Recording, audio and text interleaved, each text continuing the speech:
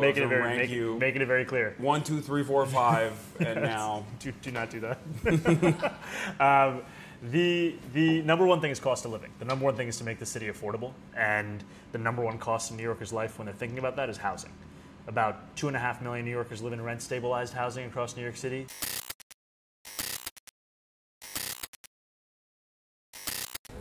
You don't have to carry it. Wait, where is You this? have a hotel key. Where is this f***ing guy? Oh, probably around the corner.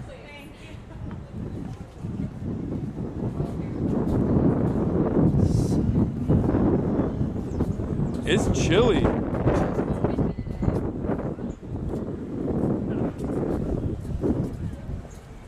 It's a Ford Explorer. He said he's waiting. Oh, he's right there with the flashing lights.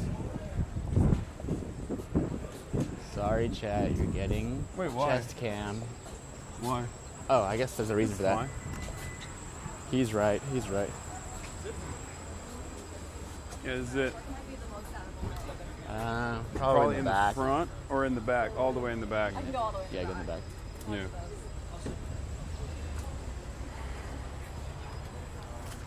You want to get in from the other side? Or no, Alex Just is going to cross over. All right, I'll just get it. What's going on? Ow. Okay. How are you? Okay. What's going on, Ajmal? Is that how you say it? Ajmal. Ajmal. Yes, sir. Where are you from? Pakistan. Oh, Pakistan. Nice. I'm from Turkey. Oh, nice.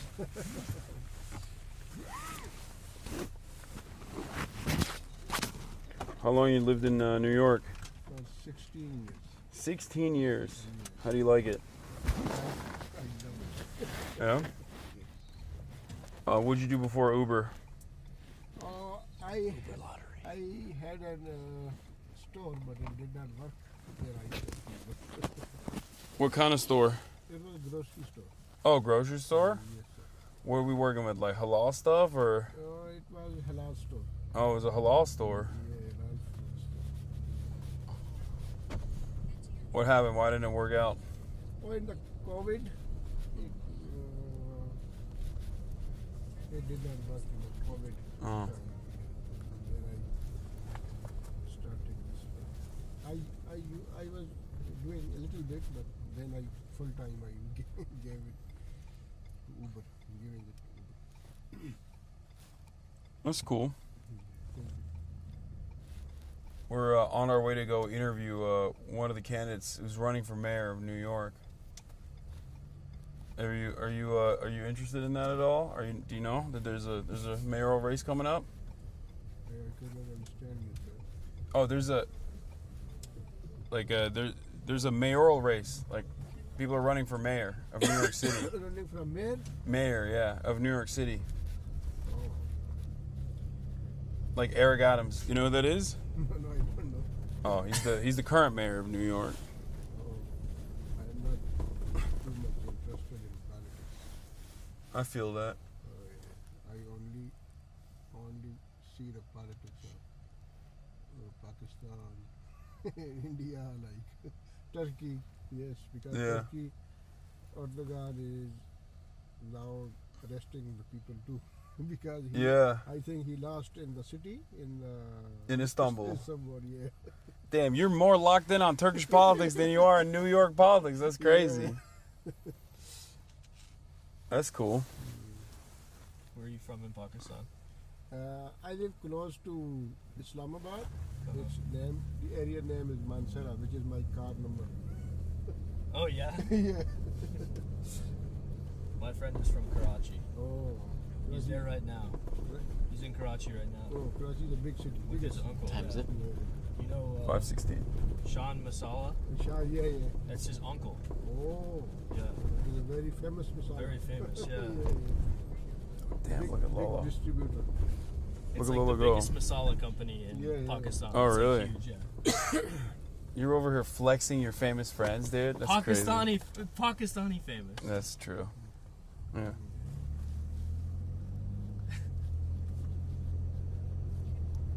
What do you think about Erdogan?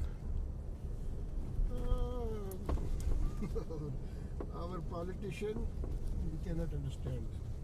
Yeah. Like our Pakistani politician, our Muslim politician, because sometimes they are apparently different from their inside. Oh yeah, what they say is very different than what they do. Yeah. Yeah. Like Erdogan, he acts like he's against Israel, but he's very pro-Israel. And it's crazy because people think he is. People think he's anti-Israel in Turkey. They need to show people other things and they do other things. Yeah. Inside. They say one thing and they do another. They say they play the mind of the people. They think the people like this one. Apparently they do that, but actually they are not doing it. Yeah. I mean, you don't have to answer this, but what do you think about Imran Khan? Imran Khan is a little better. Oh, okay, I agree. He's a straightforward person. He is not like the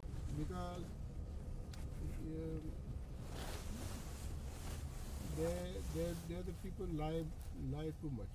But he is a little bit honest, better than others. Yeah, that's why they put him in jail. Yeah. Yeah. I agree.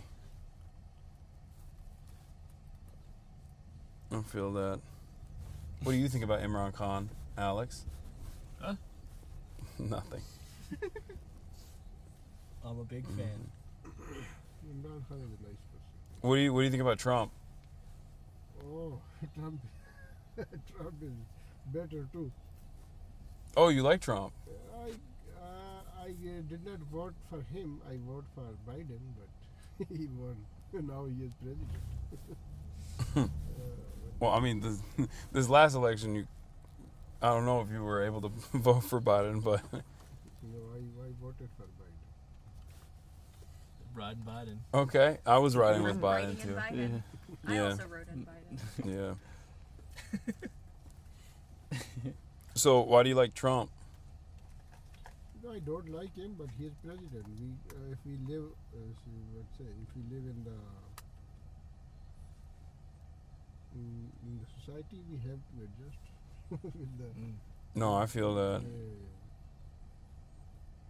Yeah, what are you gonna do?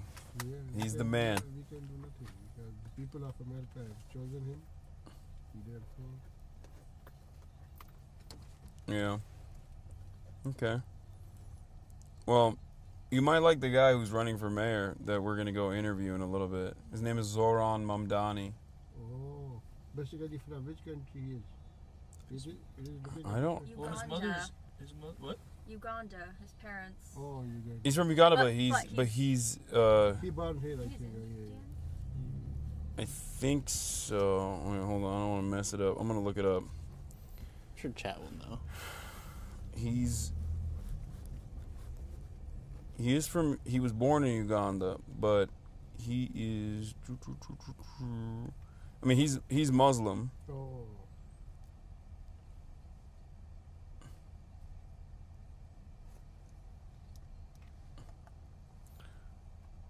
I mean, what is chat saying?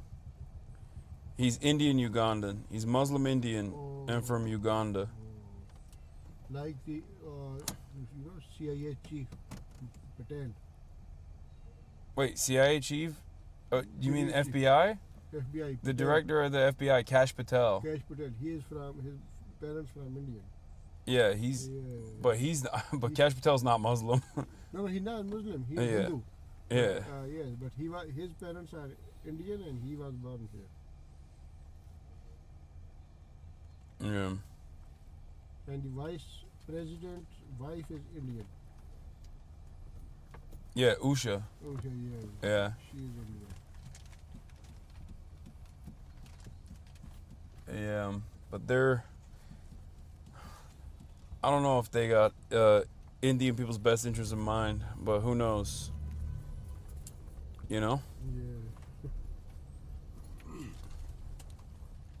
Sounds like the world's most miserable woman. Oh.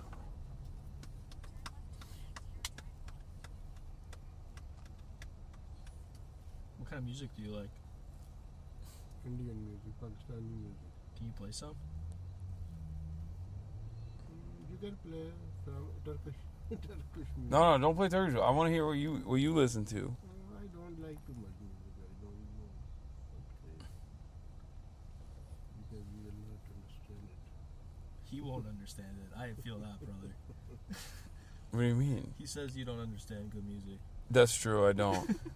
Okay, it's facts. No, I don't understand music in English. Well, what kind of music you like? Turkish music. You can play. Add your phone, please. Add my phone. Search for your vehicle on your device and select it once it is found. Okay, I'm gonna add it. Ford Expedition. I'm taking the aux. You can take it. Search for Is it Bluetooth? Yeah, Bluetooth. Oh, I got it. Ford Expedition. Yeah. Okay. Confirm that the pin displayed on sync matches the pin displayed on your device. Okay. Pairing successful. Let's Are you go. on For your aux safety, right now? Please Yes. stay Oh alert to my changing God. road conditions and use Sync's voice-activated features while your vehicle is in motion.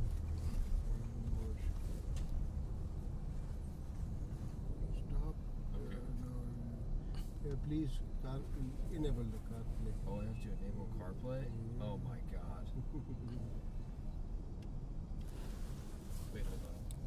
You having a hard time over there? CarPlay enabled. Let's go. Yeah, now you are.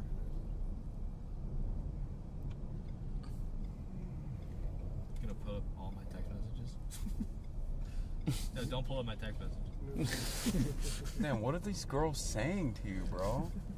You need to, Damn. Oh, Spotify. Oh, so what is it? What do you like? I'm reading all I of this. don't know. You can play. Oh, what you? I thought you were gonna show us a song that you listen to No, that you no, like. no. I to Turkish with your music.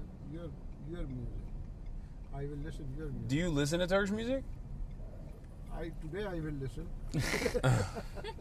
Wait, do you That's a like? good answer. What if I go to? Am I gonna get in trouble? Any song sung by a lady, not by a man. Why would you Do you get like in trouble? Indian music? Yeah, I like Indian music. Watch out. Whoa, this guy. He's a Sardar. You know Sardar? That's crazy. Wild, Okay, Alex. you are gonna get in trouble, bro. If you're gonna play something, at least play the R. I didn't know it was that song. I looked up famous Indian That's songs. crazy. Play RRR, the song from RRR. What is it called? That. At least play that one. That's. I did not think that you would get in trouble, but like honestly, that's close. That's Lolo's on kinda a close. getting canceled speed run lately. Yeah. I just looked up on Spotify. He, Someone just said I'm leaving. This is too wait, Yeah, what that's is fair. the I That's mean, it's a fair. great song. The RRR playlist? What song from RRR? If you look up RRR song, it'll come up. Hold on, let me look this up. Life. It's I think it's Natu Kolthu, but I'm not. Oh, Natu. Naatu.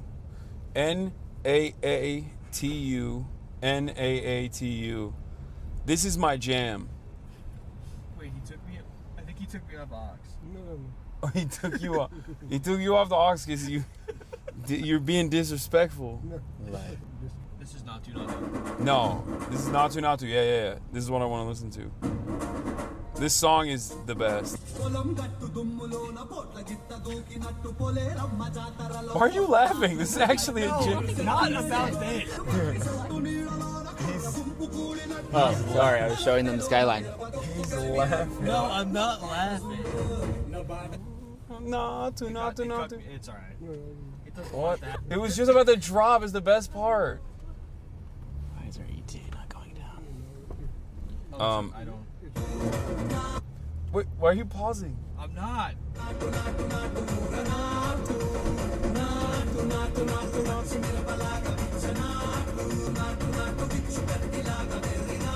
Have you heard this song before? Did you watch the movie? Sometimes. But not too much. It's a jam.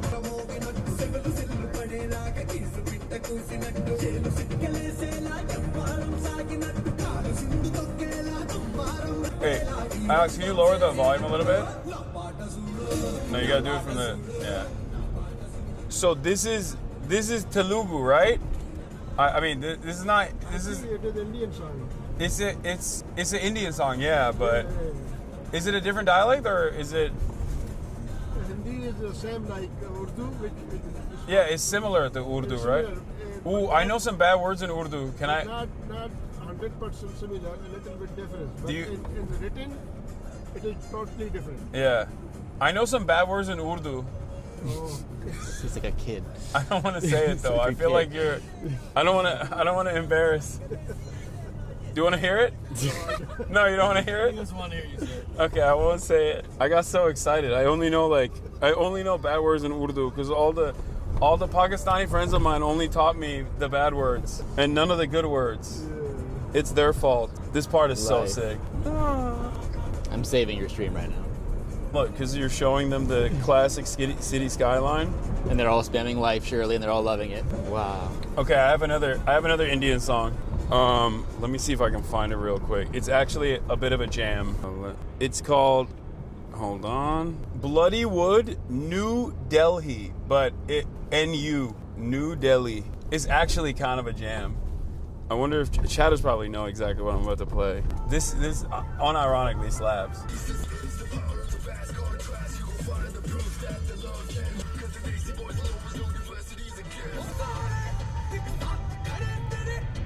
Does Unc like it? Alex, do you like it?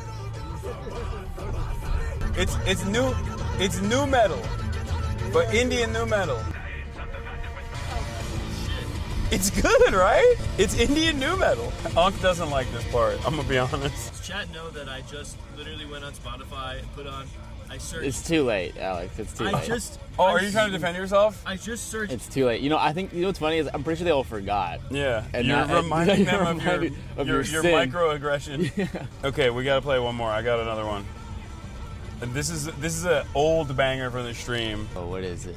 I might know this one. Wait, hold on. Okay, one more song, but this is a very different type of song. I'm all over the place. HasanAbi, Hasbi space Rabbi, Rabbi. You know this song. You know this song. it is Arabic words. No, I mean this one has Urdu in it and everything. He sings it in every language, even Turkish. Allah. This one's a classic. You're a 57 month subscriber. You've heard You this definitely before. heard this No, one. my boyfriend's a Rocky. This is an old banger from the stream. I used to play this all the time.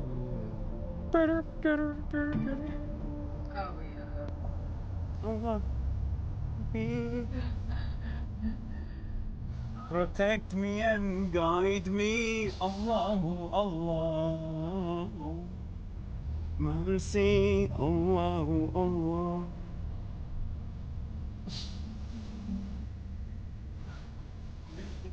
Your beauty, Allah, Allah.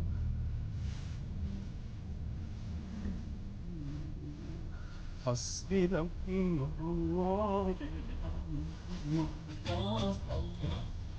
Why are you? I don't understand. It's a jam, bro. I'm sure they're going crazy right now. Genuinely.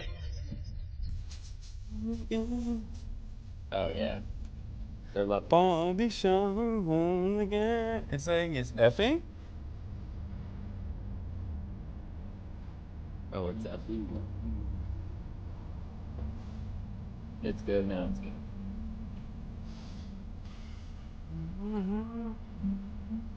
You've heard the song before, right? It is the best way. Yeah. Okay, we found one. We got one.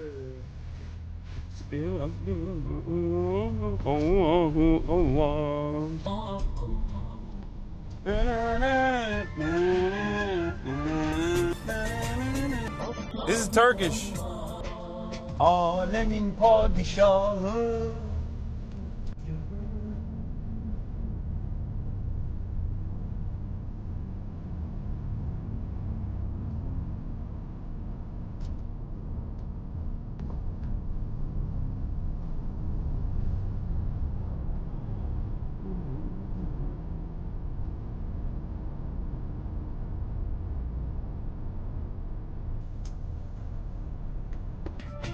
In the COVID, I watched a very, very long Turkish drama. At Ghazi. Wait, what's up? In COVID, you learned Turkish grammar? No, drama. You know the play? Oh, you watch Turkish drama. Very long. Oh, At Oh, Ertuğrul. Yeah, everybody. Very They interested. a lot of people like Turkish dramas, the soap operas. Yeah. Turkish soap operas, yeah, they pop off. In Pakistani TV channel, now they in Urdu dubbing. Yeah, there's mass distribution, yeah. Big time soft power. And due to that drama, a lot of people Know about Turkey? change their mind about money, about bravery. It's changing people's attitudes. Yeah, their attitude changed because there was COVID. A lot of people were free, and the government put this drama national TV because a lot of people only watch national TV. Okay, you can put something else on now, Lolo. What is this? It's for you. This is for me? Oh, I thought I would have put Tune Up. Oh my god. Yo, he likes it. Unc likes it. Come on, you gotta give us one song that you want to listen to. Do you like this song? This song? He likes it. I like it. It's I like it because it's reflecting on historical accuracy. 1453, best year of my life. Mehmet the Conqueror storms the walls of Constantinople to change the tide of history forever. It's nobody's business but the Turks. He's right. He knows. He's putting respect on it. Oh, this song. Okay, I can look it up. Okay, I'm gonna look it up. Unc is pulling up a song. Let's Singer fucking name go. is Ibrahim Haq. He got comfy. I can love you more than anybody. It's a very beautiful song. Okay, I'm got it. Alex has the opportunity to do the funniest thing ever right now. What? When like, this is what you wanted. Don't laugh. Why are you laughing? We're laughing at you. Yeah, I'm worried that you're gonna do that. We love Muslim imperialism. Yeah, Byzantine Empire. I don't know if you know that. It's state versus state. Stop making me laugh. Wait, hold on. Oh, I got it. It's this one. I got it. I'm playing it. It's this song, right? This song? Yeah. Hard out. No.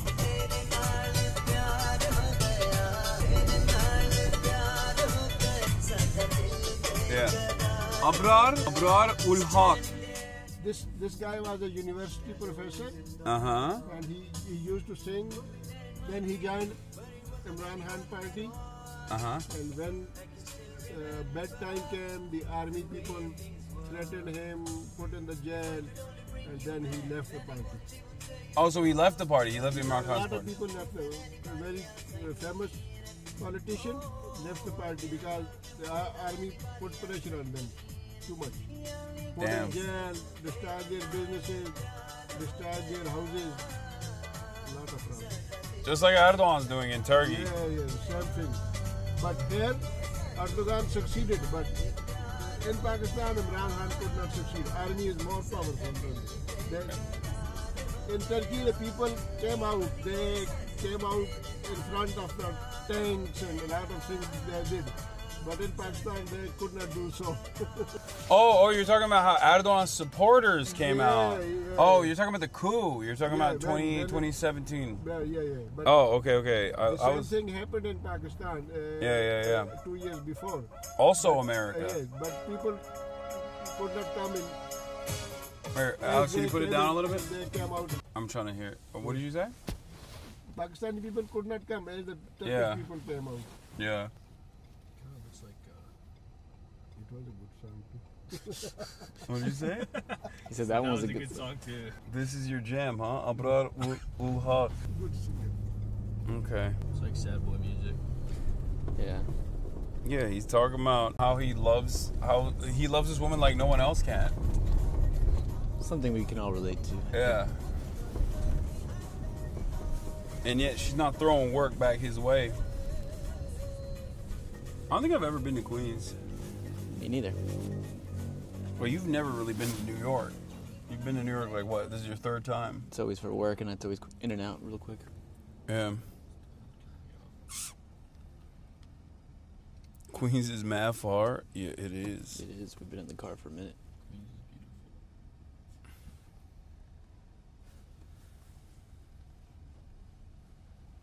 Check out King of Falafel on Broadway. Wait, is that the Palestinian owned restaurant that gets like harassed? I want to go to that one restaurant that like in order to get in you have to step on the Israeli flag. It's awesome.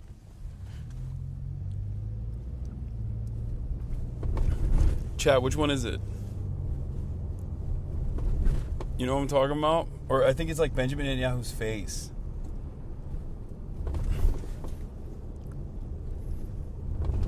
Alex, have you been to Lava Shawarma near Oh, that's the King of Falafel, okay. 4th, like the park? No. Near Washington Park. You should go there. That's I'm gonna go incognito it's another, cam. like one of those places where like it's just decked out. Sorry, with, like, chat, you're getting Palestine chest flags. cam so we can. No, I haven't been. They have a Stay incognito. A burger. They have a Wagyu burger. You wouldn't think to get that there. It is one of the best burgers I've ever had in my entire life. What's it called? Lava Shawarma. Incognito, not for long.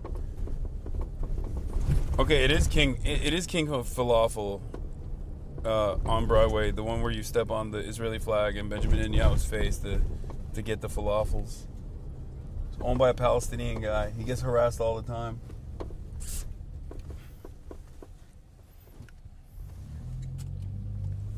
This is perfect. Thank you. It was great. Thanks so much. Thank So you. much. Nice to meet you. Nice to meet you, sir. Thank you for sharing your music with us. Thank you.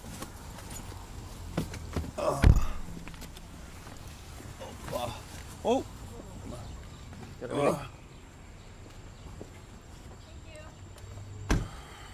What a ride. Hello, What hello. a We are journey. live right now. Just a heads up. I'm Andrew. I'm March. Nice to meet you. Nice to meet you. Have I been talking to you? Yes, you I've have. been calling you Mauricio. Oh, I mean that's my real name, but yeah. My name's Andrew. Hi, hello, hi. Great to meet you. Thanks for coming Just through. wanted to let you know we are live right now. Heads up. But, hi, I'm March. Hello. What's happening? Hasan. Hasan, nice to meet you. Yes. Yeah, we're live already. Can you? We're early. We wanted to. Time to set this up in 10 minutes flat and have production Andy's yelling at me in chat. Can we get this table right here so I can You want to put the camera on it? This way or that way? this way? Which Yeah, way's I don't better? want to film it to Is the it left. better to film inside or? I mean, we'll be blown out if we film this way. Oh, true. It's not too bad, but it's, yeah, I think we set up to be either way. So Yeah, and I think this is an interesting enough backdrop. That's yeah, fine. we're bouncing on the ceiling. It's a nice soft floor. Yeah, this is perfect. And then just as far back over here as possible. Great, thank you. Great. Just the Very lighting stuff. eventful. Please hold A chat. lot Oh going no, on. you can No. keep them. Yeah. He's just Yeah. using that desk as a prop it. It's just a tripod, yeah. I've got a tabletop cup after that. It's okay. This should be fine. March, they're calling you a Chad in the chat. Yep, I know. All while holding 30K people. Hey, look at me, chat. Lucky t-shirt. Oh, thank you, You want to take a seat, Hasan? I was there too, actually. Yankees or Mets fan? Mets fan. Nice. That's better around here. Yeah. I'm a kind of odd man out here. You don't think it's gonna be weird side by side like this? You mean like side profile? Yeah. I mean, you could just kind of angle inward a bit. Like, it's hard to Like angle the seats inward a bit. No, it's not hard. It's just like, it's hard to I don't get a lot of sympathy. Yeah, go for it. No, wait, hold on. Hold on. I'm at the seat, Wait, like let me- the seats. I'll do it. One I think second. it'll actually be fine though. I think it looks good. Yeah. It's fine. Yeah, I mean, I haven't even finished Let me it see. yet.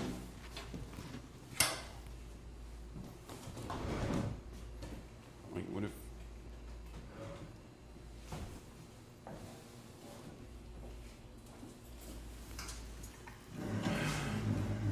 Like that, right? Yeah, That's what you were thinking? yeah. And you'll kind of speak inward. It's a little bit And then better. I can punch in a bit too. Yeah. Alex, can you sit there for a second?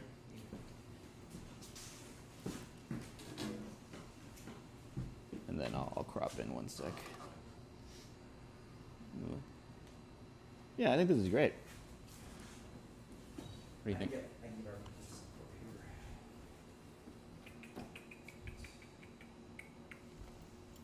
What do you think? Perfect. Yep. No, I think this is perfect. Yeah. All right. And time, what was that, 3 minutes? Yeah. You were like, oh, we got to come in early. We could have gone to the arcade. We could have gone to the arcade. Yeah, we really could have. Marsh cooked it.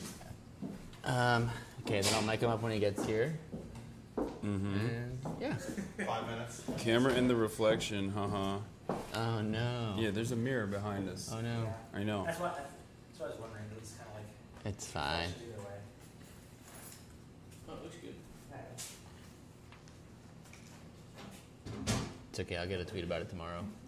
Can I pass you one of Parmex as well while we're at it? Oh, for sure. Oh, yeah.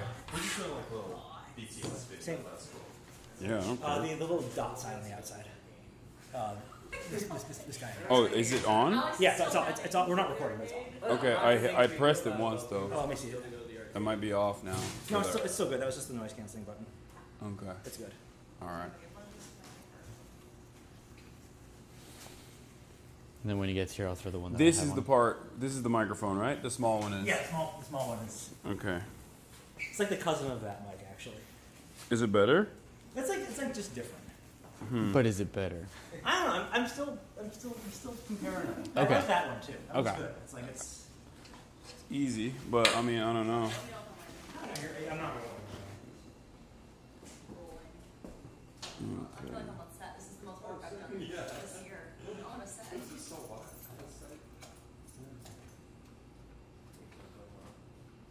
Hasan, don't tank this campaign, please. Oh, are Calm you? down. Do you work here? Oh, sorry, I was in a rush. I'm March. What was your name again? Meet you, Ali. Nice to meet you, Ali. Thank you for letting us use Where are you this from, space. Ali? Are you from Afghanistan? Here, sit down. Let's interview you first. But don't say what place this is until the end. Oh yeah. Yeah. Block the logo. What's up? Oh no, I got What it. kind of Oh, sure, yeah. what kind of stuff do you guys serve here We when it's got open? we got homemade pastries. Uh huh. We got sandwiches that we put on our homemade bread. Uh huh. Coffee, cappuccinos, lattes, the whole thing. What? Do you still have any pastries left? Or? I actually got pastries for you. I got Oh, you you actually do? right here. Wait, I'll wait for Zohran. Yeah. All right. You want me to wait? I'll you. wait for him. I'll wait for him. Since it's like a okay, that's cool. Yeah. He pulls up all the time. He loves our pink tea. But also, I got cold brew for you guys if you want. Oh hell yeah! I Yeah. would love that. Yeah. I got a bunch of cold brew. I can have one right You now. want right now? That I can How do you drink take right it? now. Just straight, regular Just cold. black? I get a liver Gotcha. too. Yeah. Great, yeah, thank you. Cold brew. Damn, we're making Ali work right now. I'll get through. No, I got you. Don't worry about it. It's fine. Oh, He's yeah, still here. talking. You need. No, do whatever you want to do. No, let him keep the microphone while he's chilling. I'm You get gonna me breathing really heavily. while he's working. I'm gonna ask him questions.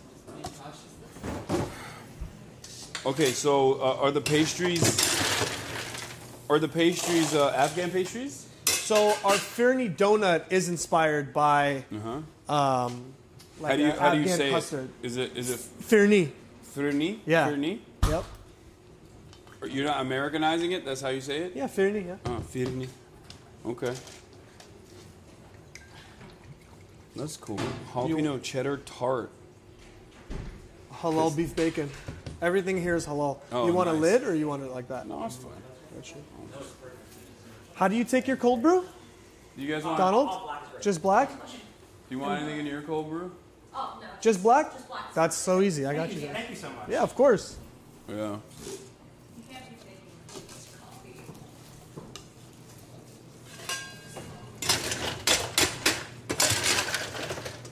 I was at this. I spoke at this. Oh, were you? Yeah, yesterday. Oh, I actually didn't even see the date on there. So I gotta pick that up. Yeah, we were. That's why I'm here. Like I originally came out. Oh, for that. to DC. Perfect.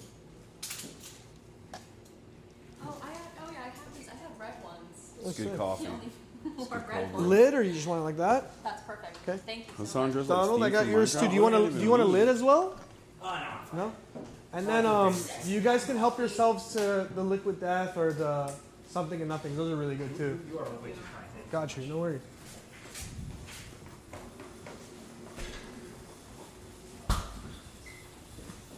I'll help myself.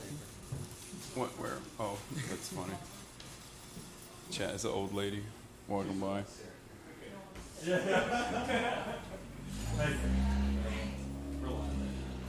Due to the rising egg prices, we unfortunately had to add $2 onto every egg product. We had to. Trump's America. Dude, $2. Hate to have done it, but they're going down now. Yeah, Trump's keeping his campaign promise of bringing egg prices down, and he didn't do it. No surprise there. Are you worried? Are you worried about? You can sit down. Yeah, I'll come through. All right. Are you worried about? Are you worried about the tariffs? Yeah. I mean, I think everyone is, but let's see what it does. But you know. How long you own this place? 3 years. 3 years? Yeah. What did you do before that? I studied theater. Oh wow. Okay. Yeah. Very random. But my pops is a restaurant down the block from here. Uh-huh. So if you guys want you also makes Afghan food? Yeah, it's Afghan food. Oh hell yeah. Yeah. What I don't know if I've ever had specifically Afghan food. What's different? I'm Turkish. Yeah. I was just in Turkey actually, in October. Yeah. It's cool. Yeah, it's beautiful. It's awesome. What is so you know Turkish food? What's what are the similarities? What are the differences? It's similar. I think it's like how would I explain it? Like we definitely have a little. You just have to have it. You're just gonna try it. Yeah, I'll bring some kebabs over for you guys, and then you tell me what the difference is. Okay, I will. You'll like it. What is I mean, a lot of the food is similar. Like that's why I go to like Lebanese restaurants, and it's like usually the same stuff. You know? I would say it's a little bit heavier seasoned. There's more seasoning. Okay, that's good. That's not bad. But yeah, no, it's good. You'll try it. Our national dish is the Uzbeki kabli palau, which is like a stewed lamb shank. The rice is cooked in the lamb gravy. Guys. Okay. Yeah.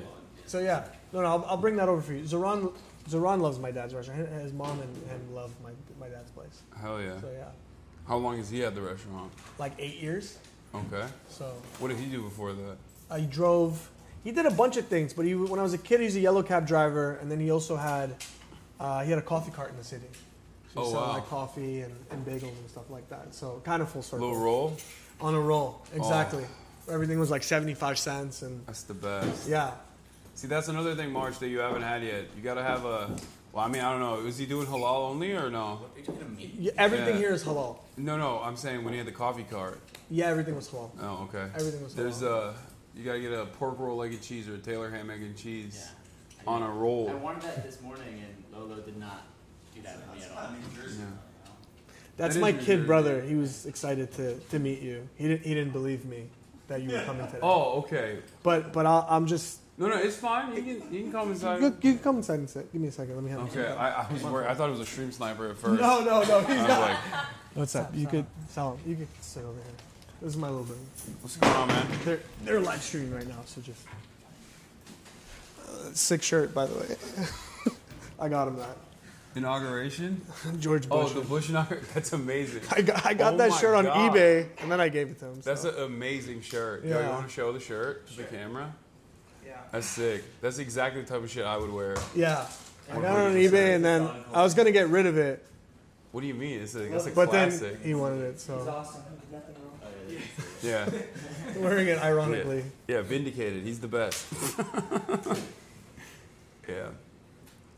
And so I have one like that with Obama. I have an Obama one. Sick.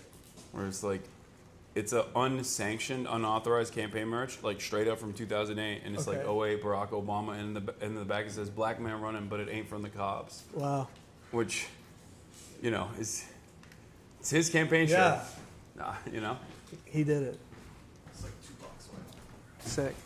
I'll start setting up the. I guess I'll put the donuts out for you guys. If you guys want some. Hell yeah.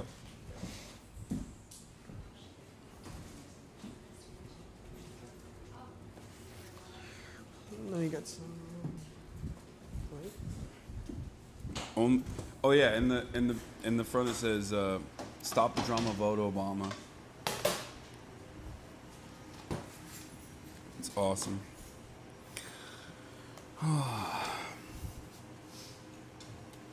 What's the coffee shop? We're not telling you where we are. Okay, stop asking and don't come here. It's fucking ridiculous.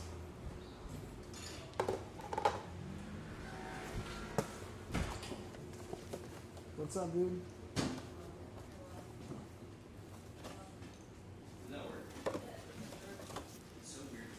This is my first time in.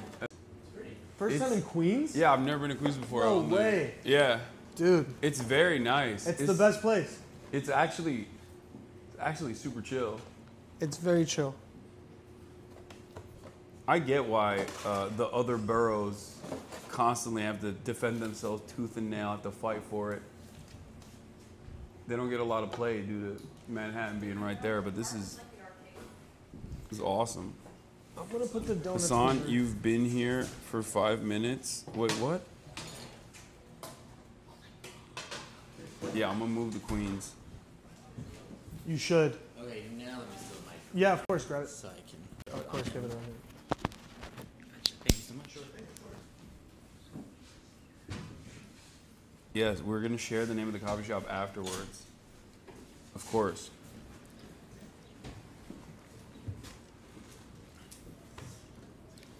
Bro, we're gonna go. I'm not gonna go to King of Falafel this time, but what's up, man? Hello, my man. How's it going? Nice to meet you. Nice to meet you too. Thank you so much for having me. No, thank you for doing this. This is amazing. Am I wearing this for me? Yes, absolutely. All right. Here's a little magnet. Just throw it on. Sounds good. Is this good for you? Maybe a little higher. Absolutely. Yeah. How's that? Throw it on. Yeah. And then do this. Perfect. Mr. Mayor. How you doing? How are you? Dave Mubarak. Thanks so much for this, man. This is just awesome. And then you just take a seat here. Okay. All right. Zohran. How's it going, sir? It's going pretty good. This is my first time in Queens, and yeah, I'm excited to be out here for the occasion.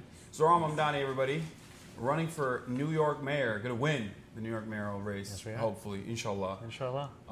Zohran, you're a busy guy. You're all over the place. You had a rally earlier today. Yeah. How'd that go? It went well. It was a rally for a rent freeze with tenants in Sunset Park, with incredible city councilwoman Alexa Avila, Assembly member Marcelo Matenas, and a bunch of tenants who are tired of seeing their landlords profit while their rents keep going up. What made you want to run for mayor? I think ultimately it was that there's a cost of living crisis in our city, and Eric Adams has used almost every opportunity to exacerbate that crisis. He has put his thumb on the scale of corporations, of landlords, and New Yorkers have been paying for it, and they've been priced out of the city that they built. We can actually change that. That's right. Well, also, I do have to mention, you know how like when PBS does when they do a story on Facebook, they'll be like, we're funded by Facebook. Yeah. As a Turkish person, you know, I have to say, we're actually really worried about this interview. Yeah, as a Turkish person, I have to say, you know, Eric Adams is our guy, okay? And he represents my interests, and I'm actually here to extract concessions from you, similar to what Eric Adams gave to the Turkish government. Look, I'm making a pledge now that when I get a hair transplant, there's only one place I'm going. Okay, perfect. But I'm paying for it. Okay. I'm paying for it. All right. But I'm getting it. Depending on what we can do with the fire code, we can make that an option. Where we are right now is totally up to code. I'm joking. It's a joke. Okay, so you're 33 years old. I'm 33 years old. Yeah, we're the same age, which is crazy because go. I'm a loser and you're running for mayor of New York. That's wild. That like 33-year-olds are running for mayor of New York. Here we are. Yeah. And you're, according to the latest polls, you're in the second place. It's ranked choice, so it's a little bit different. Do you mind explaining that process to our viewers? Absolutely. So this is the second election for New York City mayor that has ranked choice voting. What that means is that New Yorkers get 5 options, and they put in their options, their first place choice up to their 5th place choice. And if your first place choice is eliminated, then your vote goes to your second place, and so on and so forth, until there's someone who has received more than 50% of New Yorkers' votes. Yeah. And last time around, Eric Adams won the race with about 7,000 votes in a city of 8.5 million people. Yeah. And by the final round, only 40% of New Yorkers' votes were counted because people hadn't filled out their whole ballot. They just kind of gave up. They were just like, I'm voting for 1, I'm voting for 2, that's enough. I mean, I've had uncles come up to me in the mosque and be like, I'm voting for you and nobody else. And I'm like, no, you're not. You're voting for me, you're voting for the rest of your ballot, and you're not ranking Andrew Cuomo. Okay. Yeah, that's good. That's good for people to know. So for that reason, it's a unique predicament because it's a ranked choice situation. Andrew Cuomo entertained running for a little bit, for quite a while, as a matter of fact. And I think the media, given his like institutional backing, was teasing that alongside him. and he has a lot of name recognition. Do you feel like name recognition is one of the major hurdles you have to clear in this race? Yeah, I also think it's a major opportunity because Yeah. right now the polls are just a reflection of that recognition. Love Yeah. him or hate him, you know who Andrew Cuomo is. And we're in second place. Still, more than 50% of New Yorkers do not know who I am. And that means we can just keep doing the hard work of introducing ourselves. And actually, it's easier to introduce yourself to someone than convince them to feel differently about you. And that's where Andrew Cuomo has an obstacle, that everyone knows who he is, but still, with 100% name recognition, he has not surpassed 50% in support. There's more than 50% of New Yorkers who want someone else. And now it's our job to introduce ourselves. Yeah. Twitch stream, one Twitch stream at a time. Yeah, well, this is probably the least important part of that process, because I feel like you're doing a lot in terms of door knocking. You have a lot of people who are very excited for you, and that's a really good thing. And also, it does seem like the establishment picks in the race are kind of experiencing a bunch of fissures amongst themselves. Now, Eric Adams is choosing to run as an independent, from what I understand. Yeah, my man's out. Yeah, so do you feel like that's a good move, or do you feel like that's better for your chances overall or worse overall? I don't think it affects our chances much. We've always said we were running against Eric Adams' second term, and Andrew Cuomo is running for that. He's running for the same vision, same donors, same corruption. Now it's just clear that he is the one messenger of that vision of a New York City where people are profiting off of others' misery. And what we are fighting for is just as clear as it was day one, a New York City people can afford. What are some of the top line agenda items that you have first day in? All right, here we go. First of all, no more Turkish Airlines corruption. Okay. No disrespect to your people. That's a bit of a bummer, because I was a sorry. single issue voter. Yeah, I'm going to illegally vote in the race for you. Making it very clear. 1, 2, 3, 4, 5, and now. Do not do that. The number one thing is cost of living. The number one thing is to make the city affordable. And the number one cost in New Yorkers' life when they're thinking about that is housing. About 2.5 million New Yorkers live in rent-stabilized housing across New York City. Their rent increases are set by the mayor. This mayor has jacked their rent up 9%. I would freeze their rent for close to 2.5 million people. I would make the slowest buses in the country fast and free in our city, make them a model for this nation, and I would deliver universal childcare to New Yorkers, whether they're 6 weeks or 5 years of age. And ultimately, it's using every tool the public sector has to make this city people can afford. Yeah. There's also, from what I understand, there's a lot of opinions on the issue of housing. You got YIMBYs on the one side, yes, in my backyarders, who consistently advocate for deregulation and dezoning, and there's some truth to that, for sure, in terms of how much of a hurdle that is for developing new housing projects. And then you have the NIMBYs on the other side, who also have some opinions on this matter. But I feel like there's one issue that I don't hear a lot of coverage on. You're like a Hindi. I don't know what I would be. I just want public housing. Okay. I want Austrian style, red Vienna. 65% of the entire city is just peppered with government housing. That's what I want. Don't know if we're going to get that. I feel like if I even say that, a real estate developer is going to drone strike me as I walk out of this. We got 5 minutes of this institution. Yeah, but I do think that any move in that direction is great. But the reason why I'm bringing this up is because there's also, from what I understand, a warehousing problem here, where approximately 75,000 units that are rent-controlled units in the city are purposely being kept away from the housing market. There's a bunch of different hurdles in front of the lottery system and like how inaccessible even rent-controlled units are overall. Is there anything? Is that a real issue? Am I making this up? No, I think, look, is there any way to tackle that? Right now, the way that it works is that landlords self-report the units that they're warehousing. Yeah. And obviously there are limitations to the efficacy of self-reporting something that you are doing, especially when you're a landlord taking a unit off the market. I've seen estimates that start in the mid-20,000 range with units. And I think what we have to do is the city has to take a much more muscular role in gathering that information and in finding out what is the reason why units are offline and what's the actual cost of bringing them back online. Because without that data, it just becomes the discourse where a landlord will say, it's too expensive to do so, trust me. Mm-hmm. And we actually need to be able to see the stats. And to your point, We need a ton more housing in New York City. I do believe we have to build, more density around transit hubs. We have to end requirements to build parking when we build housing, upzone wealthier neighborhoods. And I also think the public sector has a role to build immediately affordable housing. Right? Last year, we opened up a wait list in New York City for people to get assistance paying their rent. Mm-hmm. In 7 days, 600,000 New Yorkers applied.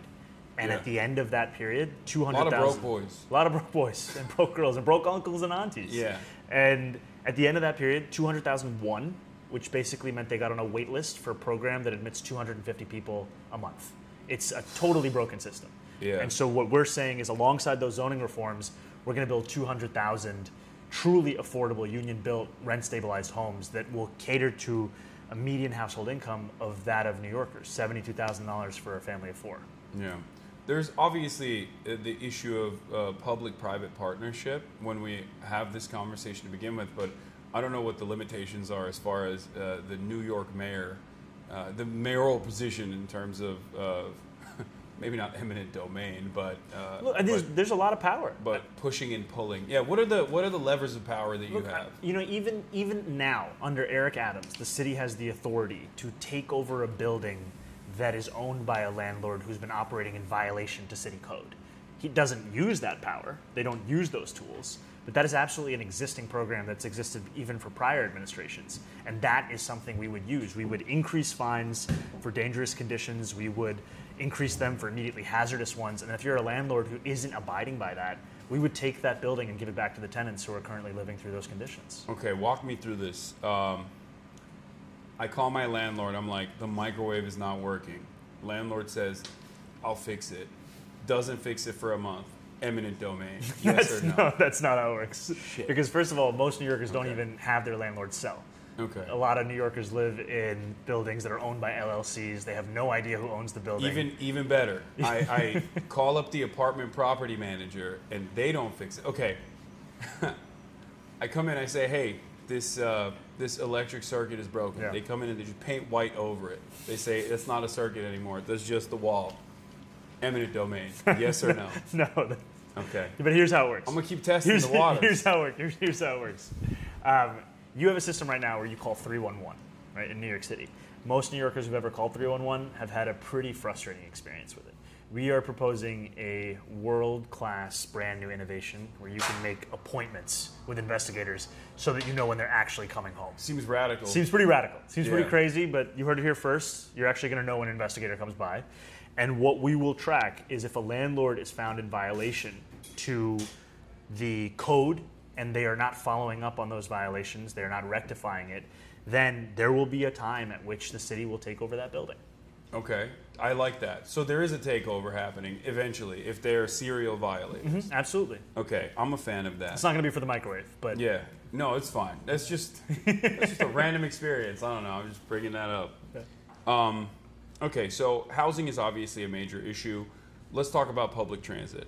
I'm a little bit autistic. I'm an enjoyer of public transit. I haven't been able to enjoy it here because I'm streaming, so there's no Wi-Fi down there. What about the bus? Yeah, well, like I said, I've been here for a limited time. So, what are your suggestions for improvement? Where are the areas of need for public transit in New York? I would say the areas are around affordability, reliability, accessibility. Those are some of the major areas, and generally the sense that How many more cops are we getting in the MTA? We are not getting more cops. I lied. I said I was a single issue voter. I'm a double issue voter. Look, I think what New Yorkers deserve is to be safe, and for too long we've had so-called leaders who've told them the same proposals they've been given year after year, only to end up with the same results. And for safety, we've put together a proposal to create a Department of Community Safety, the DCS, which would protect New Yorkers like never before, and it would do it in ways that we've already seen be proven successful. Things like dedicated outreach teams placed on 100 different subway stations, the ones that have the highest levels of mental health crises, homelessness. Are they going to play Candy Crush? They're not going to play Candy Crush. Okay, well, I feel like that's been working so far. It's been very effective. They are not going to be playing Candy Crush. Okay. And this is going to be paired with, if you grew up in New York City, there are a lot of commercial units that you remember in subway stations. Like I grew up in New York City. I moved here when I was 7 years old. I first lived in Morningside Heights. I would take the 1 train down to 96th, then take the 2 train down to Times Square. I'd walk up the stairs, down the stairs. There would always be a record store that was selling CDs, headphones. That's at Times Square. That's gone now. It's just a vacant commercial unit. So as part of this proposal, we're going to transform that unit, make it a place where you can receive medical care, connections to long-term care, and in tandem with all those things, invest in transit ambassadors, because a lot of people, the help that they want in the moment is just somebody who can answer a question that they have. What's the delay that they're facing on the subway line that they're trying to take? How can they actually get out? What escalator is working? What elevator is working? This is something that they deserve someone to actually answer those questions who's trained and tasked with those exact responsibilities. No, they will not. No one is playing Candy Crush. I'm confused because I feel like that's what the government, like that's what public services are supposed to do at the subway stations with guns. But I guess, are they going to have guns? These are not going to have guns. Damn it. Okay. But just to your question about public transit, right? Yeah. One of the things I love most about being a New Yorker is public transit. That we can get around this city on a bus. One of the only cities that has like, well, there's some, but this is the one that has like the most. I mean, 40% of public transit trips in America are from the MTA. Yeah. 40%. It's all right here across these 5 boroughs and surrounding counties. And yet we see a lot of New Yorkers being priced out of that. 1 in 5 can't afford a Metro card today. And they're also, if they can afford it, they're sitting on that platform waiting for 10 minutes, 15 minutes. And if they're waiting for a bus, I mean, you look at a bus time app on your phone, it says the bus is going to be there in 20 minutes. Sometimes it just never even appears. So these are things that don't actually have to be this way. That's what we're going to do when we make buses fast and free. How do you reinstill confidence in even local government like that? Because I feel like this is a major hurdle to clear for anyone that is even remotely to the left of, I guess, Donald Trump. When you talk about the government doing something, the government doing right by you, I feel like especially accelerated since the Reagan era, there's this attitude from the average American that like, there's not really anything that these guys are doing for us. Like, do you have an attitude? Is it just, show your work and hopefully people eventually believe that the subway stations are going to be clean and the buses are going to run on time? I think you have to show your work. You have to actually deliver it, because the reason people don't believe in government is that they haven't seen it actually impact their lives in a positive way in a long time. And there's one recent example we have in congestion pricing, which was a program that was said to, once implemented, would decrease congestion, would increase bus speeds, would reduce emissions, would raise money for the MTA. And just at the point at which it was about to be implemented, it was at a very low level of popularity, which is the same thing that happened with similar schemes in Stockholm and London. But once it came into effect, you had people who were previously in opposition starting to support it because they could actually experience those tangible benefits. Now, I think that kind of program still needs to be paired with more immediate investments in public transit service, and that's what I've been fighting for in Albany as a state legislator. So you don't want the bridge and tunnel crowd around these parts. That's what I'm getting. I'm kidding. Room for everybody. Yeah. Okay.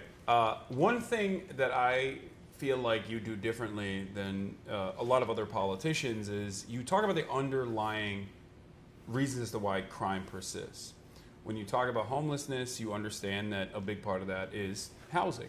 As a matter of fact, the major role that it plays in accelerating homelessness.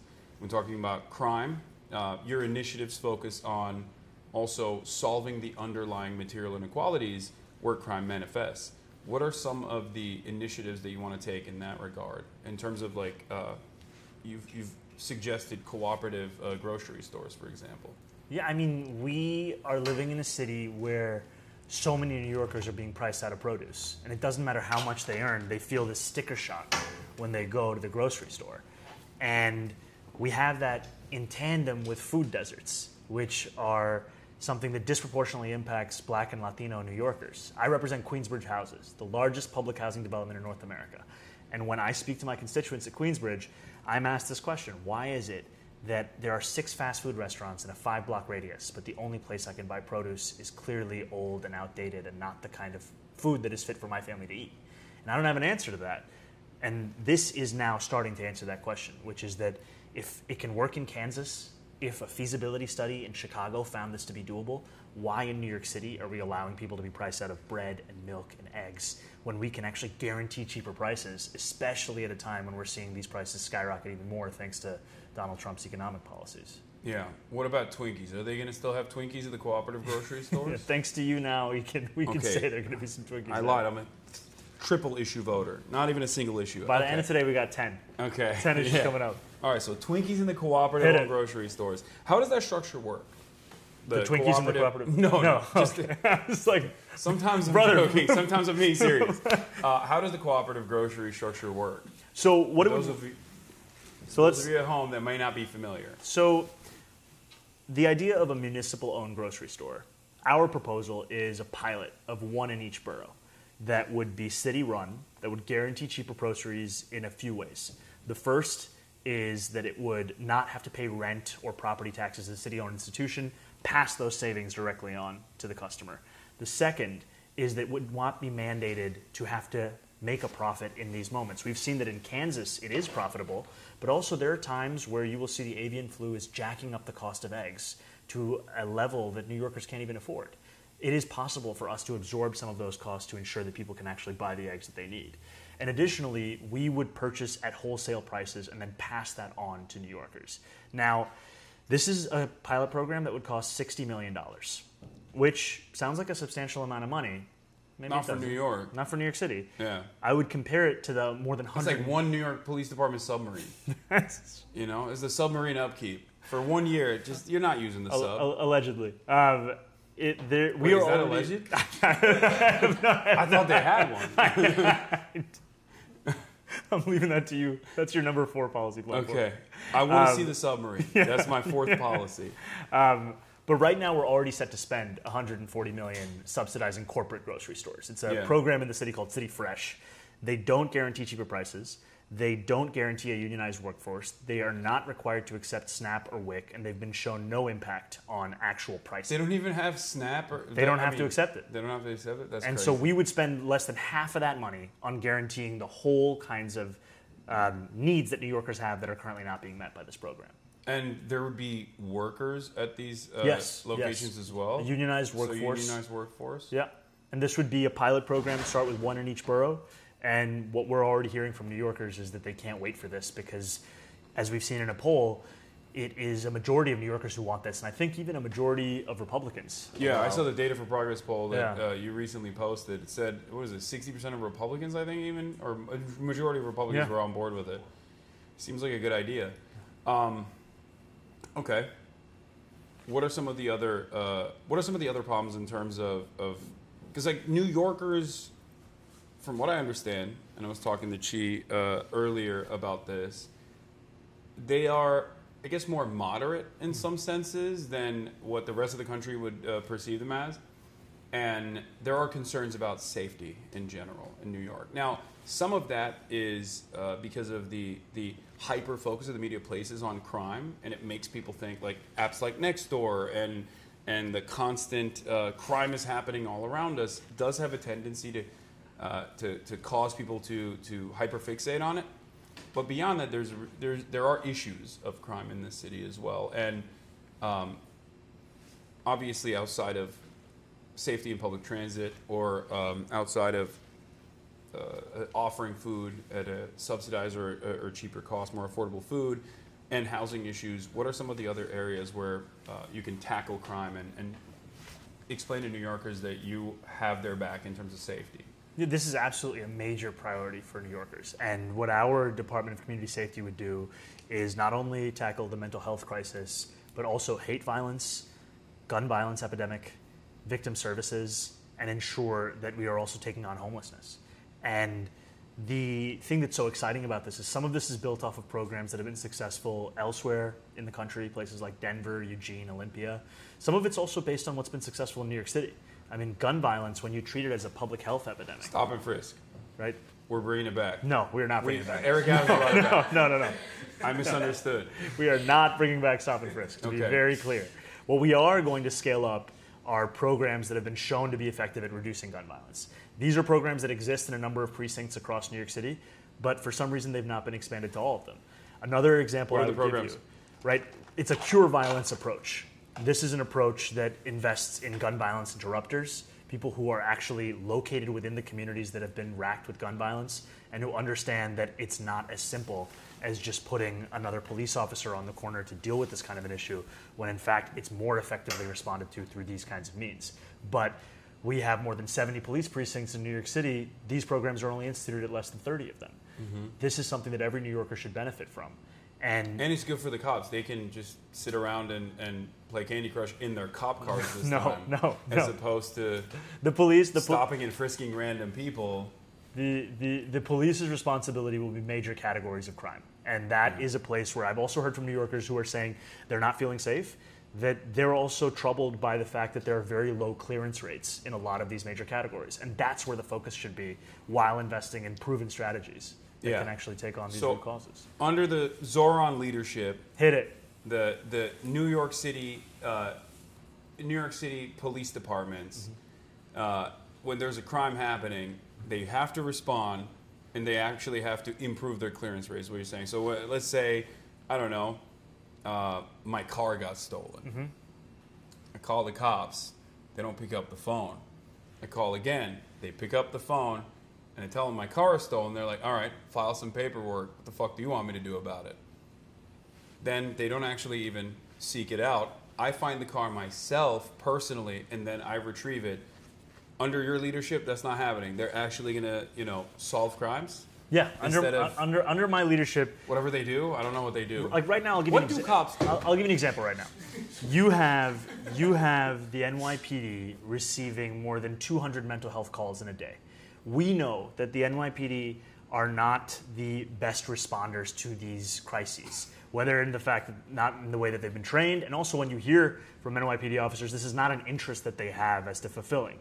I sat down with a family of a New Yorker named Win Rosario, who is a Bangladeshi New Yorker who called 911 because he was experiencing a mental health crisis. And police officers came to his house who had been trained to deal with mental health crises and killed him within 3 minutes. That's the current system that we have. It is one that is not serving any New Yorker. And under my administration, we would have actually proven strategies in dealing with the crises that are affecting so many New Yorkers' lives and having the police play a critical role in major categories of crimes, not in the ones that they've been tasked with. Okay, so fair hoppers, we're not beating them up? No. That seems like an important role and I think, for the New York Police Department. When we talk about fare evasion, the MTA did its own blue ribbon panel study that found the greatest correlation between a level of fare evasion in a neighborhood is the level of poverty in that neighborhood. That's shocking. Shocking. So the poorer you are, the more likely you are to you heard it here be first. able to pay for this critical thing that you need to okay. And so one of the most effective... I thought it was selfishness. One of the most effective ways to deal with this is when we make buses free. Yeah. When we actually make it accessible for every New Yorker. And more than 1 million New Yorkers ride buses every day. Why don't we actually give them back their right, which is to get around the city? And make sure... Who will grind harder if the buses are free? Have you thought about that? This is a question that keeps me up at night. Yeah. Because it feels like there would be too much commerce in that case. And the poor business owners would have to work way harder if there's more people, more foot traffic coming in through their businesses. It seems very careless. It seems very thoughtless. A moral hazard, if you will. Yeah. I hear you. I see you. Yeah. What about the real estate developers? Let's talk about the unheard minority, the marginalized. Yeah. People of wealth, POWs. I feel like they're getting a hard bargain here with you. Do you have anything to say to them? You know, to all my landlords on the stream, how many landlords do you have? All of them. Yeah. They're all watching. Shout out to all the boys. They're at hate home. watching. Yeah. Shout out to all the boys at home. The real workers. Yeah. They don't like me very much. And I understand why. Because these are policies that would stop their ability to extract wealth from working class New Yorkers at the levels that they've been enjoying for years.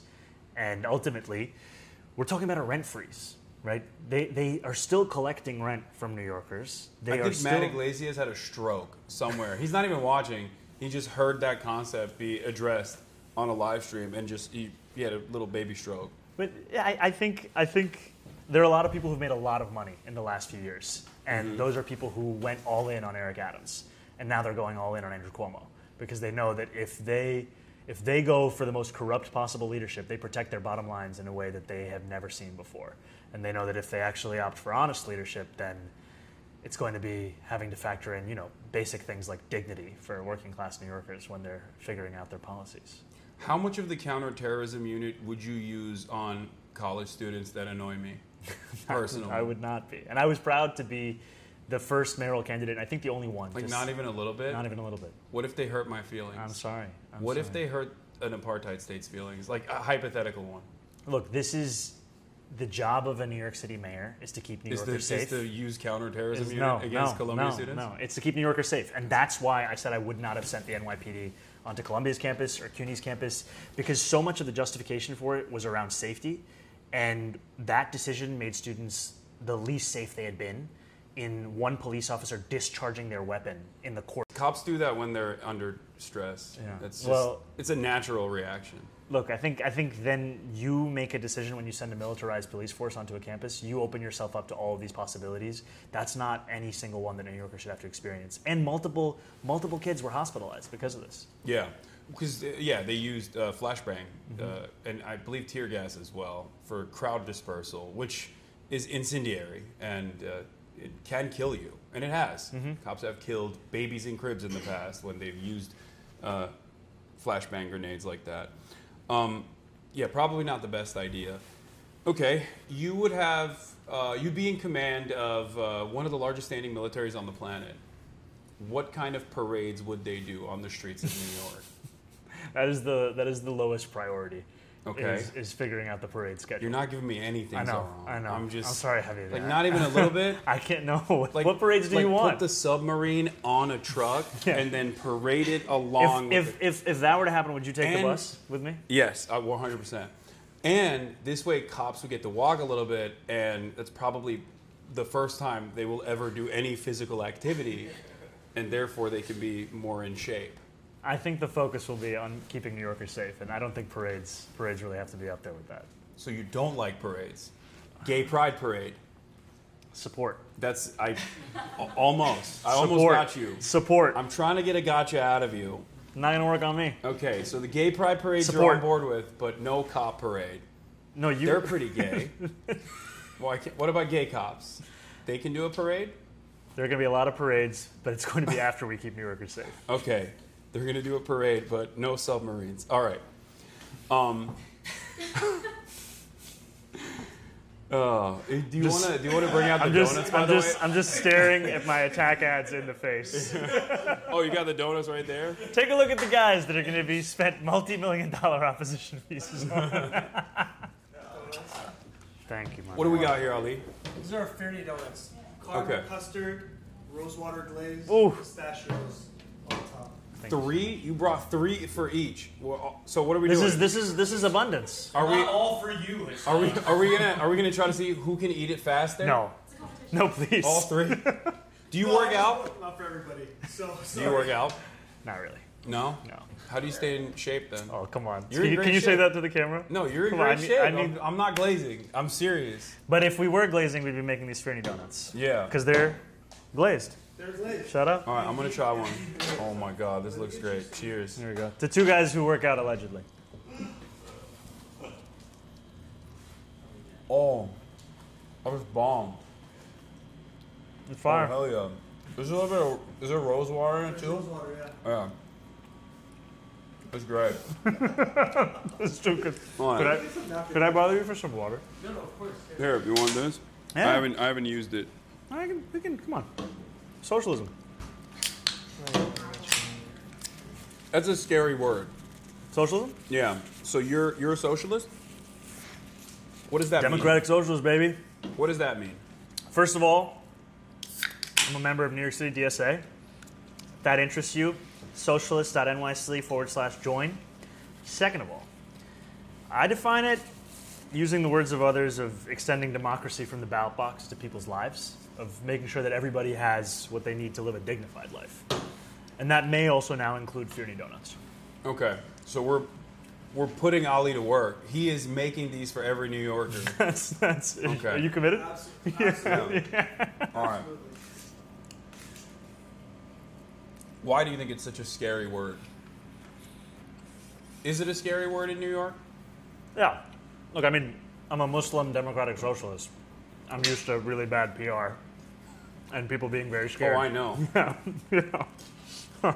I know about that a little bit. I think it's scary because people have been taught to fear the word, the idea, and also generally the notion that people deserve dignity, that they don't have to earn it every single day. Because to believe that would call into question how we're forced to spend much of our lives, which is on a hamster wheel fighting for the most basic necessities. Yeah. Meritocracy. Obviously real. Elon Musk worked the hardest and the smartest. Why do you hate the successful, wealthy people like Elon Musk, who clearly have worked very hard? You know, first to earn $300 billion. If we want to credit Elon Musk, we got to also credit some of his greatest assistants in the game. Andrew Cuomo being one of them, who gave Elon Musk about $1 billion in a public subsidy for Tesla many years ago, before Donald Trump even got on the Elon Musk train. And I think that's what's so frustrating about so many of these figures is they masquerade as being. What did he do with $1 billion of subsidy? We're still trying to figure it out. Wait, so what is this was a subsidy plan to allegedly create jobs, especially in Buffalo, and this was what passed for climate policy under Andrew Cuomo. Did Elon Musk create jobs in Buffalo? Not at the level that was promised, and that's a pretty standard Elon Musk story. Seems like a pretty standard Andrew Cuomo story Yeah. as well. Who else? Okay, don't dap me up. No, sorry, my bad. I'm That's an interesting idea. I'm an impartial person, I'm really and I'm interested in doing looking- contentious adversarial journalism. Can you right back now. off? Can you back off with that question? Yeah. I'm gonna. Okay, so. No daps, no Andrew daps. Andrew Cuomo, not a good guy. Why do you Negative. have a problem with Italians? No, I love Italians. Be honest. I think that Indians are the Italians of Asia. I don't even know what that means, but okay. Do you not feel that? I don't know where to go with that one, so I'm just okay. Yes, All right. I agree. I've always said that. Indians are the Italians of Asia. And Italians are the Indians of Europe. Okay.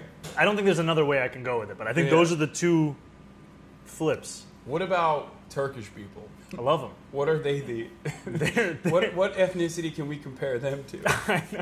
I'm going to just leave it here. This is the most Eric Adams quoted thing you've ever said, by the way. Italians are the Indians of Europe is the most Eric Adams statement. What is act like a mayor if you want to be a mayor. What is New York City the city that that reminds you of other cities? I think how many cities did he do that with? I think every single one. He hit it like 100 different ones. Yeah. He hit Islamabad, Zagreb. Yeah. He ran out of cities. Eric Adams does not live in the city, from what I understand. Yeah, I feel pretty confident he lived in New Jersey for his run for the mayor. Yuck. Yeah. I mean, seriously. I live there too. It's awful. You live in New Jersey? No, I lived in New Jersey. I went to like, bro, you should run for mayor in New York City. Yeah, it was. There's only one Muslim socialist running for New York mayor. There's not enough space. There's for room. both of us. There's room. There's not enough room for both of us Abundance here. mindset. Yeah. Okay, so you keep bringing up abundance mindset. What do you think about the abundance mindset? Well, you keep bringing it up. I did this to myself. Yeah. Why did I keep saying this? Look, I think the natural. Say something nice about Ezra Klein and then something mean about him. Okay, here we go. The thing that I would say is nice about Ezra Klein is I very much appreciated him being willing to bring up what a lot of Americans saw with regards to Joe Biden and the campaign's ability to actually win that race. And it wasn't easy, it wasn't popular. And yeah, nobody canceled him for that. That's weird. Yeah. Everybody yelled at me. Everyone was like, "You're ageist. He's brilliant. He has really good policies and his brain is fine." That's what they kept saying. About Ezra Klein? No, about Joe Biden. About Joe Biden. When I said it, but then when Ezra Klein says it, everyone's like, "Oh, you're brilliant. I love abundance." Anyway, okay, so that's but when he first said it, he got a lot of heat. Yeah. Because he was breaking from, the stated mainstream answer. Position. I actually think that there's room for kind of a through line between the abundance mindset and what it means to be a democratic socialist, in that one of the greatest obstacles we face is the existing inefficiencies, inadequacies of the public sector. And if we want to get people to trust in the public sector, we have to deliver outcomes that they haven't seen. I mean, if you think about the subway, which we love, Andrew Cuomo built the most expensive subway mile in the world. And he did it by spending more money on consultants than construction. Yeah, swag is how I was going to define it. Yeah. But I mean, this is also an issue where we've taken away public sector capacity to the extent where we're unable to build anything. And we're relying on McKinsey to tell us how to even build a trash can.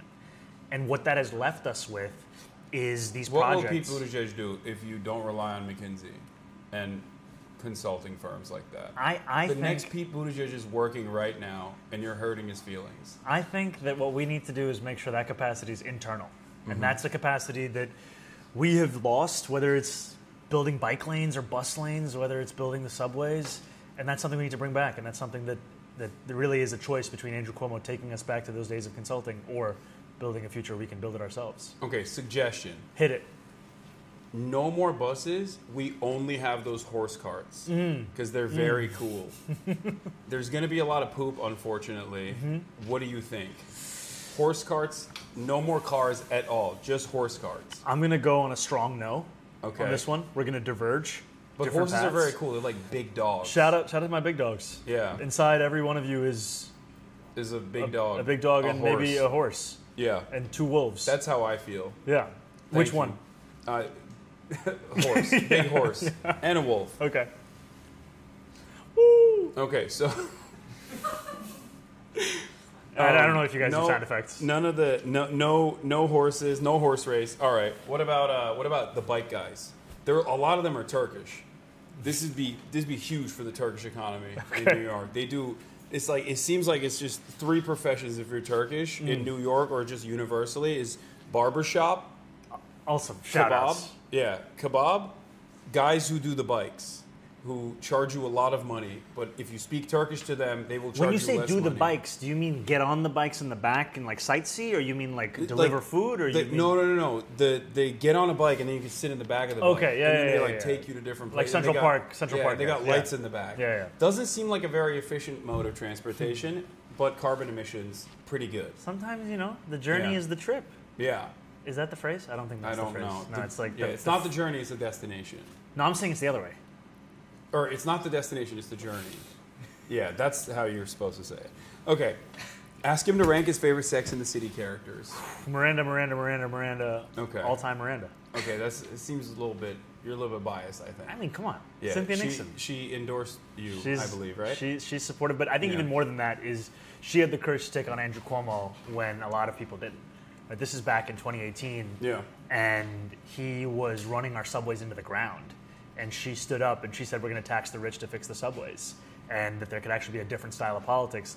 To the extent that Andrew Cuomo had to adopt a lot of her own policies to get reelected. Yeah. So what other Sex and the City character has done that? I don't really remember any of the characters. I'm just reading Politicians, questions. look at you copping out. I'm just reading from the chat. No, I have watched it. I just don't remember any of the characters. I'm just reading chat right now to see what they want to ask. Chat, if you have any questions, put it in the chat. I have a question. Hit it. Okay. Shout out to my fellow Casio brother. Enunciate. We can hear you. Okay. It's famously, I feel like New York City mayor is maybe the worst job in American politics. I'm sure you know this. I've heard it described that way. Yeah. Okay. So part of the reason for that, as you know, is because it's incredibly, the mayor is often kneecapped, right? So if you're walking into this office, right, how do you build coalitions when you're coming in and you have strong opposition in terms of one of the most powerful forces in the city is the NYPD? Right? And we kind of saw what happened during de Blasio's time in office. He had a very tense relationship with them. I think it made promises that he would initially sort of disappear, right? So what kind of coalition are you trying to build, and how do you grow that coalition? No, it's a great question, and it speaks to our commitment to not just win the race, but to build a coalition that can govern. And it's easy to look at Eric Adams now and see him as a caricature of a Republican cop and forget how he ran in 2021. Right. He ran in 2021 telling New Yorkers that they didn't have to choose between safety or justice. And there was a large constituency that voted for him that was interested in those questions of not having to choose those two things. And that means there's a constituency beyond just progressives who want to see a different approach to public safety in our city, one that foregrounds evidence-proven strategies that we've seen be successful elsewhere in the country.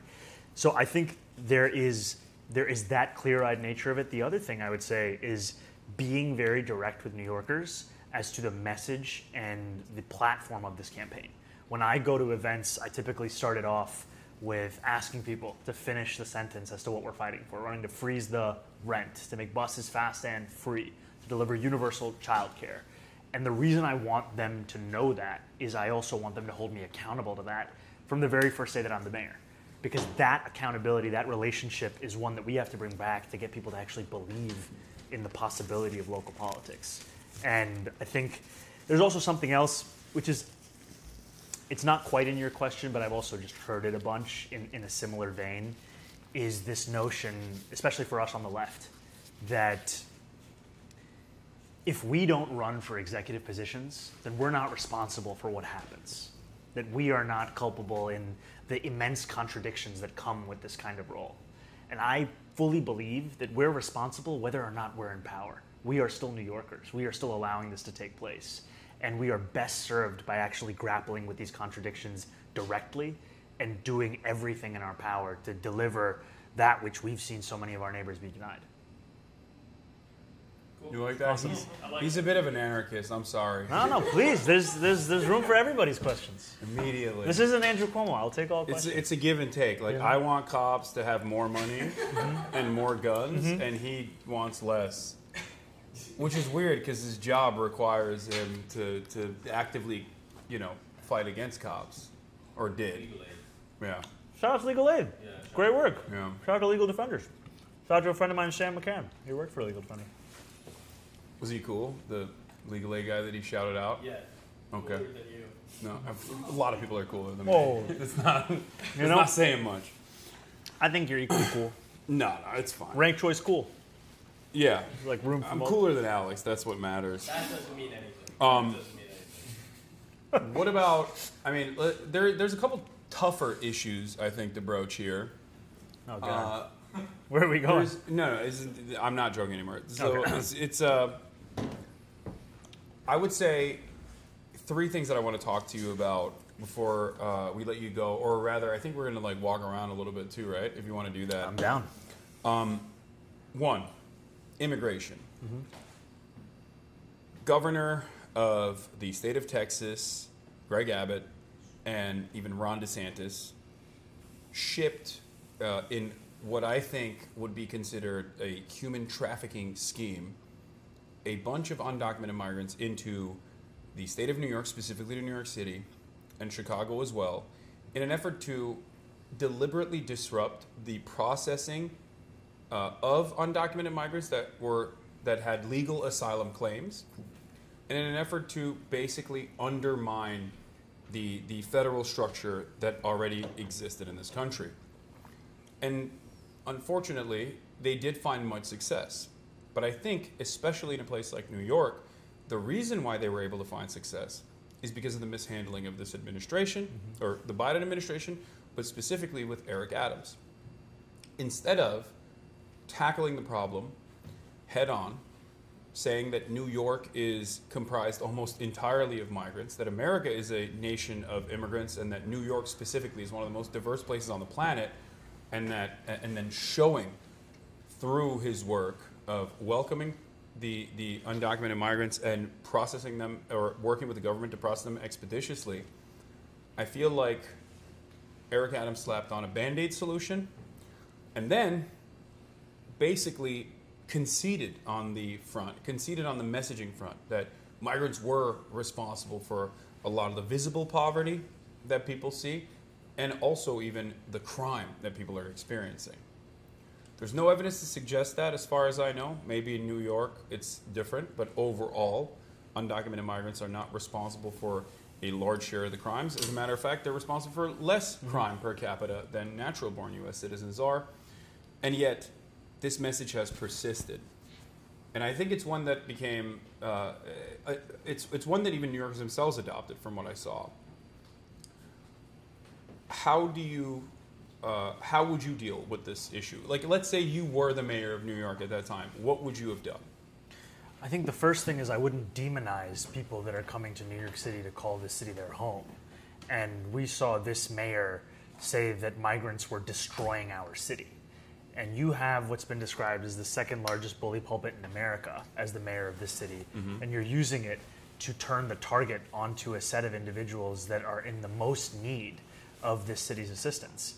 And it is something that has led to not only an anti-immigrant sentiment across the city, but even violence against a number of New Yorkers, our newest neighbors. And this isn't just a story of cruelty or a story of demonization and demagoguery. It's also one of patronage politics. You had one of Eric Adams' closest advisors on record saying, "Where are my crumbs?" when it came to the contracts that were being handed out for migrant shelters. You have a city run by Eric Adams that issued a more than $400 million contract, no bid contract, to a company called DocGo. So it's not just a question of cruelty, it's not just a question of bigotry, it's also a question of an immense amount of money being made with few services to name actually being delivered. And in the critiques that had to be made of how the Biden administration was responding to New York City's needs, Eric Adams was on his way to D.C. to make the case and then turned back because his major fundraiser of his campaign was having her house raided by the feds. So you cannot have an effective leader who is not actually focused on delivering on these kinds of issues when their number one priority is keeping themselves and their close associates out of jail. In terms of hardline policies, though, like what are some of the things that you saw that Eric Adams did that you thought were bad, and what would you have done differently? All right, so let me rattle off a few. The first is the 30 and 60-day shelter limits that he put in place, forcing migrants forcing them to be evicted out of shelters that were providing them with that. And my office actually worked with more than 1,000 asylum seekers over the last year, partnering with a local organization called Medica, where we would assist asylum seekers with applying for city services like a reduced fare Metro card or a New York City ID. And what we found is that we would see our own clients sleeping on subway platforms who had previously been sleeping on in shelters. Mm-hmm. It did nothing for addressing any of the stated reasons, but what it was is just cruel. The second thing is we have a sanctuary city policy in New York City when it comes to immigration. We have a policy that we should be proud of, one that has survived under decades of bipartisan leadership of this city that Eric Adams has now chosen to demonize. And the city's policy is that it will not allow ICE agents into city schools, hospitals, properties, even properties of city contractors, unless they provide a judicial warrant signed by a judge. Now, I serve on the city's committee in the assembly in Albany, and I get 3 minutes every year to question the mayor. I asked him, would you follow this policy? Will you clarify for New Yorkers that this is the law? He refused to answer it. So what I would also do is establish 100% compliance with that law and establish an oversight commission to ensure that that compliance is being followed even by city contractors. Because the absence of it... What if you were being blackmailed by the administration because you did a pay-for-play scheme with a foreign government where in order for cheap travel or greatly discounted travel to Turkey, you ended up offering a bunch of amenities, and then you got investigated by the federal government, but then the federal government exchanged hands, and the new government decided, we are going to bring ICE into all of these facilities, into your schools, into Rikers, and you said, "Oh, great! If you drop my case, I will play ball with you." What about in a situation like that? That's not totally hypothetical. Totally hypothetical. Not sure who you're speaking about, but that would never actually happen to me. And I think that's another concern that we also have with Andrew Cuomo is, there are issues hanging over his head that New Yorkers have a right to be concerned about as to whether it'll impact the way in which he governs this city. And what's so... No female security detail. I mean, it's honestly, it's also just so infuriating to be in the Democratic Party and position ourselves as being in stark contrast to the sexual harassment and assault that we have seen endemic in so many Republican leaders, and then offer a contrast in Andrew Cuomo, someone who's been credibly accused by more than 10 women of sexual harassment, and to say that this is just the way politics is going to be, then you obviously end up with the way that people feel a sense of despair. Yeah, Democrats do definitely have a hypocrisy problem. Well, for two reasons. One, because they do sometimes care about at least being called a hypocrite, whereas Republicans do not. They are unblackmailable in that regard. But also, on top of that, they do sometimes follow through on addressing some of these issues, but then whenever push comes to shove and they feel like there's a powerful person that's about to get into a role, they quickly forget about their past sexual misconduct allegations. But there's more to it. Since you're no longer just running against Eric Adams, but also now running against Andrew Cuomo as well, let me ask you this. If given the opportunity, how much Medicaid would you cut from underserved and impoverished state hospital programs, specifically to kill the working poor? Because that's what Andrew Cuomo did, so I'm just trying to figure out, because I feel like that's a qualification to run for seemingly the qualification is a complete disregard for working people at every level. But what if COVID strikes, and then in that process you already underfunded the medical system of New York, and then people, like a lot of old people, die in the process? In this scenario, is this person also getting a $5 million book deal to write about leadership in that crisis while sending 15,000 people to their death? Yeah, in nursing homes. That's you got it. I feel like I know this guy. You know. No, I'm saying like you understand the role. You understand the role that you need to take. This is what's passed for leadership. Okay. In our state, in our city. Okay, here's a campaign ad. Andrew Cuomo killed your grandparents. No, I think for a lot of New Yorkers it's true. I mean, but maybe we can workshop that one. No. All right. Boomer side, Andrew Cuomo. He did that. Okay, never mind. He did do that, though. I'm saying that. He's not saying that. It's fine. That's a sneeze to make sure that it was his remarks. That's just my remarks. Criminal justice reform. Rikers is exploding in capacity. Horrifying situation. There's a lot that could be done there. What would you do? I would actually try and follow the law, which is a stark contrast from Eric Adams. We have a law to close Rikers Island by 2027, and Eric Adams has made it functionally impossible to follow that because of how little he has done over the last few years, except for actually increasing the population of incarcerated New Yorkers. We've had a number of New Yorkers lose their life on Rikers just in these past few weeks. And the last time I visited Rikers, a colleague of mine had an incarcerated New Yorker try to take their own life in front of them. That's the level of despair that we're talking about. And what we would do from the very first day is pursue every single alternative that we have to incarceration to ensure that we're actually keeping New Yorkers safe. Because it's a stain on our city. It's a stain on our country. And it's something that we have been all too willing to allow to continue when we know that it's not just a law, it's also a moral imperative. And, fiscally, if we're talking about the fiscal cost, it costs New York City more than $500,000 a year to incarcerate someone on Rikers. And to put someone in a year of supportive housing, it's about $50,000 a year. Right? There is no You put him incentive. in a penthouse for that kind of price. That's an incredible amount of money. I feel like I wouldn't do any crimes if I was in a penthouse. If you had $500,000, it's a lot of money. If give me the $500,000, I'm not doing crimes. How about we do that? Give criminals $500,000. Is that a good policy? I'm going to wait for you to run for mayor to propose that. Yeah. You do a crime, you're getting $500,000 from me directly. I'm giving it to you. Not from me. I feel like that might incentivize people to do crime, though. Yeah, I think. Yeah, maybe. I think that might be an issue. Yeah. Okay, so we won't do that. All right, never mind. That's why you're running for mayor, and I'm a stupid Twitch streamer. Okay, I have another question. Israel. What are we feeling? Good? Bad? How are they doing? Not well. No? Not well at all. Look, I think many New Yorkers, far more than the political class would have you imagine, have been rightfully horrified by a genocide that they've seen over more than 15 months of. And I've long stood up for universal human rights and extending them to Palestinians because I think that any politics worth its salt has to be one that is universal, that doesn't draw an exception.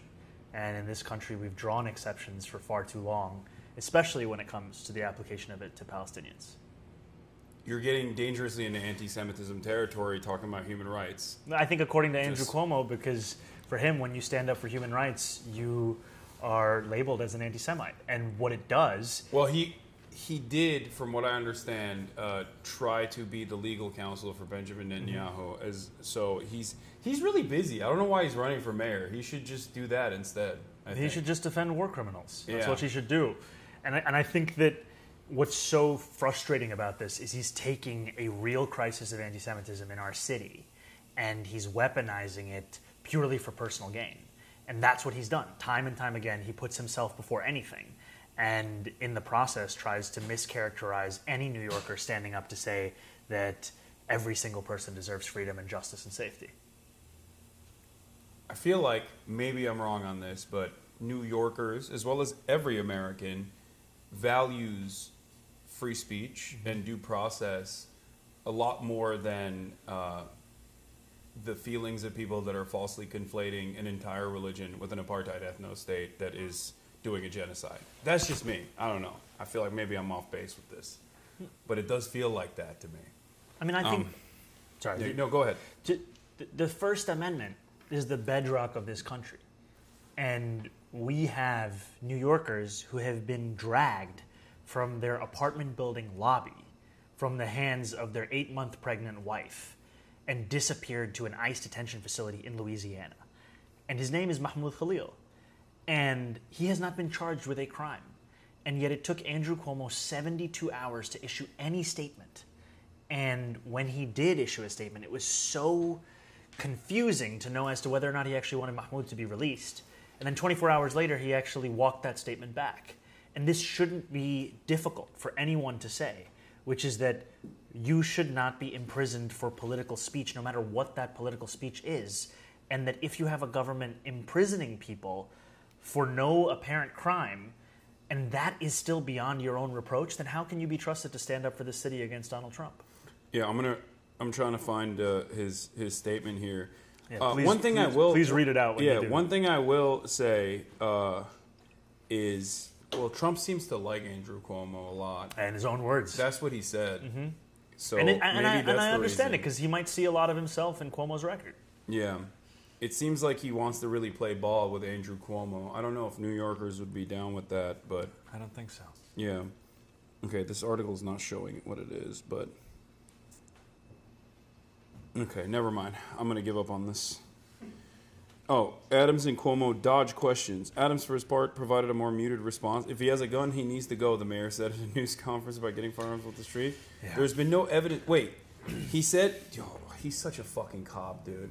He fantasized about Mahmoud Khalil having a gun? Yeah. Have you ever seen Eric Adams' video about how to search your child's belongings? I have seen that video. He used to look a lot more jacked back then. I don't know what happened. You don't think he looks jacked now? No. I think it's... I have many critiques. I don't think it's the fake vegan lifestyle. He's not a real vegan. Are you vegan? No, not at all. No. But he says he is, and then eats meat. Shout out to Jabari Brisport, a true vegan. You know. Okay, I can't find it. Never mind. All right. That's what Andrew Cuomo wants. Yeah. But we'll get there. That, and also, you know, he did come out with a bang when he launched his mayoral campaign. Finally, one of the first events that he put together was a Women for Cuomo campaign. That was cool. Mm-hmm. And then also duping a bunch of unions, or at least union leadership that was sympathetic to him, into bringing their rank and file to a Unions for Cuomo campaign. And apparently the rank and file didn't even know that they were going to a Cuomo campaign. Yeah, I read some of those quotes where the guy said, "I just was told to get on the bus. I didn't know where I was going." Yeah. I mean, that's what so much of his campaign is. It's mythology. That when it's actually pressed and questioned, you realize it starts to fall apart. I don't even think people really pay attention to that sort of stuff in general. I think overall, looking at the environment, looking at the media landscape, it's just name recognition. Good or bad, I think name recognition is both harming Andrew Cuomo, but also helping Andrew Cuomo with a lot of people that simply don't know what he's about or how he would be mayor. How do you foresee yourself penetrating through that to not people like myself, because you have a lot of motion online. A lot of people like you online. A lot of people like you on Twitter, especially younger people. But how do you talk to like the average the uncles and the aunties? Yeah, the 55, 65-year-olds that are all around New York City that look at that and go, well, I don't know what this person is, and his name sounds scary to me. I've never heard this name before. Andrew Cuomo, I kind of recognize that. I mean, people have been voting for Cuomo's for decades. Yeah. Because before Andrew Cuomo, there was his father, who was the governor of this state. And his handsome brother. But they didn't vote for him. No. I would vote for, not for mayor. For what position? I don't know. Okay. Just, he's a himbo. I have himbo solidarity. That's why I tried to call you a himby in the beginning. Yeah. I feel like I got nobody... You know, no, people got it. I got it. It just wasn't a good joke. Okay, yeah, I just got to get over it. I thought it was clearly no one understood it. But I actually think it's an opportunity because we're in second place in the polls while more than 50% of New Yorkers do not know who I am or who this campaign is, which means there's such a high relationship between people who support this campaign once they actually know about this campaign. And so what our task is to keep introducing it. Now, we've raised $8 million. We've maximized the fundraising cap, which is the fastest any campaign in history has done it. We have knocked on more than 40,000 doors in the last 6 days. We're going to knock on 1 million doors across New York City. A lot of that is introducing ourselves to the uncles and aunties that you're talking about. And then also, we are going to spend a lot of the money that we've raised on ads on cable and broadcast and radio and mailers in your mailbox, because so many, especially older New Yorkers, that is the way that they're engaging with politics. And I have to incorporate that as well as any other place that I can meet New Yorkers for whom Andrew Cuomo is the name of stability, to inform them actually that he is the chaos. We are the ones that will provide that stability by stabilizing their rent, by ensuring that it's frozen, and by making sure they can actually afford this city. Okay, I like that. Is there anywhere around here that you would want to go to? Yeah, absolutely. So, can we bring our man right in? You want to give him one of the extra... Okay, here, I'll just give you mine. I have some gifts for both of you, too. Oh, you do? Some little merch. Oh, hell yeah. I can't take the merch. Oh, you can't? I Okay, can, but sorry. he can. No, it's okay. 100% compliant. But also, we were talking about, I think kebabs came up. I want to also give a shout out to Ali's dad, who runs an incredible place called Sammy's Kebab House, just down the block. Yeah, he was just talking about it before you got here. It's fire. We love it. Yeah, he was actually testing you to see if you were corruptible with the merch. Ooh. You passed. No. You just Eric Adams in a mask? Yeah. Yeah.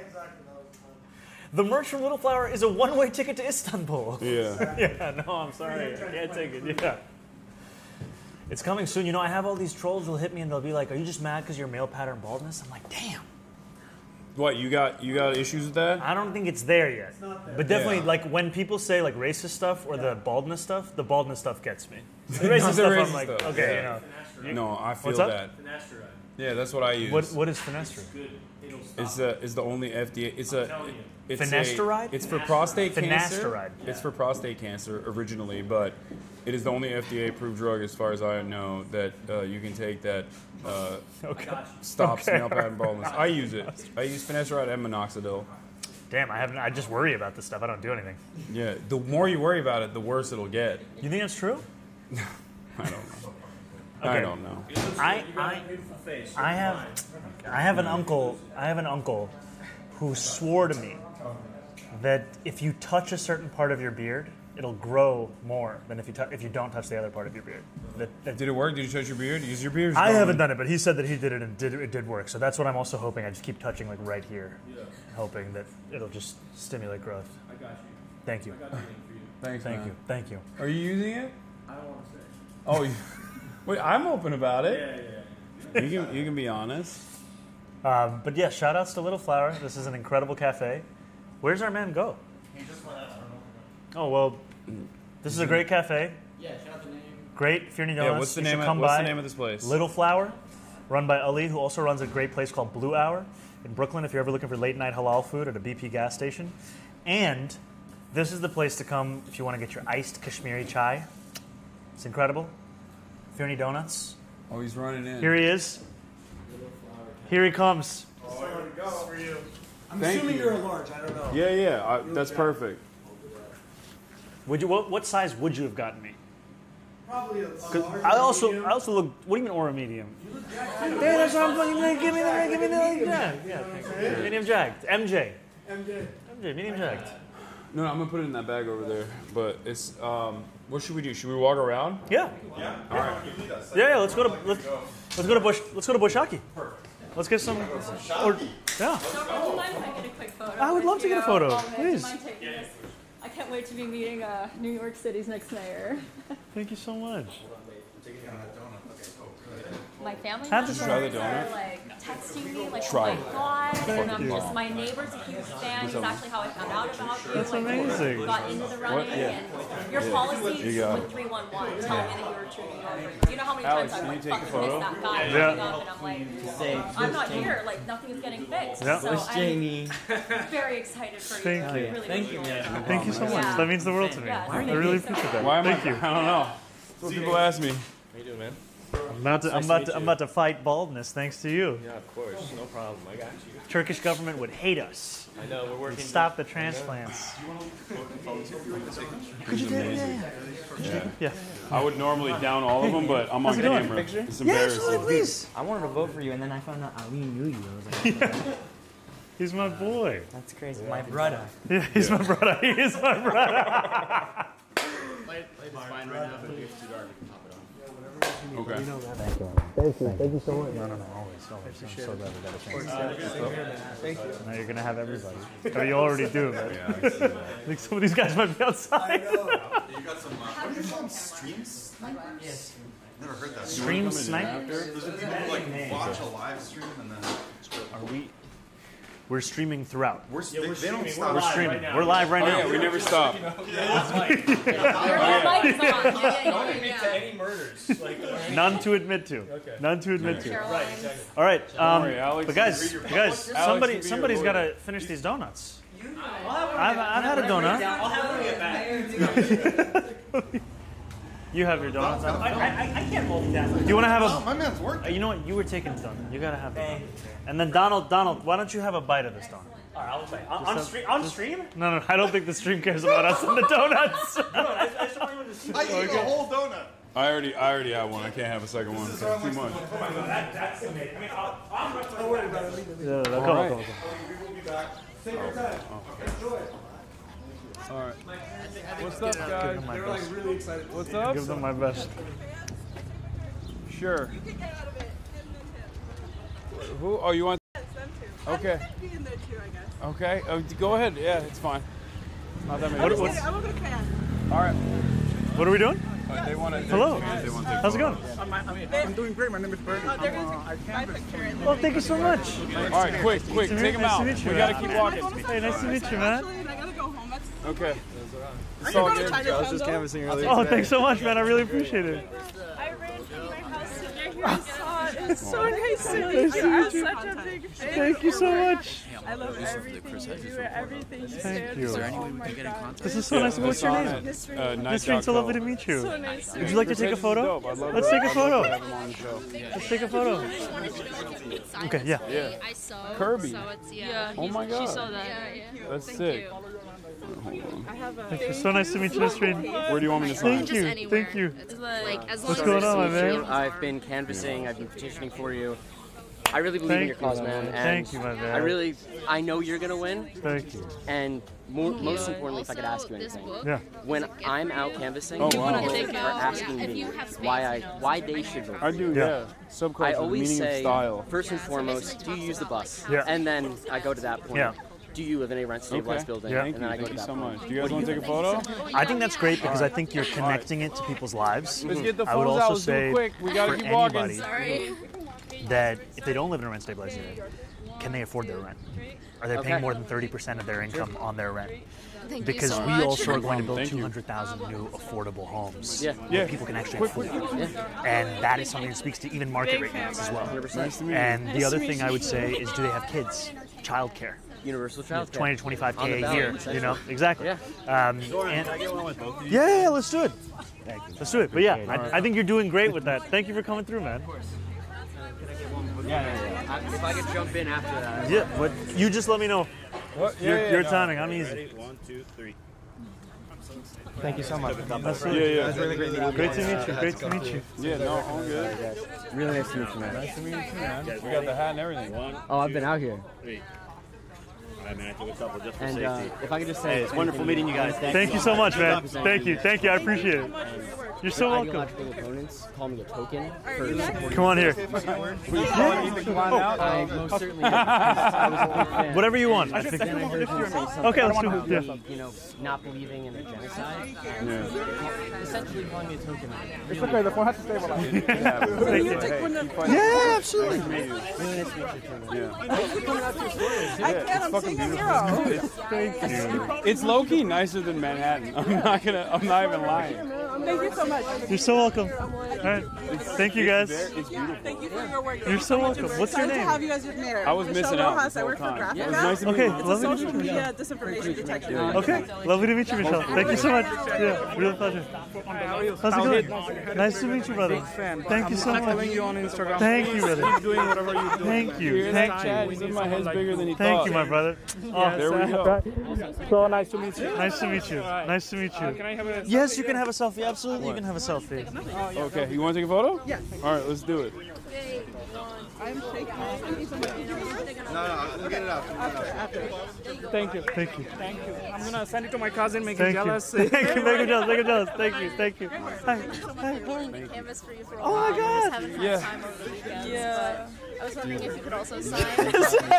She sold these. Yeah, I sold this. I work in the garment district, like in fashion. Should I put this on? I accidentally gave him the book of them. We were There you go. You're so welcome. What are your names? Hell yeah. Can you Anna, take a nice photo to of us? meet you. My name is Zohran. Nice to meet you. Do you want to take a picture with me? Yes, absolutely. I'll take this one quick photo and then I'll take this photo. Here, give it to him. Yeah, oh, yeah, sorry. I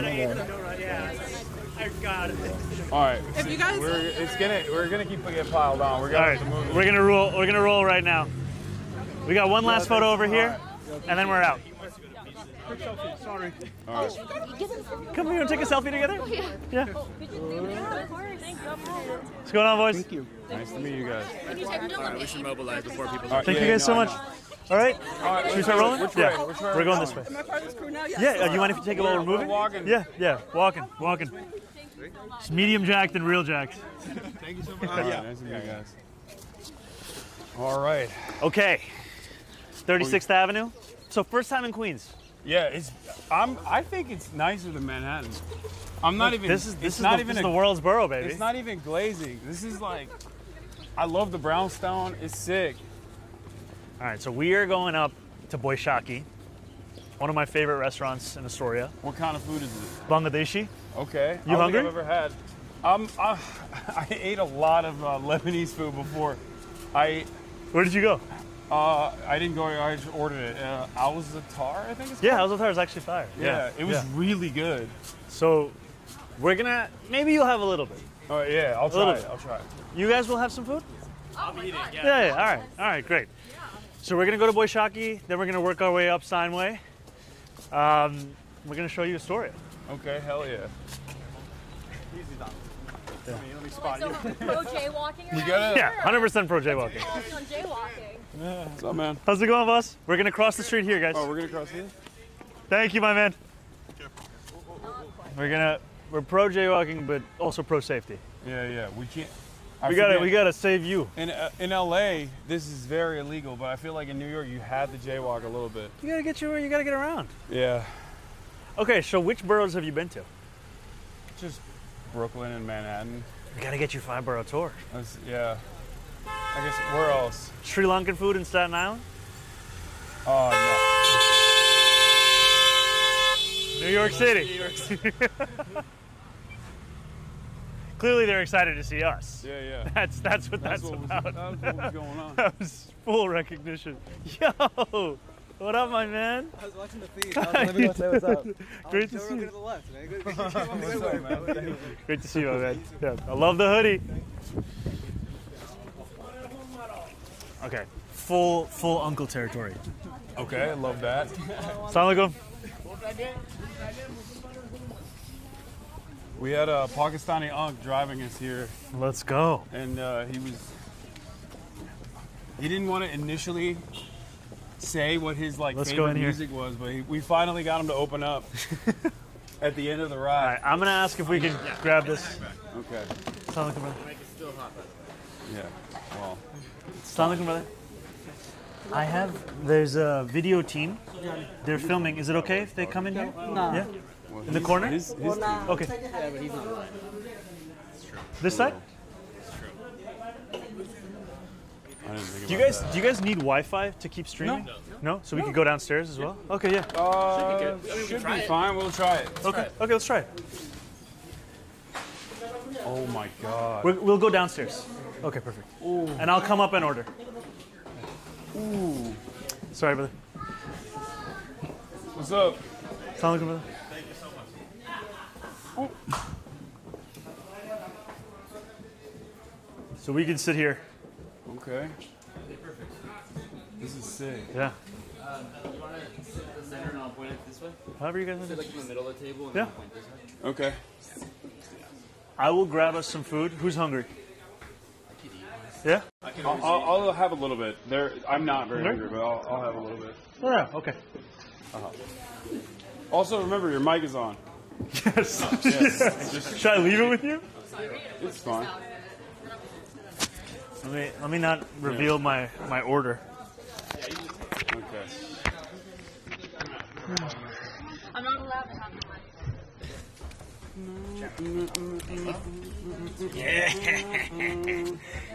Oh no. Oh no. Bring me pictures of Spider-Man. Wait, that's J. Jonah. That's not the Green Goblin. You put it wrong way. Okay, shut up. Someone's never liked Bro, the food smells bomb. I really messed up. Messed up with your one meal today? Is it effing? Is it? Check. Oh, there's one bar only down here. Yeah, it might be cooked. Wait, let me see. Put it on. No, it's still. I mean, it seems like it's still streaming. But. You guys getting data now? You're good? The bag is still working, but we're not getting data on our phone, so I can't even check. So I mean, you just don't have your phone. I'll check. Yeah. I can see if. We need to. If you can get me the password for it. Wi-Fi? No Wi-Fi? Okay. No, there is Wi-Fi, and there's definitely password. I think they'll. We're good. Okay, it's working. Can you sit more in the center? Yeah, I will. I was just getting close to see where we were at. That's fine, and then we'll have them sit like right next to you. That should be good. Actually, This one?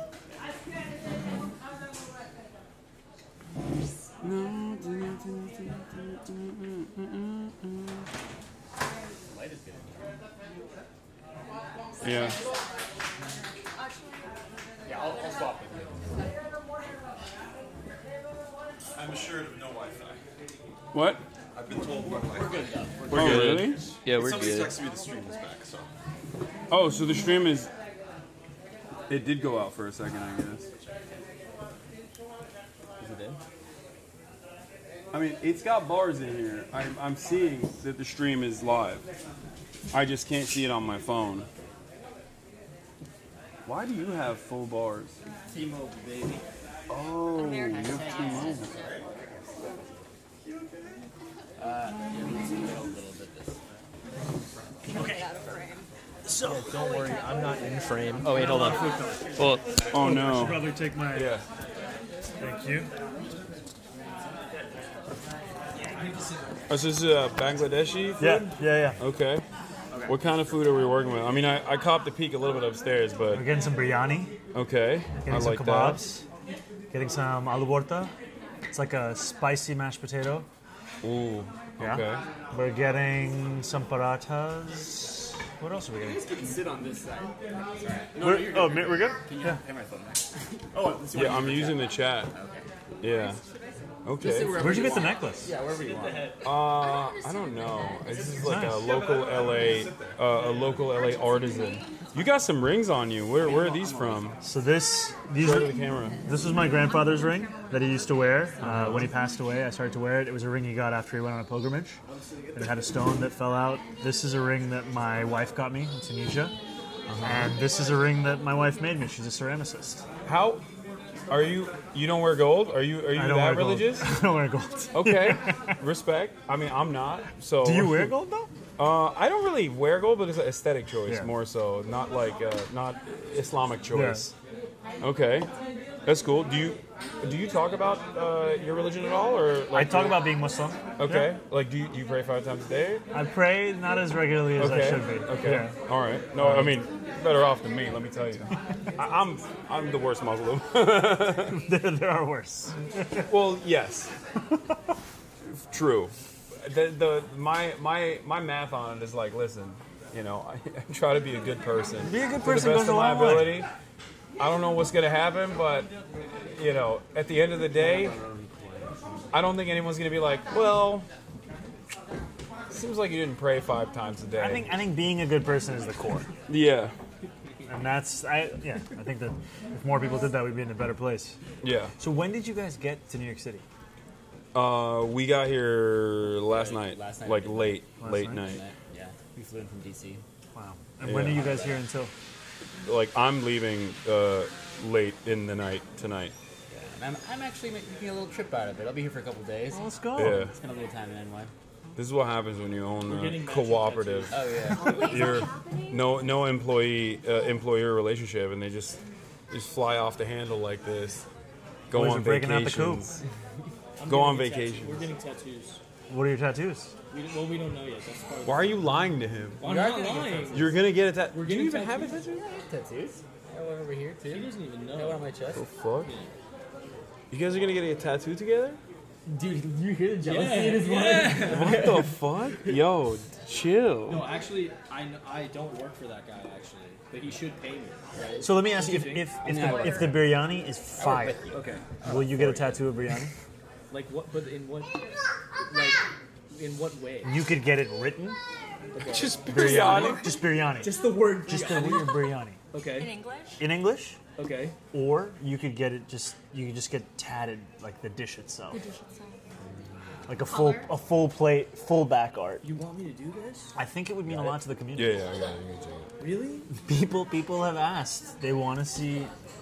They want to see you with a They wanna see biryani biryani. tattoo. If I say that I'm gonna do this, you know that there are people watching right now. They're gonna force me to. do No, Chad is going, oh my god, yes, omega lol. Biryani tats. Will you come with me when I get it? I won't get it. You don't have to But get you'll it. be there. But I might bear You witness. I mean, you know. It's for life. You ever heard of the word inshallah? It's like not a commitment. Yeah. But you want me to get it tattooed? I feel like- on my Okay. body? Where are you gonna get it and when? In somewhere in Brooklyn. What day are you thinking? This is all assuming that the biryani is fire. Well, I'm Well, pretty confident. you can't tell the unks that biryani's not fire. You're locked in, big dog. What do you mean? All right, It's culturally required. You're getting biryani? I'll get it for you. He just came up with that on the spot. It's a lifetime. And you're entertaining it's it. Whatever, right? That's with it. crazy. Right? And you know, Okay, now he has to win the race. You gotta win now. but now, do you know how tasty this biryani is gonna be now? Yeah, I feel like this is a favor though. Like a graft style favor. No. I'm gonna come into the office and be like, remember this? No. I'm gonna say like, who is that white guy appropriating our culture? Can you believe this? That's crazy. I need this footage. No, I'll delete it. No one will ever see it. Everyone will remember you as the weird You guy. get this tat. It's cultural appreciation. Okay. From your yes. From me. From you. From the whole crew. From what? From your culture? Is that what you're about No, to say? from him. You get it From tatted your on people? before and From said the it was okay. from the biryani boys. This guy gets real racist. I'm sorry. Biryani boys, regional. Okay. We're talking about India, Pakistan, Bangladesh. A lot of biryani boys out there. How long you were thinking about this? You were thinking about a way to force me into this situation. I'm gonna be honest, top of the dome. Yeah. Yeah, no. But usually when my mind is blank, it goes to biryani. And then you said tattoos. Thank you, brother. Something like water. Water would be great, yeah. I think yeah. the gentleman's yeah. gonna get over there, actually. I've asked for some water. Oh, okay. Water's coming, yeah. Yeah. That can never be enough water. More water. Yeah. People are asking if this is sponsored content. No. I was just drinking it. My God. I know. There's no sponsors. Yeah. The American people. These guys also nothing to do with us. Yeah. Thank you so much. Good. We'll talk about it. All right, so you had a blossoming rap career. Blossoming is generous. But I appreciate I watched. Is it Cardamom? Yes. Yeah. Saiful salat for days and Will you rap again if you win? Yes. You know? Yeah. This is. I feel like this is a question where it's like it can go in either direction. Yeah, I don't. Let me do a quick oh my God, everybody look over there, and then I'll just ask my comms director if this is a positive or a negative. What, getting into your rap career? To rap if we win. Absolutely. Yeah, all right. It's a He likes it. Well, yeah. Well, see, this is how we got to this point. This is the comm strategy. Yeah. A couple of guys eating biryani. Have you listened to Nani, that song? It's actually hot. That's the one that's the only one I heard. Yeah. That's the one I heard. Wait, that's the one with your mom, right? No, it's someone playing my grandmother. Yeah. Oh, okay. Mother Joffrey, who is an icon of Indian cooking, Indian cuisine. Yeah. Your mom is Film is director. A Really film cool. director. Yeah. Yeah. She's awesome. He was talking about that. And She went canvassing today. Oh yeah. Shout out to my mom. Yeah, she canvassed today. Mississippi Masala. Yep, that movie's the reason I'm alive. She went to Uganda. First time she'd been to Uganda, first time she'd been to the continent of Africa to research a film she wanted to make about the Indian expulsion, 1972, Idi Amin. And she met my father, and they fell in love. And then that's me. That's sick. That's us. Your parents are really cool. They're very cool. I Yeah. love them very much. You very lucky. why was your dad in Uganda? Let's talk about that. Yeah. And also why were you born in Uganda? So my dad's family left Gujarat in India around 200 years ago, went over to East Africa. The story that's been told is that my great oh my God, questions.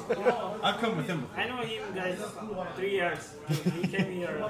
He's such a good guy. Oh, yeah. Sweetheart. You know, very Sweetheart. So this is sponsored content. That's why it's content. Thank you, my I man. can't explain with him. You know, he's about very nice. Nice. All right, here we go. So who's hungry? You needed something else? Could we have 5 of these plates, brother? Plate? This style? Yeah. How many? 5. Okay, just a plate. Thank you, brother. Okay, so let's go through what we're looking at. All right. So we got I feel these. like I've had that before. Yeah, pasta. Chicken. This is aloo borta. It's like the spicy mashed potatoes. Okay. Right? Let me just start serving this. Okay. Everybody's hungry. Nobody has dietary restrictions, right? No, I'm not hungry, but I will eat. Yeah, I mean, You don't want like. to share one? Because I'm not like dying. I am messy either. Do you prefer this kind of a plate that's coming, or do you? I don't care. You don't care. All right, here we go. Texture preference on your plate. You did just ask me that. And I appreciate it, honestly. Thank you, brother. Thank you so much. All right, let's get you the finest. Okay, I'm gonna just quickly do this because otherwise people take too little. I don't know which one's yours, which one's mine. I did eat your donut already. Okay. I'm so sad I ate so much before this. How could you do this? I had 2 portions of chicken. You should have known you're coming to meet a brown guy. I thought we were just gonna have like pastries or something, and I also thought I would get hungry again. I was wrong. I mean, I ate too much. I'm gonna start off with this. No, that's you. That's all you, baby. That's a you thing. No, I mean, I'm not like dying, but I'll eat it. That's like moderate hunger. It's What? none. Let's go. Oh, you did? What's up? Oh, he was asking. What's going on? No, nothing. I'm just gonna check the camera. Oh wait, is there something wrong with it? So too much biryani? No. Focus is off, I think. This is for you, my man. He'll feed it. Come on, you want to know what you're getting tatted. I'm not even gonna lie. Okay. Oh, I got internet back. Let's go. This is your fork. Thank you. Thank you, my brother. Appreciate you. Damn, he loves you. He's I my don't know, man. what did you tell him upstairs? You were like, "Yo, come down and come down and just fucking say I'm the best." I need this, man. I 'Cause need that's this. what he did. He literally came down just to be like, "I love this guy. He's been here for 3 years." He was threatening him with the health permits. Yeah. Don't you even put that in the world. Yeah. All right, level of hunger. I'll have a little bit. A little bit. Yeah, Okay. yeah, I'm really excited to just taste it. I'll be a little more judicious Thank you. in portion sizing. The staff has, I have to serve myself, right? No. Yes to the tat. As a Minnesota resident, what is the best way to illegally vote for you, Zohran? Zero way. But enjoy Minnesota. Where do they live in Minnesota? I got my mules. Don't worry. They're locked and loaded. I can take that. Ooh. Yeah. This is chicken roast. Uh-huh. This is like slightly sweeter. This is Okay. I love this dish, especially here at Bochaki. Oh damn! I thought he was bringing the. Was that mango lassi or lassi? You want mango lassi? No, it's fine. I can't have it. Come on. Do you want to just look at it? I'm just looking at it from over here. I got a little bit Hungry? excited. Yeah.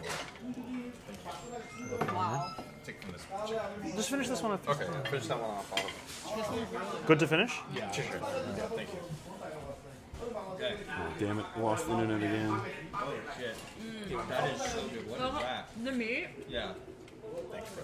Oh my god. Yeah, I definitely want to try the meat. No, everyone else first. I'm the least hungry here. Okay, but while you're serving, let's get back to the question that we had. So you said 200 years ago. Yes. Okay. Before my boy came in and started asking questions. Okay. Too much. Okay. Can I give you some olive oil? Yeah. No, I'll try everything. Okay. Just a little bit. Okay. It's good. Okay. Yeah, I'm gonna need Oh, that's good. This You're is going to be getting a tattoo is what I'm hearing. Oh, we're definitely doing that. No, the I'm biryani stoked on this. tattoo. I want to try this one. This one, I would say, put that with this. Have some of this. I'll let you tear off how much you want. Okay. Take a break and eat. I gotta get. Don't eat. Seriously. I will eventually. I can take over. So, okay, the story. I'm gonna pass this over here. The story is that my great-grandmother had about 5 kids who all died either in childbirth or very young. And when she went to the village elder to ask how she could have children that would be healthy, that could actually survive, what he told her was to cross what was called Kalapani, the dark water. And this was a migration pattern that the British had, in many ways, were responsible for in taking a lot of Indians as indentured servants to build the railways. So my family went across the water, not as indentured servants, but in the hopes of being able to have kids, especially my great-grandmother. She ended up having, I think, about 8 kids.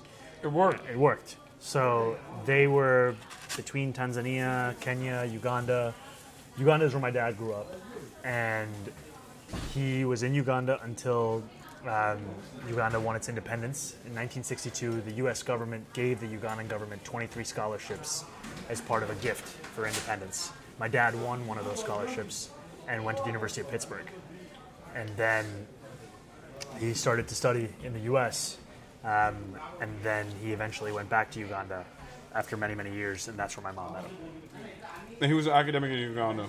He was an academic in Uganda. He was an academic in Dar es Salaam also, the University of Dar es Salaam in Tanzania. And he studied at Pitt, then he went to Tufts, then he went to Harvard, then he went back to East Africa. And then he was expelled in 1972 by Idi Amin. Him and his parents became refugees in London. But they were maybe one of very few, maybe less than 5%, who actually went back to Uganda after the expulsion. Damn, he loved Uganda. He loved He's Uganda, like, bro. You can't take me away. You know who else was expelled but didn't go back was I don't even know why I'm bringing this up. This is actually a thing that we're ashamed of. Is Kash Patel's father? Oh, is an Indian Ugandan Gujarati as well. the uncle that was driving us was bringing him up. Yeah. I feel This like is- for too long the representation we've had the is desert is uncles this. know exactly where all the brown folk are in positions of power. Yeah. I mean, Very- even some of the most repressive British political administrators, politicians are also Indian Ugandans. Rishi Sunak? No. What was her name? She was like the. Oh, the interior. Was it? I don't think Suella Braverman was Oh, Indian Uganda, that's but what I it was was thinking a of. woman before her. Yeah, trying to chart a new course. Yeah. So where were you born? I was born in New Jersey. Oh, let's go. I'm an anchor baby. Look, New Jersey, one point recently had a corporate tax rate of 11.5%. That's inspiration. New Jersey is Thank an you for your interesting work. state. New Jersey is an interesting state because it's like, it's kind of woke, like in many ways. Hit it. Give me the example. No, I feel like it's got fairly decent schools in comparison to the rest of the country. Mm-hmm. It's got like, it's got decent housing as well. It's one of the most like, I think it's one of the densest states, right? Like it's a. I don't really know much about New Jersey. It's right there. See, nobody knows. Nobody, like, I just know about the corporate tax rate. No, I shit on New Jersey a lot, as does everybody else. The joke is that everybody, if you're in South Jersey, you're from Philadelphia. You lie to people. You say you're from Philly. If you're from North Jersey, you lie and you say you're from New York. But, New Jersey's good. It's a decent state. I can't believe I'm saying this out loud. But yeah, I'm an anchor baby. So biryani makes you do? Yeah, but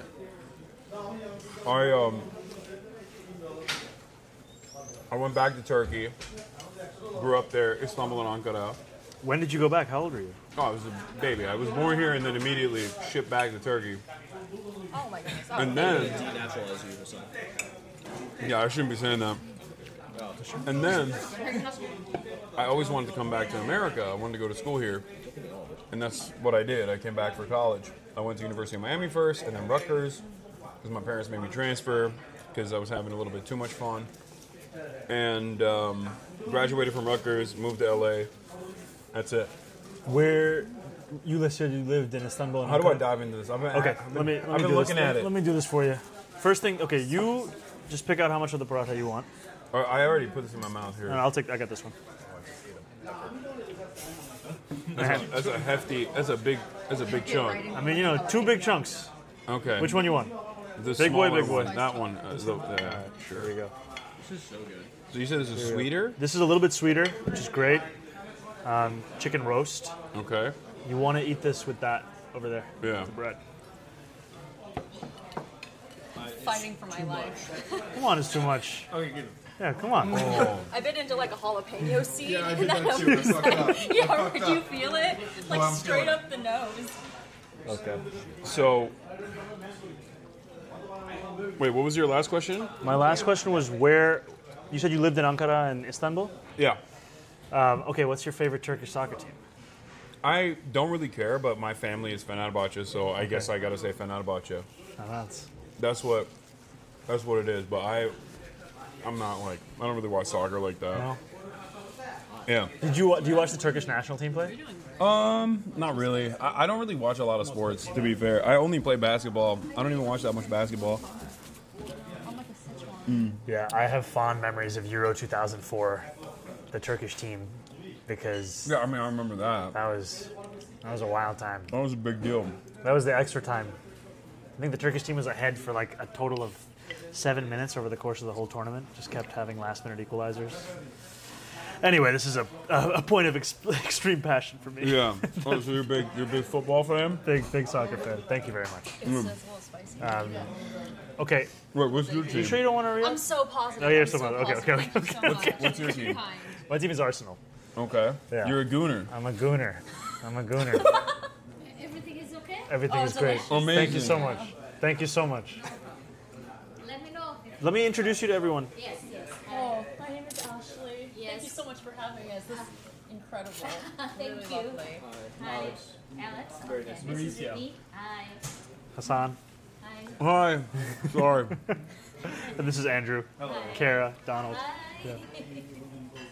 Thank you so much. So good. So good. Really. So good. What else I can help you?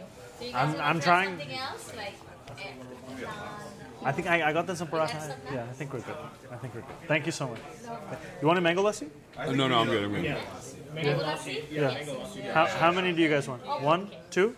You should have, if you're spicy from the I love jalapeno. a mango. No, just 3. Just 3. 3 is okay. Mauricio, you want mango lassi? No, 3 is enough. Oh. Kara, is there anything you can have? No. Nothing a little sour? Too risky. Yeah. You never know. That's true. I'm like Eric Adams. I'm a real vegan. You're a real vegan. I'll eat it. Okay. This chicken is the best one. Isn't that fire? I love that. Did and you I have love, some of this with it? Yeah, it's Okay, amazing. yeah. I love that, and I love the potato salad thing. Yeah. I would look that. And you know, usually you mash this into rice, I think. But I've just developed this weird thing of eating it alone. But it's fire. It has Oh, I think you it has mash like a, that into the rice? Yeah. Ah. Okay. My It's friend- supposed to be cold?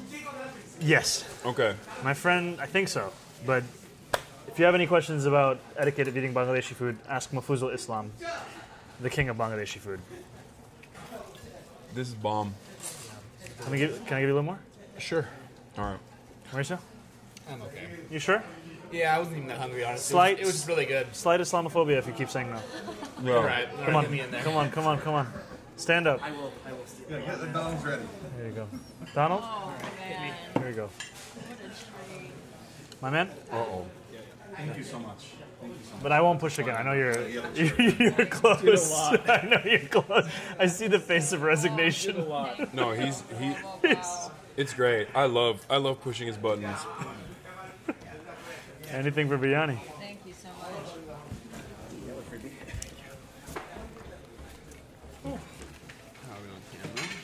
It's good. So I ask you a question or something? When you started this, did you know you were going to become a political figure? Somebody who is, people are... Not a political figure per se. I mean, I don't think I am a political figure, but I knew I was. Yeah, I knew I wanted to do political commentary. Yeah, from the jump when you Yeah, started this. but I never knew that I would become this successful. Yeah. I had no idea. When did it start really taking off? 2020. Here you go, my man. Can you have some salad? 2020 is when it first really popped off. I went full time. My man, I'm gonna give you this. I'm just gonna go to the bathroom quickly.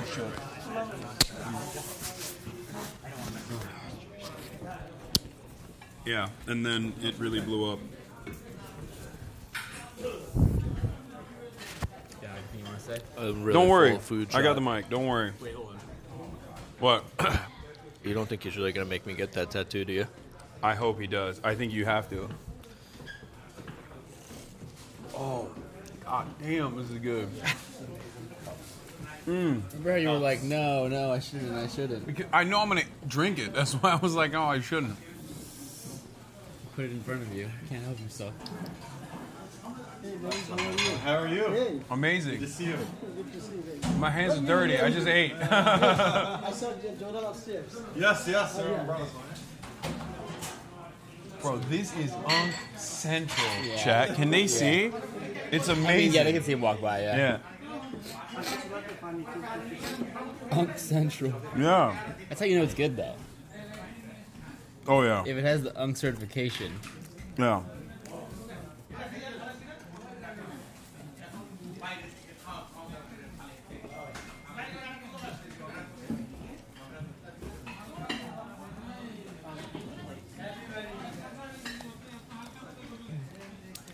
We gotta get Zohran to do this for like white people shit too, you know what I mean? Some unseasoned chicken.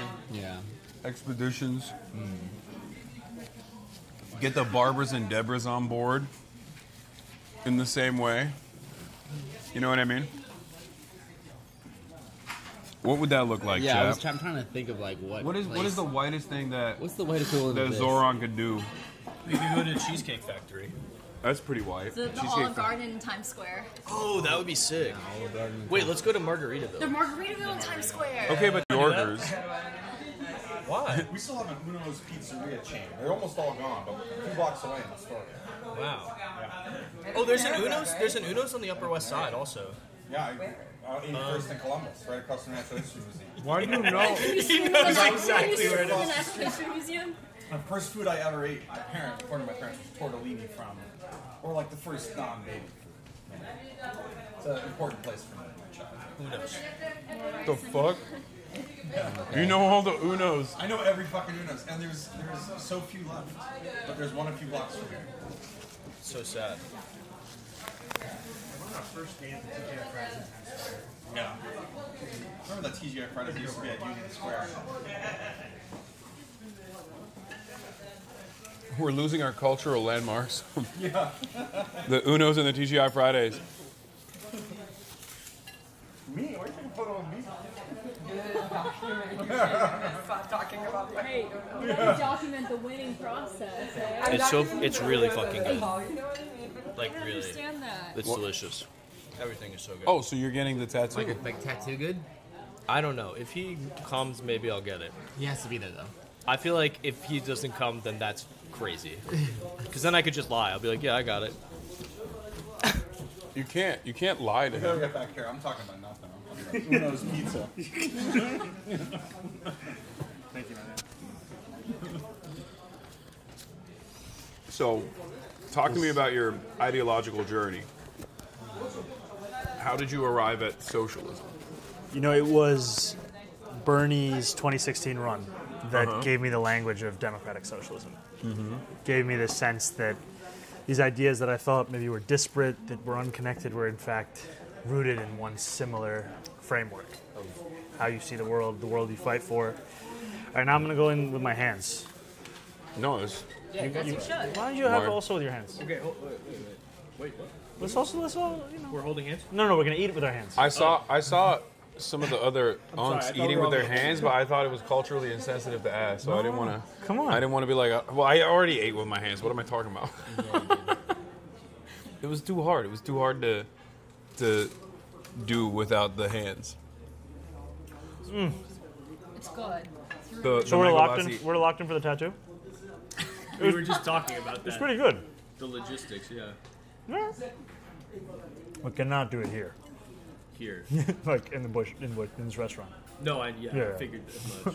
Unless they had like an illegal operation upstairs. No. Why are you trying to get people in trouble? What? What's wrong with you? I'm not. Yeah, it was 2016. I was one of those guys watching the primary results, even when it was almost impossible for Bernie to win, be like, could still pull this off. Oh. The next mayor of New York City, ladies and gentlemen. How are you? How are you doing, brother? Good. We're doing a video interview. This is Hasan. Hello. Nice to meet you. Pleasure meeting you. The team. Hello. Your full team is here. Yeah, but they're doing an interview. And so I brought them here. No, it's okay. There it is. I'll come talk to you afterwards. Yeah. Yeah. I bring my lawyer with me everywhere I go. I'm very litigious that way. That's true. Yeah. Young. You're gonna need lawyers, maybe. I actually have the best lawyer in the business. Oh yeah. Ali Najmi. Let's go. His hashtag is not guilty. So, it's aspirational and factual. What is that? Oh yeah, red cards. I keep this. Oh, What let's is that? go. My hands are dirty. It's the Incredible. Yeah. You can take one of those. I do not wish to speak with you, answer your questions, or sign or hand you any documents based on my Fifth Amendment rights under the United States Constitution. I do not give you permission to enter my home based on the Fourth Amendment rights under the United States Constitution unless... So you just slide this under the door if they come to your door? Well, no, I leave them in bathrooms. No, I'm not... In case someone needs it. I would never mock that. I think this I is... carry them on me. They're important. No, it's I great. think this is unironically, this is what Tom Homan talks about when he's like complaining. They're like, these people know their rights and makes it too hard. Yeah. He literally will go on Fox News and be like, I hate it. I have to abide by the Constitution. Fucking asshole. Once a month on the Upper West Side at St. Andrew, St. Paul Methodist Church. There's like an immigrant outreach thing, and there are legal service providers that go there to provide assistance to undocumented people and immigrants and other people who are looking for access to benefits or concern. And something that I've noticed, I've been going there like once a month. And what I've noticed is that a lot of places, even people that are documented, are going and seeking out services because they're afraid. Terrified. I mean, people are absolutely terrified. Yeah. There are people who are not leaving their homes right now. Yeah. Right, there are entire neighborhoods that are being hollowed out. And what is so frustrating is there isn't even a recognition of just how widespread this fear is. I mean, I know of somebody who took the numbers of all of the apartment doors off of every single door in their floor so that ICE wouldn't know which door to knock on to find them. Wow. That's the level of fear. And it's to have a leader in this moment like Adams or one like Cuomo who refuses to even tell New Yorkers of their rights. I mean, the reason I asked Adams that question in the hearing was because we've seen a drop in citywide attendance of about 5% because kids are not coming to school because their parents don't know if they're going to come back from school, if they can get snatched at school. And individual schools have drops of attendance at about 20% up to.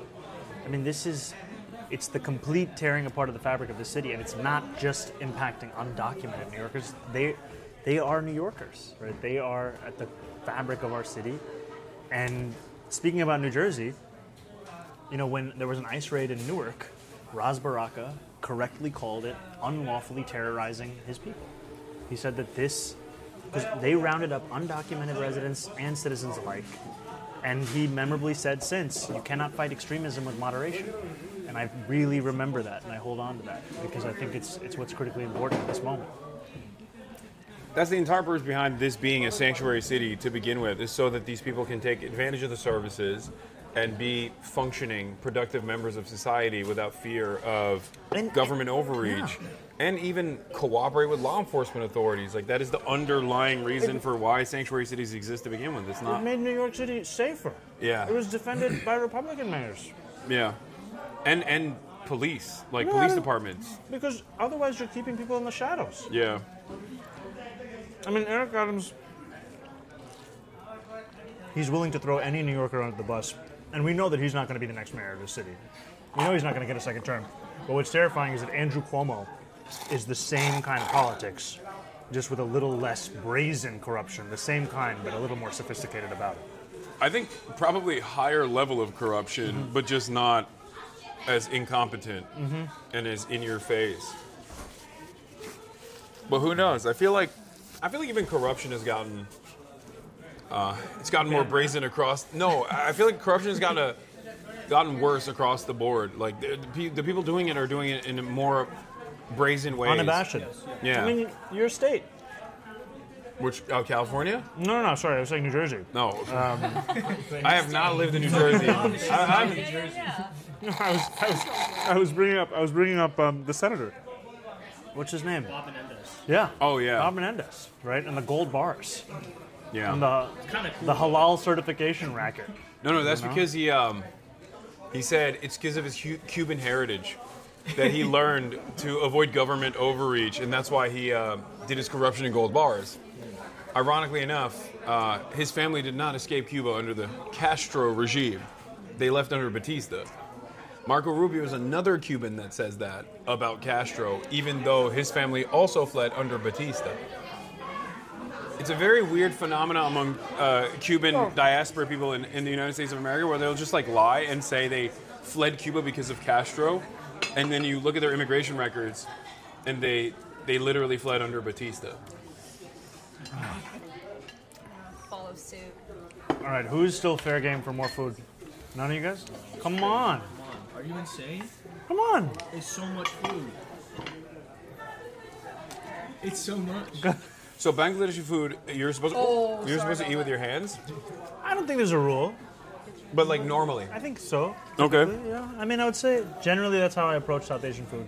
Listen, there's a lot of white people in here. You gotta explain some of this stuff. Got you. You will not be legally required to, but it will not be frowned upon. Yeah, when he's married, he's making it illegal to use utensils. Have you gotten racist attacks like that? Like he wants to institute Sharia law, stuff like that? Every day I get. Yeah. The one is that they keep saying I'm going to turn New York into New Yorkistan. That's so British. Every day. That's such a Every British day they line hit of me with it. attack. They I were don't like, think. they did London stand. I was like, did they do London stand? Yeah, Londonistan. So that's the one I get. I get a lot of, I feel like Americans are not used to that kind of. Like Americans are, of course, very Islamophobic, but in a different way. That is like a particularly European kind of Islamophobia. Yeah, like saying a place is going to turn into a Istan. No, I'm serious. It's like that's all I hear from like European neo-Nazis. What's the funniest attack that you've received so far? I'll tell you mine. I got one. All right. There's a guy who to my tweets breaking the news that I'm a socialist. It's in my bio. We do get almost the same kind of.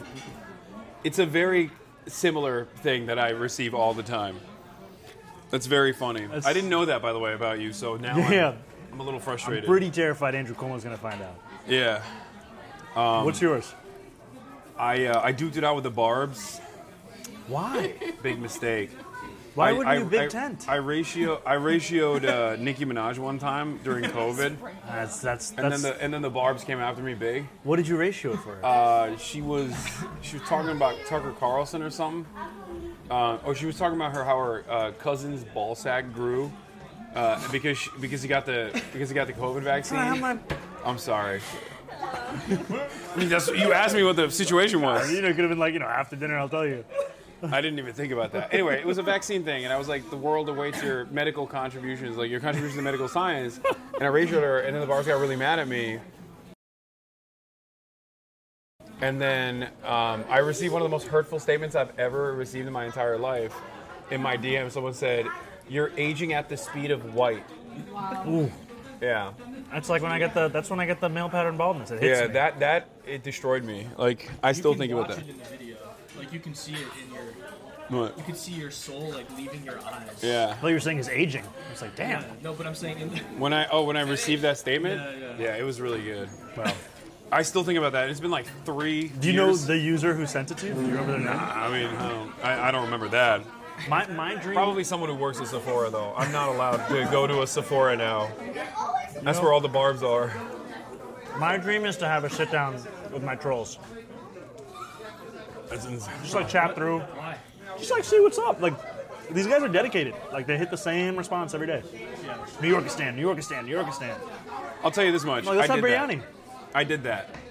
Well, I didn't have a sit down with my trolls, but I have reached out to some of them in the past, thinking that I could understand where they're coming from.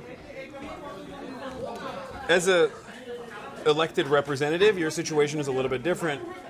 So you do constituent outreach all the time. But I'll say it like this: the resentments weren't coming from a place of real concern or even a misunderstanding, and more so their own demons that they're battling. And in most circumstances, I think that's what the problem is. So I now have a policy of not really entertaining it. That seems but fair. But that's just it seems fair. That's just being online. That's different. Seems fair. But it's a nice way of saying it. Facing their own demons. Did you see Dangerous Man? I love that one. Yeah. I thought it was gonna be a little funnier. Yeah, I think New York Post, you got them too horny. Like, they were too angry to, actually come up with something clever. Because sometimes they have bangers. That's what I'm saying. Like, it's racist, and it's sometimes funny. Yeah. So give me that. Yeah, no, they hit you with the... What is Dangerous Man? One of my chatters was in your... One of my chatters was the screenshot. Like, they were like, oh, that's me, in the group chat that they, that they took a screenshot of. The Dangerous... Lemon something. It was one of the 3 screenshotted chatters in your group chat when you were talking to Rashida Tlaib. So that was also interesting. Like, apparently that was a private correspondence or something? Like, what happened there? It was a DSA member's phone bank. And someone intercepted it to find you guys having a wholesome back and forth. The Post reporter paid dues to DSA, became a DSA member. That's awesome. Yeah. New York Post funds New York City DSA now. Hell yeah.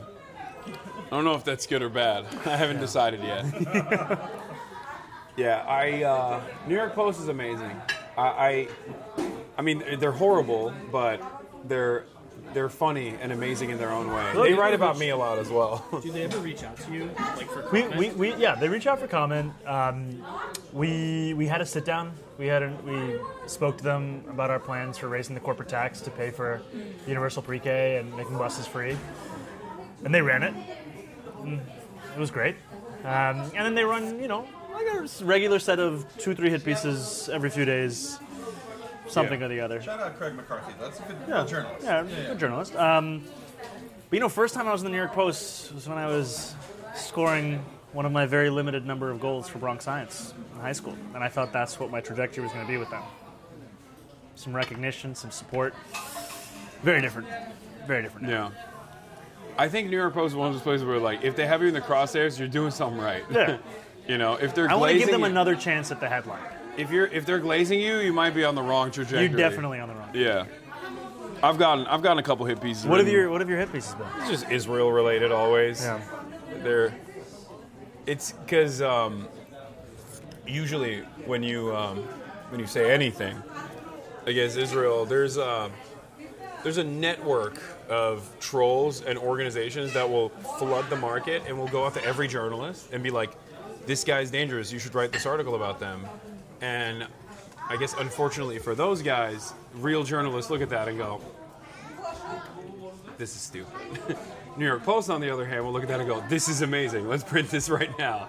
It's like New York Post, sometimes Fox News if they get a big get, but that's like usually the bottom of the barrel. But I still appreciate it. I still read it. Their piece on that one Israel supporter that had to go to rehab for eating too much cheese.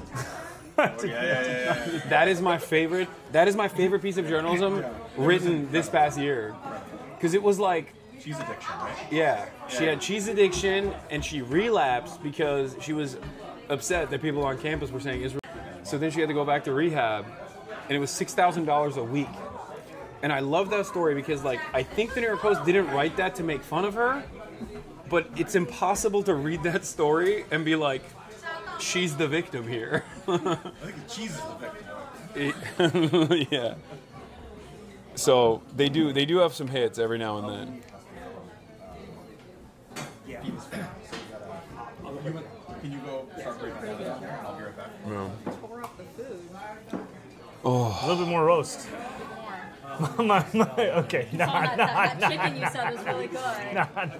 No. Gotta keep up with the macros. I ate. What are they saying? So when did you start streaming?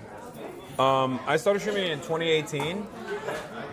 And I was doing full-time at the Young Turks and just like kind of streaming whenever I had a moment. And then I started taking it more seriously all the way in 2019, where it basically became like 2 full-time jobs that I had.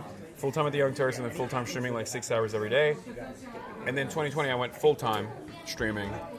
And that's when I got a lot larger. And streaming from the beginning has meant Twitch? Yeah. Okay. Is that the only streaming platform? Well, I mean, you can live stream on YouTube as well, but I sometimes live stream on YouTube as well, but I just do it on Twitch because that's just my primary platform. But Twitch is a live streaming platform. Like, the only thing you can do on there is live stream. Yeah. I feel like such an uncle asking these questions. Yeah. No, I mean, it's normal. It's like Twitch Shout is out not, uncle representation. Yeah, Twitch is, it's not like, it's a very popular platform, but it's not like YouTube, you know what I mean? So, yeah. And do you have a set schedule? Like every day you're streaming this time exactly? Yeah. To this time exactly? 11 a.m. Pacific, 7 days a week. Sometimes I start off at 10 a.m. Pacific, like today and yesterday, but it's 11 a.m. Pacific to 7 p.m. Pacific every day. So it's 8 hours at least every day. Oh, man, working. 7 days a week. Working. You Yeah. don't take a vacation?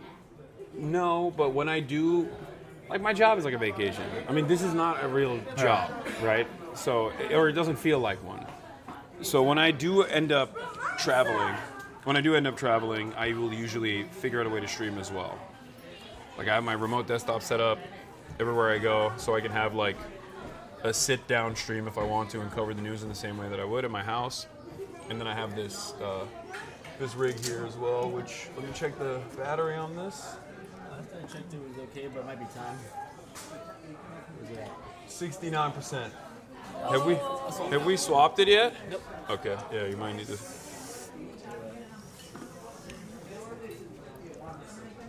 So yeah, I can do this anywhere around the planet as long as I have internet. So what time are you streaming until tonight? 1 a.m. No. I'll probably end it after this, like after we're done hanging out. I got a pitch. What is it? We end with some coffee. Okay. Be a little bit of a walk. Okay. We go on Steinway. I have some Yemeni coffee. Okay. I'll try it. This is like way past my time. No. I'm down. I'm down to do that. I'm definitely down to do that. Especially Yemeni coffee for sure. I love coffee. Yeah. I have nowhere to go. I have much love for the. That's like the endorsement you just want. Much love for Yemeni people. I have nowhere to go. The man who could go nowhere else loved my business. You having fun? Yeah. I'm thinking about the tattoo. It's gonna be fire. It's good, yeah. Where do you want to put it?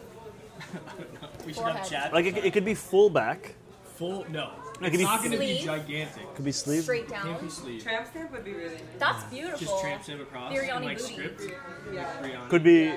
could be It would a face. nice surprise. Could Forehead tat. Could also be here. Right. Tasteful. The thing is, though, whenever the issue is when people see it, they're going to be like, why do you have that? And then they're not going to believe me. You're gonna say There's so video evidence. The mayor of New York. No, I'm right? deleting this VOD after this so that he doesn't have the video evidence. and clowning on him. Get a picture of Zohran tattooed on your body also, so that you can be like, look, it's real. This guy. You should get, you should get an explanation it. under it that said Zohran said I should get it. Yeah. No, the community services department, the community safety department, they're going to come and take me away. No, that's not in their interest to police tattoos. Although, like to be serious, the tattoo profiling of crazy immigrants across this country. And there's a guy who had a tattoo. He had autism awareness. He had an autism awareness tattoo. There's a guy who had a Real Madrid tattoo. Right. Yeah. I mean, there's a guy, just like the stuff that people have been thrown in jail for. There's a guy in Guantanamo for having biked the wrong way on a road in Texas. Yeah. That's what we're talking about. Yeah, And now there are people that even the federal government admits should not be in these Salvadorian prisons. Yeah. They just said it's beyond them. All right, I'm going to go short this. Meet you guys upstairs. Okay. No more food for anybody? No, I'm good. Thank you. I'm good. A little bit. No. A little bit of food. A little bit of food. No? A little bit of dessert? No, we'll have coffee. You're right. Coffee. Okay. You want to take the mic off? Yes. Oh, don't give it to me. I got it. I'm not trustworthy with this Here one. we go. I'm gonna say some things that my publicist is gonna have to like handle when you give me a mic.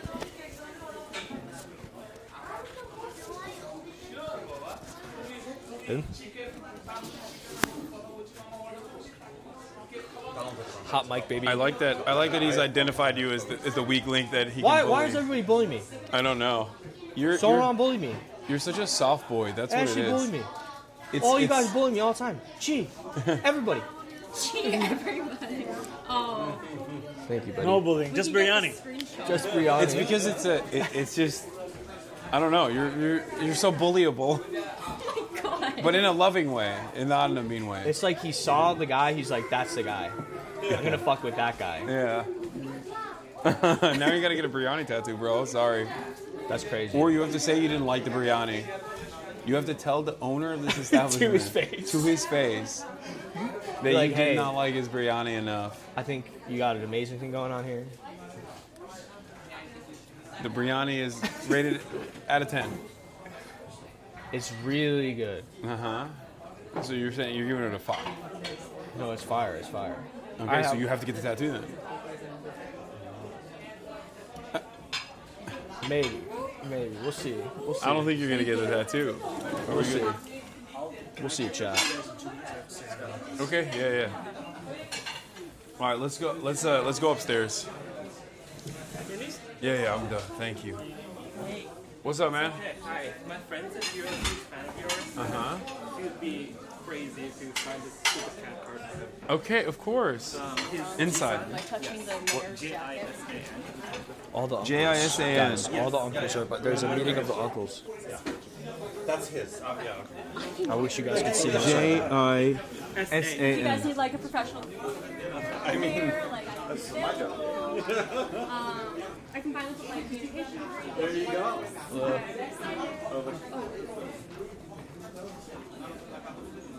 You write in all caps, Hasan?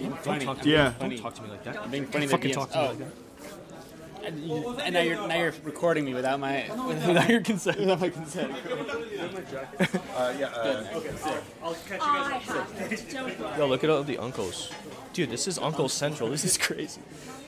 There's a meeting back there. Zohran's about to address. I just gotta go say hi. Oh, all right, man. Zohran has. It's really good. convened It's a like a really meeting good of the pen. uncles. You wanna keep the pen? No, I'm really good. Thank you. They're doing uncle magic. We got more unks coming. Okay. Hasan, Cameron Cassidy just messaged me and said, make them kiss, in reference to you and Zohran. I don't know if we're gonna be doing that So if you'd today. like to. Kiss. Kiss. You got fans. Kiss. You want me to take this one?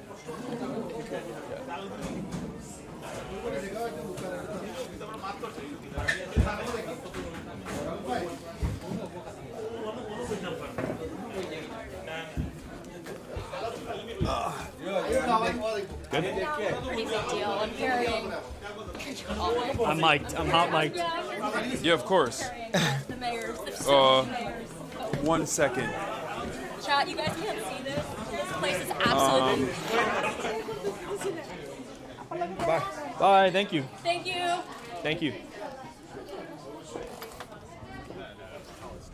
Oh shit.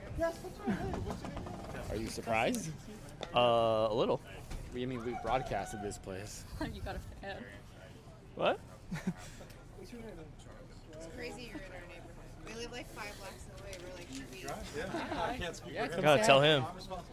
Where is he? There's a lot of uncles downstairs, guys. If I can, I know Zohran's. Yeah, Zohran's just downstairs. I hate when you get this close to me. It makes me so upset. It honestly makes me so pissed. Because, like, what do they see? You know? It's awful. Get further away. I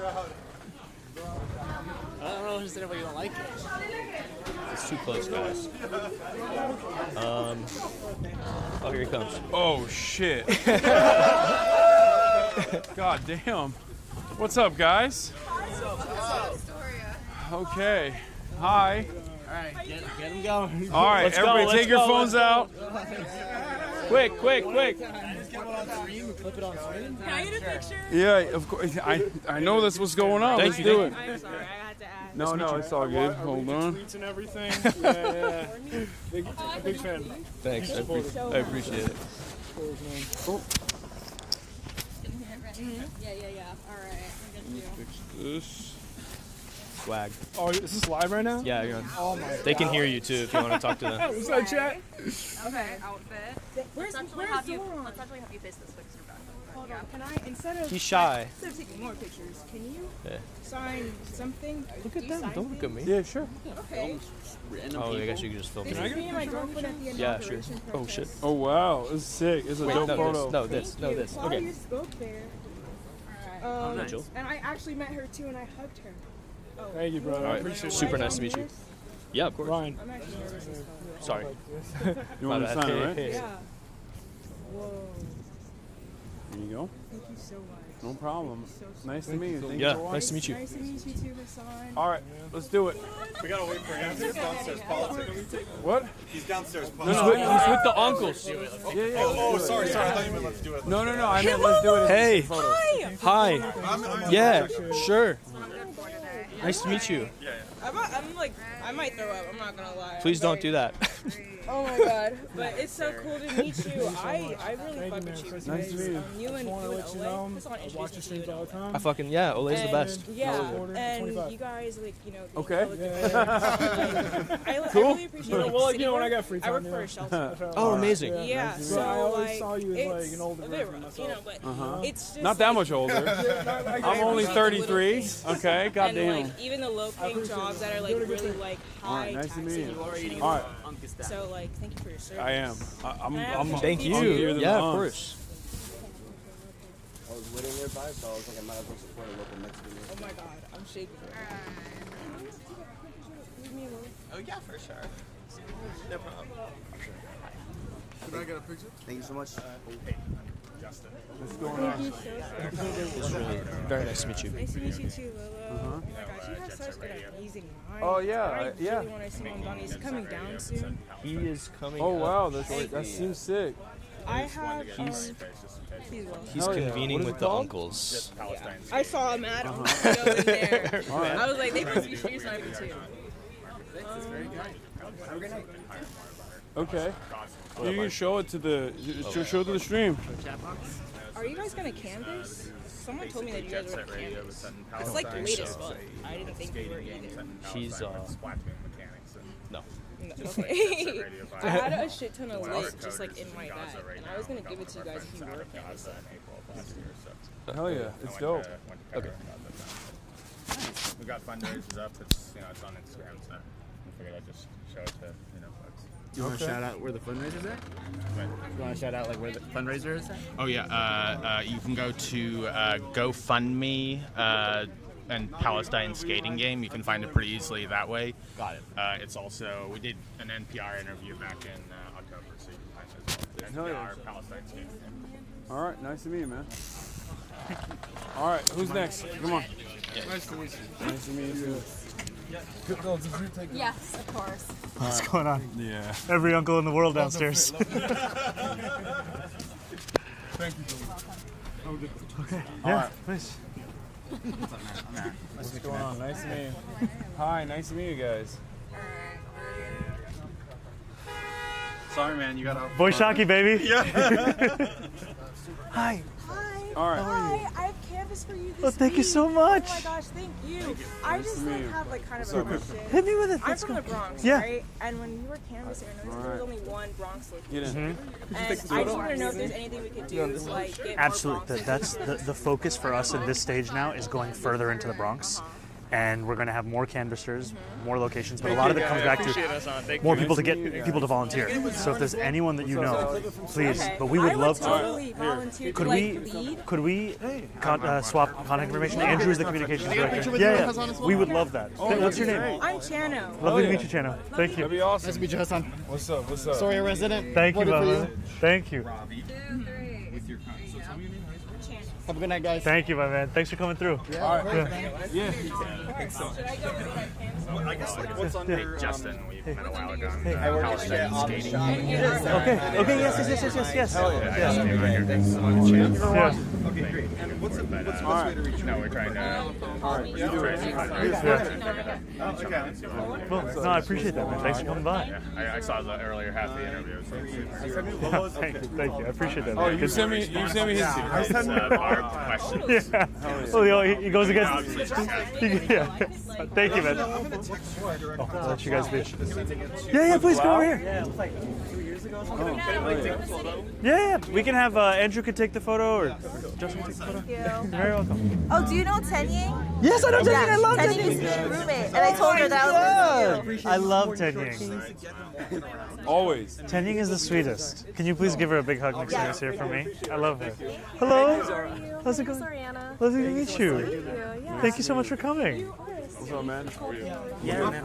I've never donated to any candidate before. Genuinely excited. Thank you so much, man. What's your name? Aresti. Aresti? Yeah. Thank you so much. It's like, thank you. Oh, that's amazing. I'm a school librarian, and so like very much supporting good candidates. Thank you. Thank you. Thank you, guys. Can I give you guys a hug? Yes, please. Thank you so much. Thank you so much. Really, really appreciate it. And the story of The story of people, let's go. People are about PRA. Let's get a quick picture.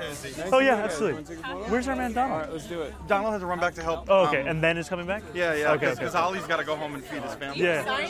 Yeah, absolutely. You said this in video. Is that what you want? Okay. Wait, no. No, you want photo, Yeah, right? no, video. Video. Mr. Mahoney, can you sign this? Yes, absolutely, I can sign that. Do you happen to have a pen? Okay, let's go. All right. Yeah, we're good. Okay. Are you ready to walk? Yeah, I'll take one more photo and then I'm out. All right. Yeah. Sure. There you go. Yeah, absolutely. Thank you so much. Hasan, prototype that is. Hi guys, great to see you. Thank you so much. Yeah, yeah, let's do. You went to Bank Street? I went to Bank Street. Yeah, me too, man. Let's go. It's so nice to meet you.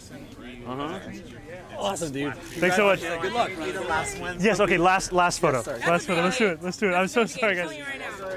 Yes. No, not at all. Gotten really good music from the West Bank, actually. Thank you so much. We love your policy. Thank you. Yes. You're so welcome. Thank you so My much. friend runs this fan account. So I hope that's not uncomfortable. Not at for all. you. It's very funny. It's very cute. Thank you. Thank you. Let's do one more. Let's do one more. Come on. I just want to do a quick selfie. Yeah, let's do it. Let's do it. I canvassed for you like 2 weeks ago. Thank you so much. Thank you. Thank you so much, man. Thank you. Thank you, guys. I'm sorry, I got to run now. No, you're good. Yeah, Hey, thank you for all the work you do. I'm voting for you. Thank you so much. I really appreciate it. Thank you so much. Thank you. Yo, thank you. Thank you. Really appreciate it, guys. All right. Okay, great. Also recently speed, I guess. Amazing to meet you. Nice to meet you. Are you out? Are you out? Nice to meet you. No, All right, I we're going this way. Oh, I can grab this. Yeah. Oh, Also, okay. you're packed up, right? Thank you, my man. Thank you. What's your nationality? Indian Uganda. Oh, you know. Yeah. Okay, nice to meet you, brother. Her backpack. But she has my mic. Okay, perfect. All right, we're going this way. All right. My mom is a big fan. Barb? What's up, man? My mom's a big fan. Hi. Eras She's a big fan tour? of Kaya. She just watches you for Oh, Kaya. hell yeah. Taylor's version. All right, quick. Wait, let's do it. What's up, man? You want to take a photo? All right, we're going to keep walking now. If you have time, Let's take it. You have it there. Go ahead. Thank you so much. Nice to meet you. Thank you so much. Do you want one as well? As Hell many- yeah. Well, thank you for watching. Yes. My niece just called me, you know? Yeah, okay. And she said, go on, take your pictures. Let's take a photo. Do you have a phone with you? No, I don't have it. Oh, okay. Let me bring it. I got you. I'll get it to you. Okay. I'll get it to you. Okay. Make sure you get it. Hassan, come in here. What's happening? Oh, we're going to take a photo. All right, let's do it. Her restaurant that we were just at. Well, Shaq, I'll make sure you get it. I'll Okay. make sure Zohran gets it to you. Perfect. Wow, that's a good Thank photo. you, thank Okay. you. See you. Okay, Assalamu alaikum. Thank you. All right, we're going this way. All right. I'll get one of you and We can go this way. One. Where's March? Oh, he's right there. Okay.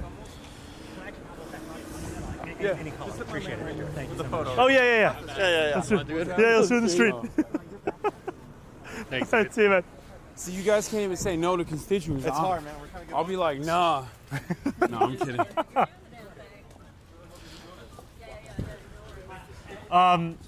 Can you reach out to Elle and Katie? We might have to push. Yep. Oh, yeah, I got it.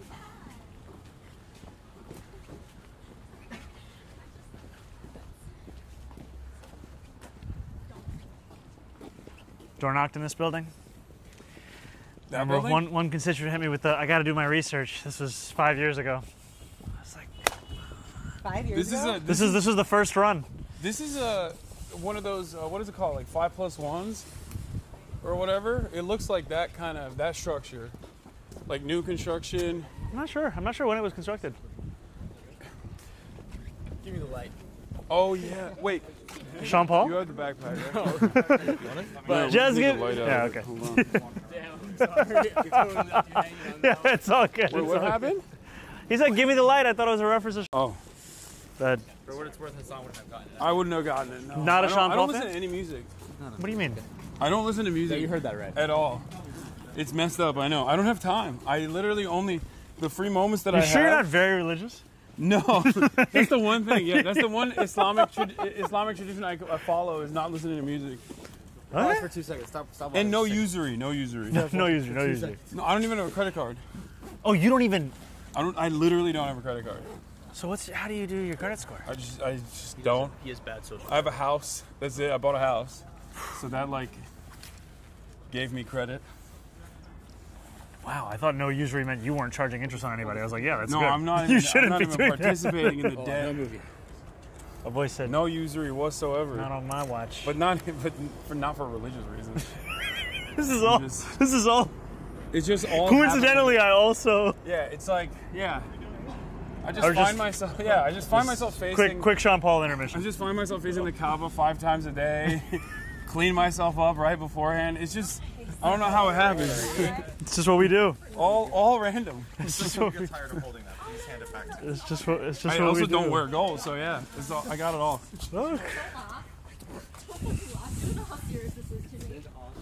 No, for Turkish people, I don't know how. I mean, I don't know how it is for the rest of the ummah, but for Turkish people, like the one thing they don't do is pork. Oh yeah. They do everything. I feel like that's the general hierarchy Yeah. of what's not acceptable. Yeah, and I feel like it's a bit of a cop out. I always think because it's like, okay, you never had pork, so you just don't do it. No, you just don't eat it. I respect it. It's like the last thing. Yeah. And the thing that I love is that if you suggest it, it's like, how could you? It's like, oh my god. To somebody who does everybody else. This is the everything biggest haram. It's like, dude, I saw you drinking I alcohol respect last it. week. I What do you respect mean? it. Yes, I have the big phone.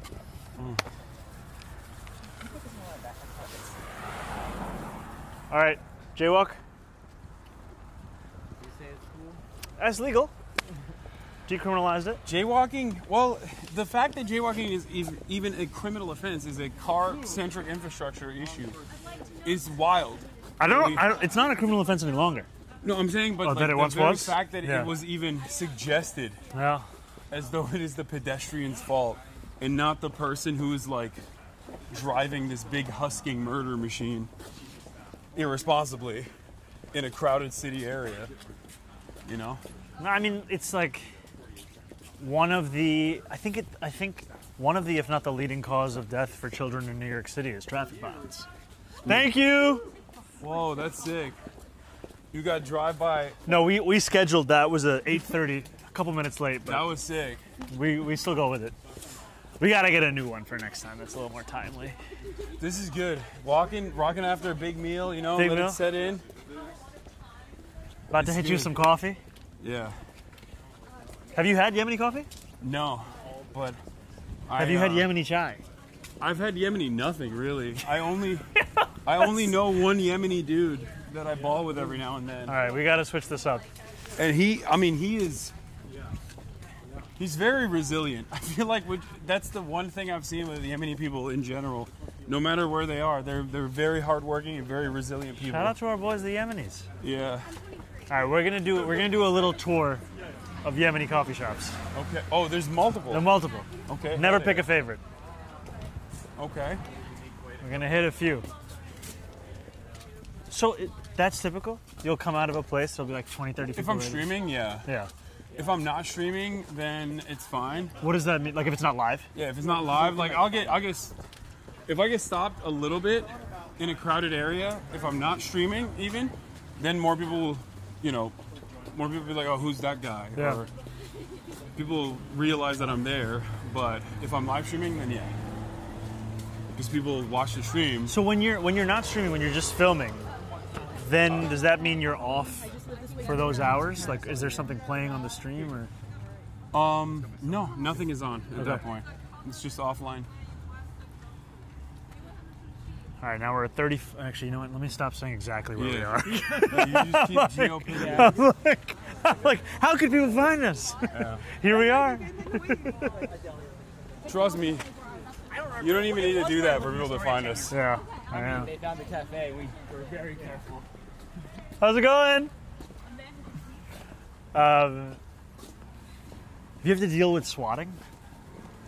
I mean, every content creator has to deal with that kind of stuff. I just don't even like talk about it in general because Why am I even asking? No, it's okay. But it is definitely a big problem in our industry in general. It's always surprising that right wingers even like bring it up because there's not really any competent way of dealing with it aside from whitelisting, and then what is whitelisting? It's practiced at local police departments where they know your address, and they'll be like, So oh, if there's a call, there's like a known person, so they give you a call. Okay.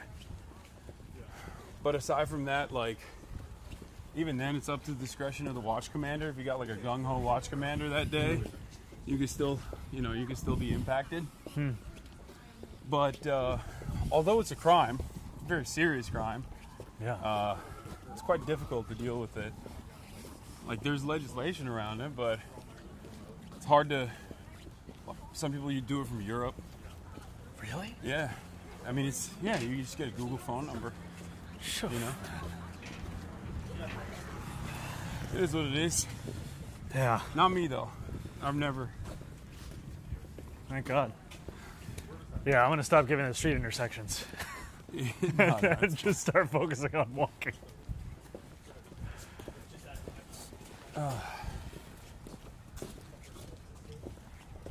Doing all-terrain work. And how long have all of you guys worked together? Oh, it's just March and I work together. Oh, it's just you guys. Oh, my bad. Yeah, I've known Lolo. Lolo's just my friend. Okay. He wanted to. I mean, he was like talking to your people, I think. Yeah. And he lives out here, so I was like, hey, you should tag along. Oh, that's awesome. Dude, this light is sick. March, you've elevated. Yeah. You've elevated our production big time. Respect. I'm the guy. And when did you guys meet? Yeah? Yeah. That's awesome. March was working for another company, and then he got hit with the layoff beam from said company. At the time, I wanted to launch a podcast, and me and my best friend, we did it together. We trusted March.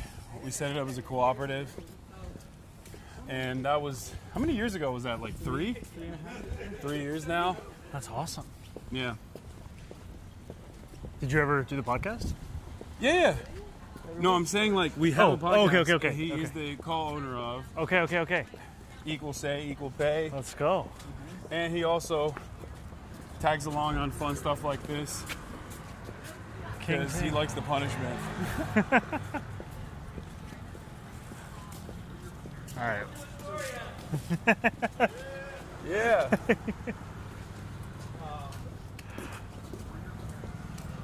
Dude, Family Mart. I was really going to say. Family Mart.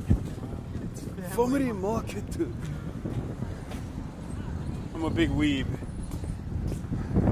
We love Japan. You want to hit it? No. I mean, we in Japan is a chain. Okay. Family Mart. A convenience store chain. Do you have them out in Cali? No. I mean, they have like 7-Elevens out there too. That's like another very popular chain, but it's not like 7-Elevens here, you know? Yeah. Very different. You know where you're going just based off, like, you know exactly Yeah. I mean, it's the beauty. Bro, he's New York from City. here. This is. We're gonna. Well, how do I do this without saying the directions? Yeah. We're not too far. Yeah, It's that perfect politician vague language. Trust me as we navigate these waters to arrive at our destination in a short period of time.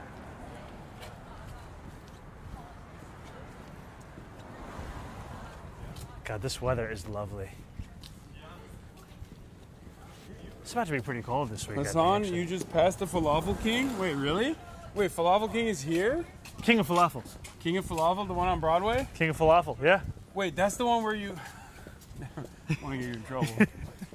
That's the... I'm gonna leave you on that. That's the one that. I'm gonna let you. I didn't realize that was here. I Yeah, thought it's that in was Astoria. in Manhattan. Yeah, if you weren't here, I would definitely frequent it. Let's just... You should go. Get some late night on. Promoting local businesses. Is he Palestinian? Yeah, Freddie. Oh, okay. He's originally a food truck that then became a brick and mortar. Also has another food truck on Ditmars. Oh wow. Yeah. Hashtag yeah baby. Oh really? That's the hashtag. Okay. My only like the big one that's now like I feel like it's out of fashion because it's so popular is the halal guys. They blew up. I used to when I came to New York I used to get the was it 51st? By the Hilton? Yeah, exactly. Yeah, next to the Hilton. There are all these rumors like the Hilton offered them $1 million to leave the intersection and all this stuff. Wait, really? I don't know if it's true. You know, just like Uncles always have theories. They have like brick and mortar retail. Oh, yeah. They have Yeah. stores everywhere. They have stores in LA now, in K-Town and shit. Yeah. It's very good. We've got great halal in Astoria as well. Mahmoud's Halal, 34th Ave in Steinway. Very good. Gotta give Brick and him a mortar shout does out. not hit the same. You're right. No, doesn't. No, you got to get it from a truck. For sure. That's what Ali was saying. That's what his dad did originally. He had a cart. He had like a coffee cart before the restaurant. Oh, I didn't know that. Sammy's is so good. Yeah. His father's kebab spot. It's so good. Are we close? Yeah. I have to pee. Yeah, I got So, you. I got you. Why don't we're gonna cross here. All right. I'll give this guy a second. It's fine. All right.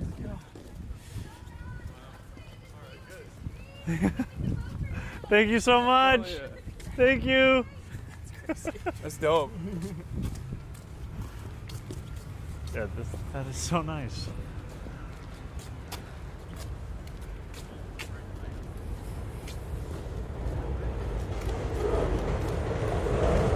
You're a fast walker, man. New York City, baby. Yeah. Come on. You're booking it. You know?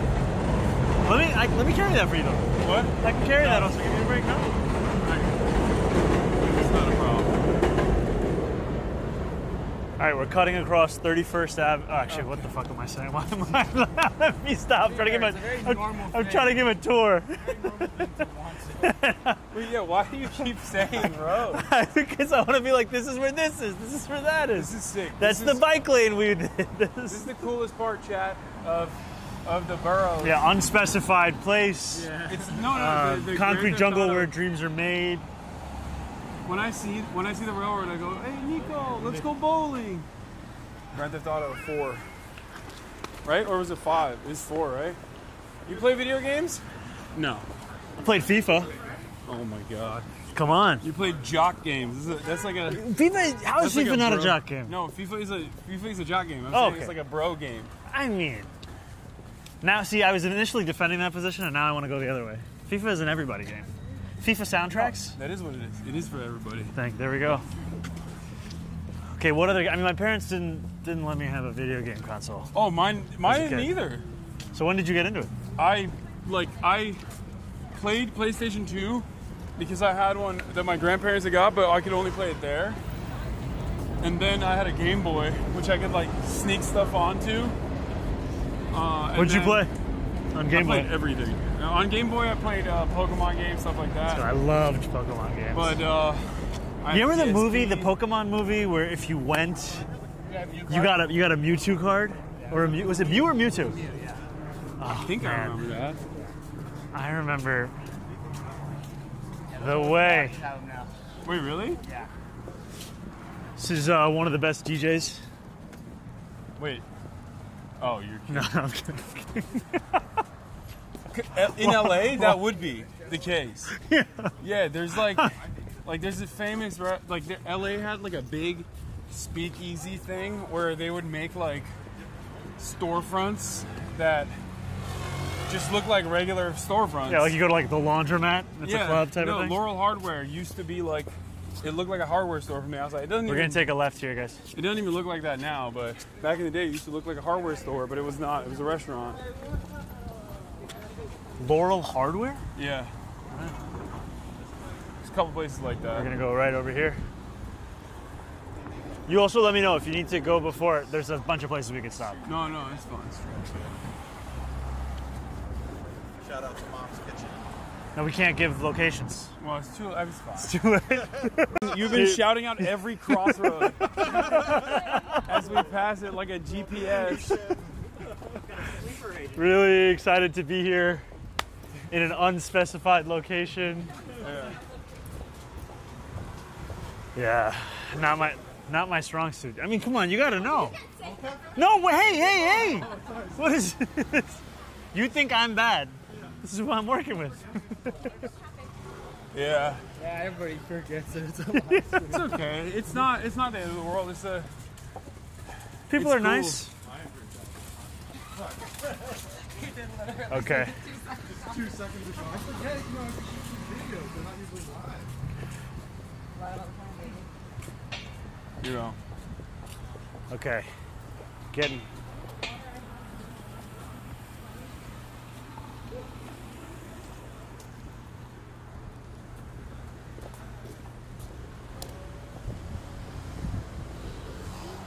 It's taking every ounce of my body not to shout out. I can tell. I love you guys. Do you normally do that? I just love sharing all these spots with people. What are the spots here that you like? You can say it. It's fine. Yeah. Okay. Have you ever had burek? Burek? Yeah. Of course. What am I doing here? Yeah. I'm trying to appropriate your culture. What is?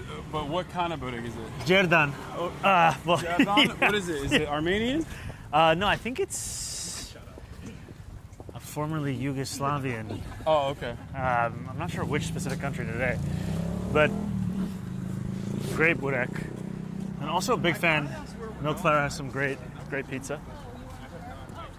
And there's an open street that's on this block that is great. Weekends they'll pedestrianize the block.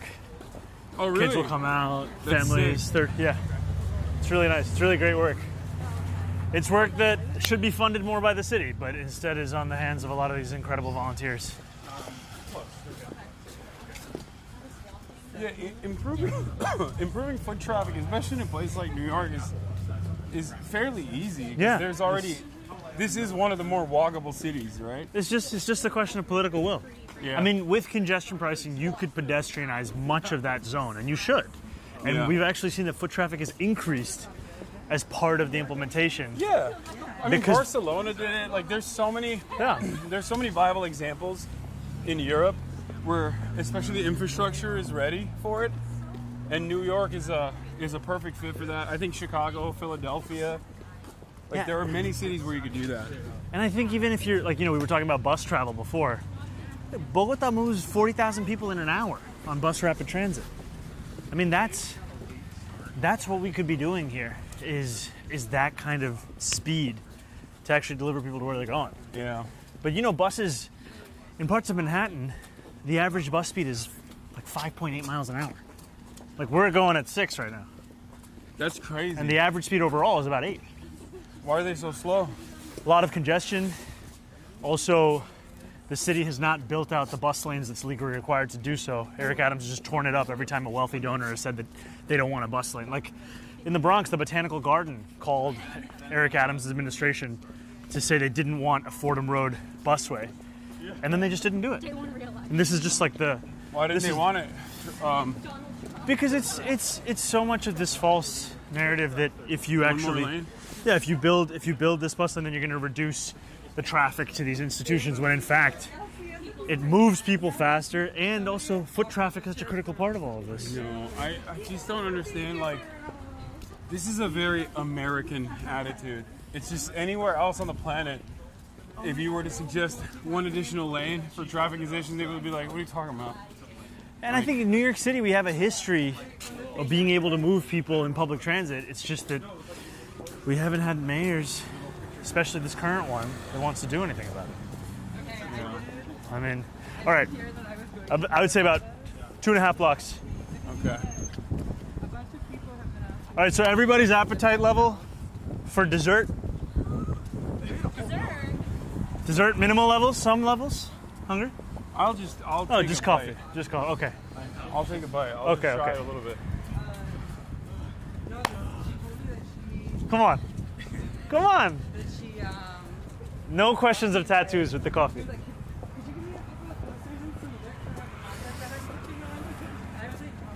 Okay, so we're gonna hang a left here. Tiger Schulman. Isn't that karate? Yeah, they used to have those ads in the early 2000s. Can't believe All it right. still exists. That's sick. Here we're going. You know you're on the. What do you want? You're on the stream here. Wait, can you hear me? Yeah. Yes. Yes, everybody can hear you. you go in front if you don't want to be heard. I got what I needed. All right, the final block. All right. Here we go. Beach bum tanning. Fine institution. Fantastic. See, the good thing about saying that there are many locations. Yeah. We could have people show up at the think wrong I beach think bum it doesn't tanning. matter at this point. Yeah, People want to know where we're at. They figure it out. That's the truth. So what did you and the unks talk about? Downstairs? Yeah. Bangladeshi unks gathering. They wanted, everybody wanted to do an introduction. I knew two of them from before. They've been longtime community leaders. Uh-huh. And they wanted to just chat about June 24th. Because it's, what, 70, it's your birthday? Yeah. That's election day. Wow. Look at you, an electoralist. Wow. Be a real nice birthday gift if you won. Yeah. But it'll only happen if you get the biryani tattoo. It always comes back. They didn't ask me about the tattoo, but I do think they would have appreciated it. No, but it's 79 days away. So there was a lot of questions of, what is the plan right now with 2.5 months? How are we going to get people out? They were actually uncles from, not just from Queens, Bronx. All the uncles got together. Oh, thank you. Yeah, no. You're a star. I'm just a guy who's figuring out what streaming is as we do it together. Yeah. Yeah. Alaikum salam. How's it going? Good to see you guys. Big fan. Doing well. Thank you so much. Eid Mubarak.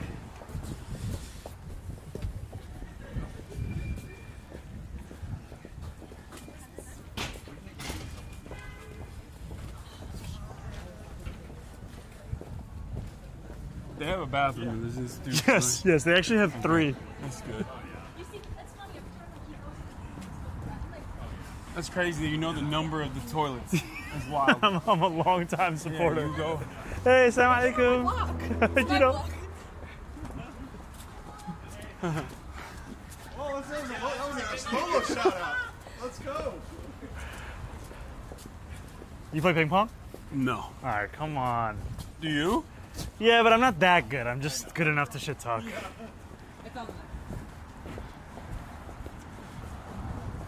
I once had a dream I would do a ping pong fundraiser where if I beat you, you'd have to donate. If you beat me, I'd have to give you merch. I don't think it's fully compliant. Yeah, I don't think it's fully compliant. We never did it.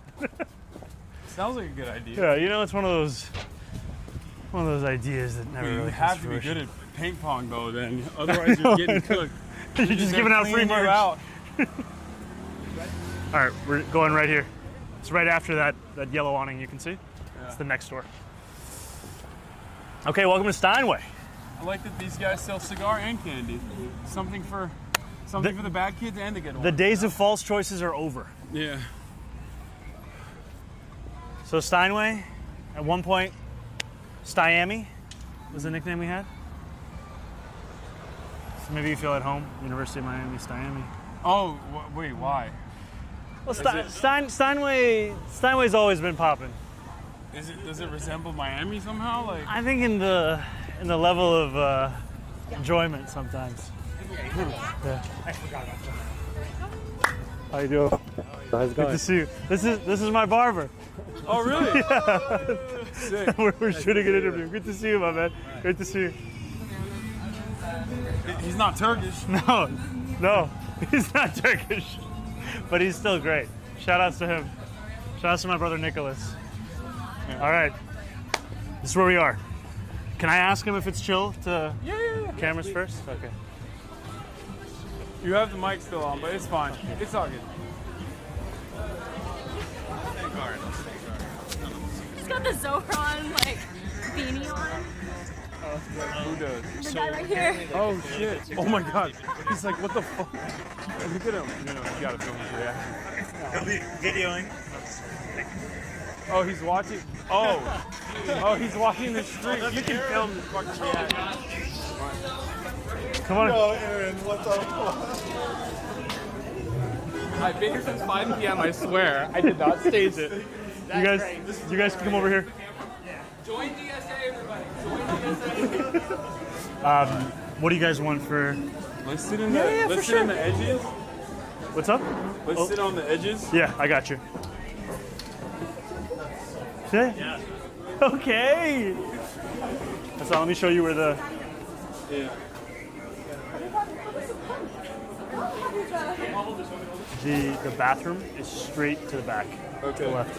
I'm just gonna leave my jacket here. Yeah. I'm gonna. Andrew, can you just watch over this? And then I'm gonna grab some chai. Oh, really? Yeah, literally. Wow.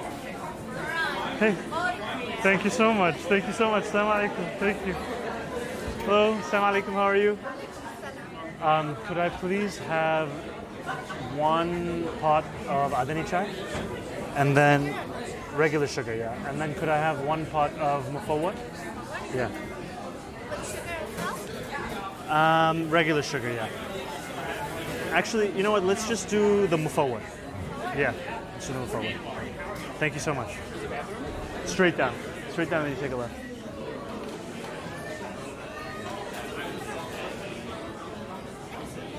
Thank you so much.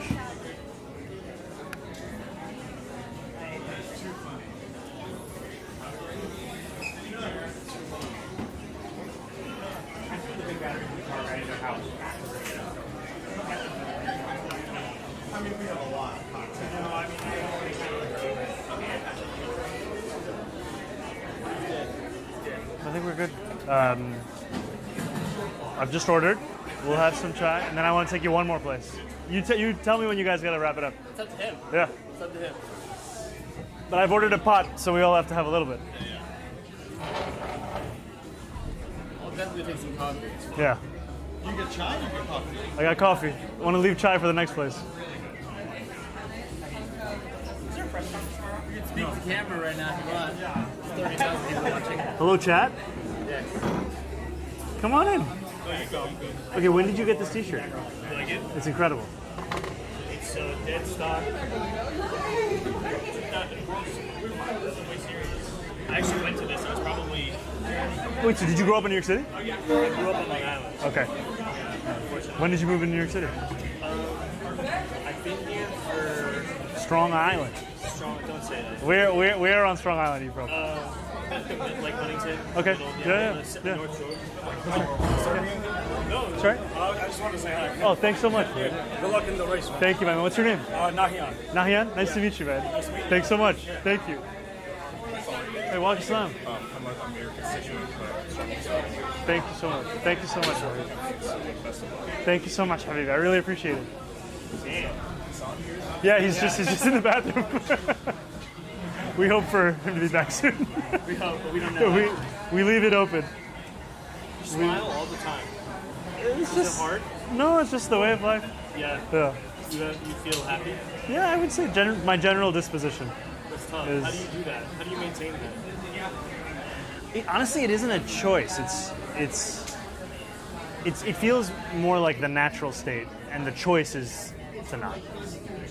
I think it would be pretty exhausting to choose always. But there's a lot of stuff to smile about, a lot of things to fight for, but smiles along the way. Any books that really impacted you? Books that impacted me. Have you ever read Civil War by Omar al-Akkad? No. It's a great book. It's a great book. It's a book written about the terrifying prospect of a civil war in our country, and it had this line that said, "What is safety but the sound of bombs dropping on someone else's home?" And it always stuck with me. I think also reading Fanon when I was in college was really formative. Black Skin, White Masks, Wretched of the Earth. And yeah, those were. And then my father wrote a book called From Citizen to Refugee. It's about the last 90 days he lived in Uganda before the expulsion, and the first 90 days he lived as a refugee in London. And your father is he still a professor? He's an academic. Yeah. He did like anti-colonial. Yeah, he's done. I think his most famous book on that is probably Citizen and Subject, and a lot of work about the post-colonial state. And he memorably, was introduced by introduced by the FBI to Karl Marx. That was his trajectory into I heard political that theory. on the interview you did with Chapo. Yeah. It's a fun way. Definitely not a successful outcome, I think, for that visit. This institution, is run by people from the MENA region or got bidets. Let's go. But they got the manual bidets, which I don't like. What do you want? Which is... You want the auto?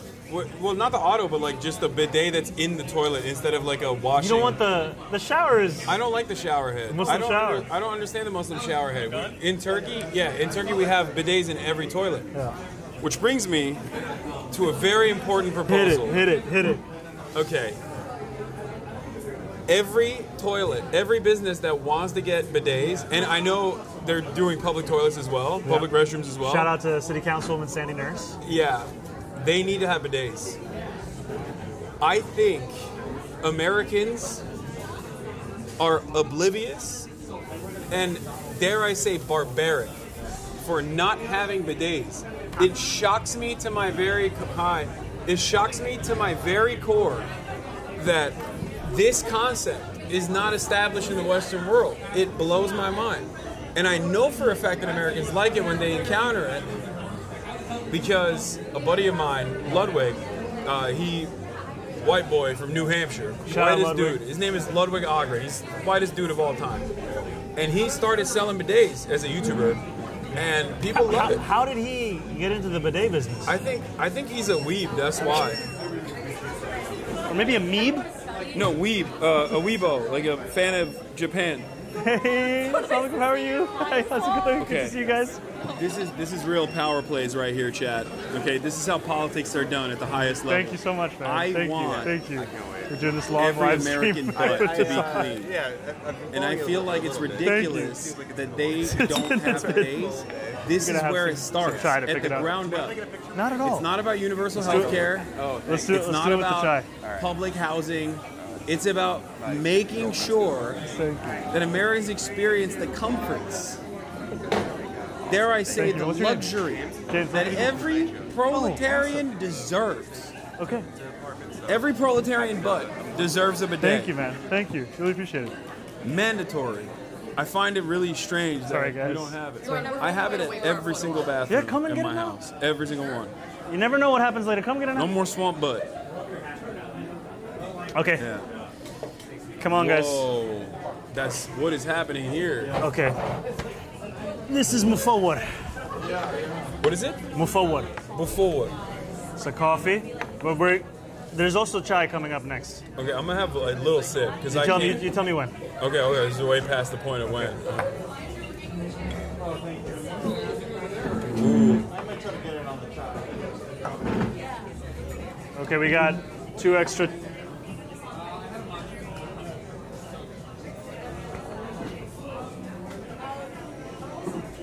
You want to grab 2 more cups? There's a lot of this. Do you want some coffee? Can you remind me of Marge? Marge, you want coffee? Yeah. We're gonna get more cups as well. Bro, you drink coffee at 9 p.m. You don't fall asleep? Come on. That's why I love coffee, but I feel like if I drank a full cup, I would die. I would not be able to go to sleep at all. Would you like some coffee? We're getting more cups. So there's more than enough for everybody. Thank you so much. Okay, I think we might even need more. 1 for you. One more? Donald, I think once. Yeah, I don't think you can ask. It's a safe assumption. We need one more glass? Yeah, even 2 more. Thank you. Very good. That's really good. Is that cardamom in there? This is not a plug for my failed rap career. Anyway, as I was saying, I think this is a real winner. I think Americans need to entertain the idea of having a clean butt. Look, I think bidets are a great thing. And it's cheap. It's like for $20 you can put one of those like things where you just change the seat up. So would that be Nothing broke. Okay. All right. And also, it wasn't on camera. That's crazy. That's crazy word. It's crazy. Right. I did like a full We got a couple extra coffees for anybody. Donald, would you mind just taking one of these over there to that table? They might want some. So what's Hold on, let me see if I can nail it. Hit it. This is a great jacket, by the way. Oh, thank you. The aftertaste resembles. I mean, it's like a very specific spice in this. It's not just the coffee that tastes this way.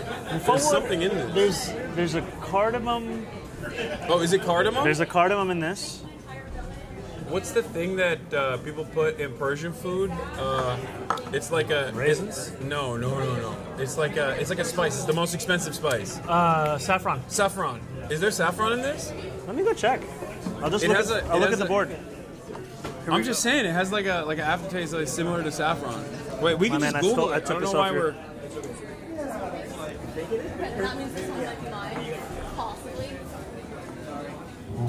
It's probably not saffron. I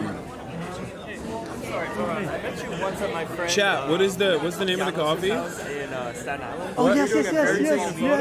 I'm running for office. I'm running for city council. Oh, awesome, and man. I really want to do like some organizing for you out there. Awesome. If there's anyone that I can talk to on your team, Absolutely. Thank you so much. Great to meet you. Have a good night. Great to see you, rather. Good yeah. to see you. Thank you. See you guys. Can you just keep this on you? Don't give away the Yemeni secrets. Great to see you guys. Come. The spice is kakule in Turkish. Son, I have to introduce you to one of the best, most dedicated volunteers. Her name's Magdalena. Nice to She's meet a big fan. I was telling Zohran before, I was like, can you say hi to Hasan for me? Of course. You want to take a photo? Yes, please. Can I get one with you and Zohran? Yeah. Do you want Sorry, my man. friendship bracelet? Sorry. I would love that. Thank you. All right.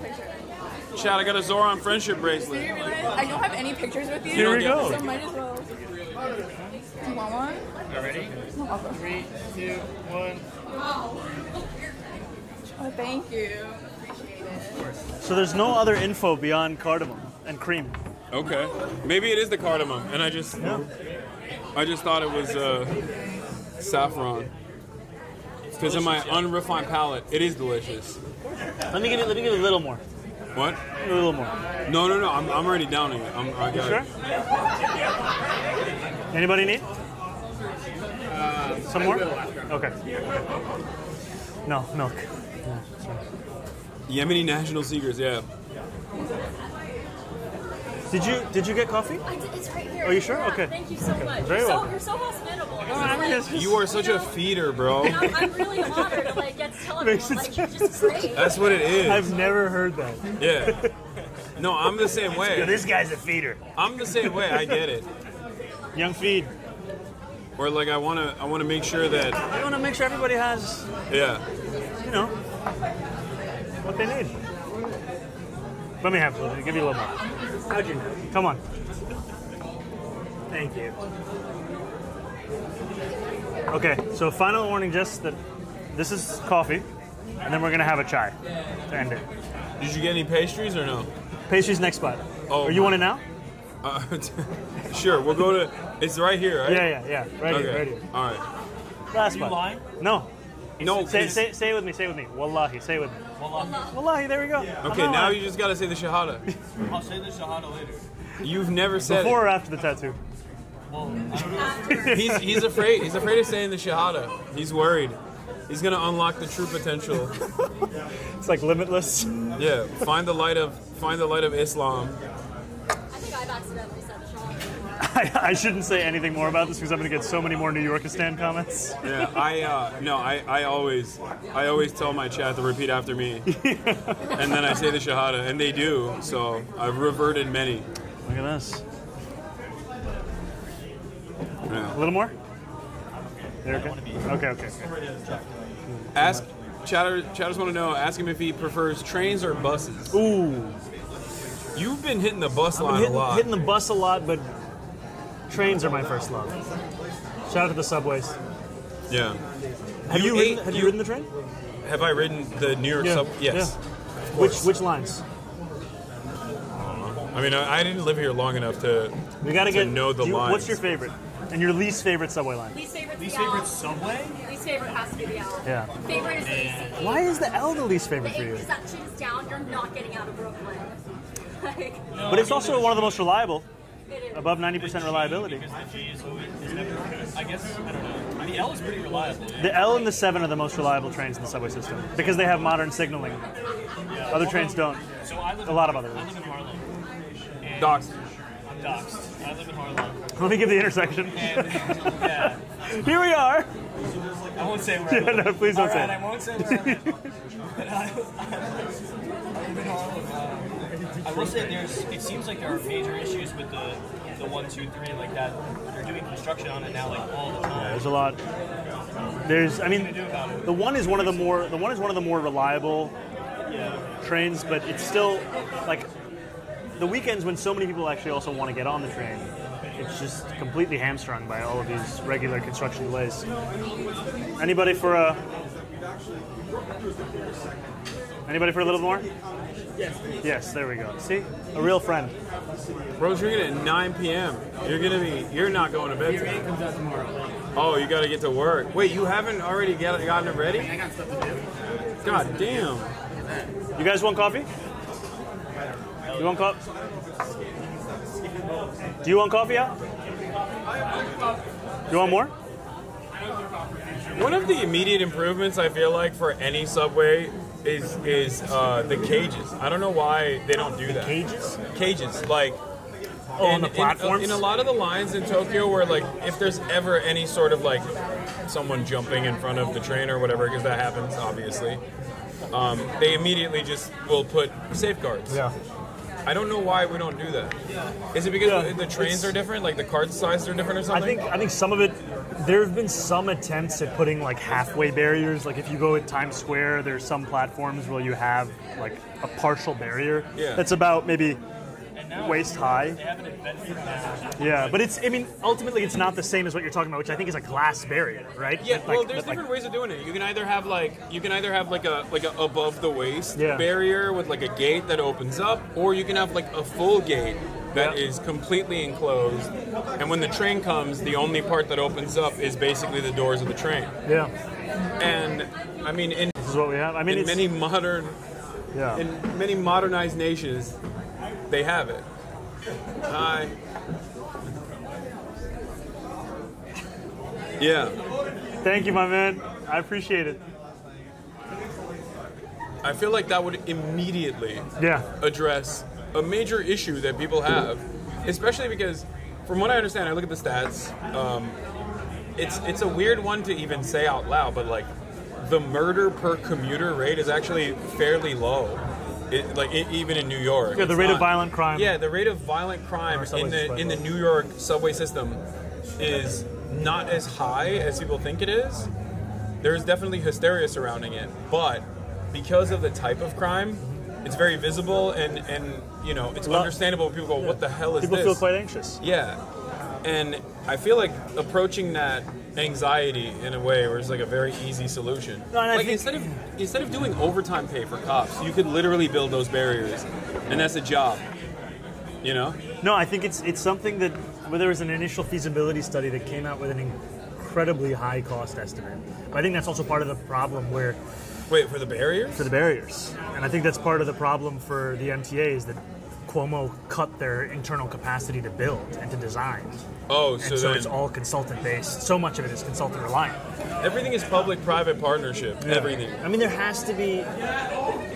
We have to actually develop the ability to build things without having to rely on external consultants. What do you think about, like, in Paris, where they've done some of these policies, like right of first refusal, like giving the cities the opportunity to buy buildings back when they're getting sold, you know, like entire buildings? No, I mean, that's fascinating.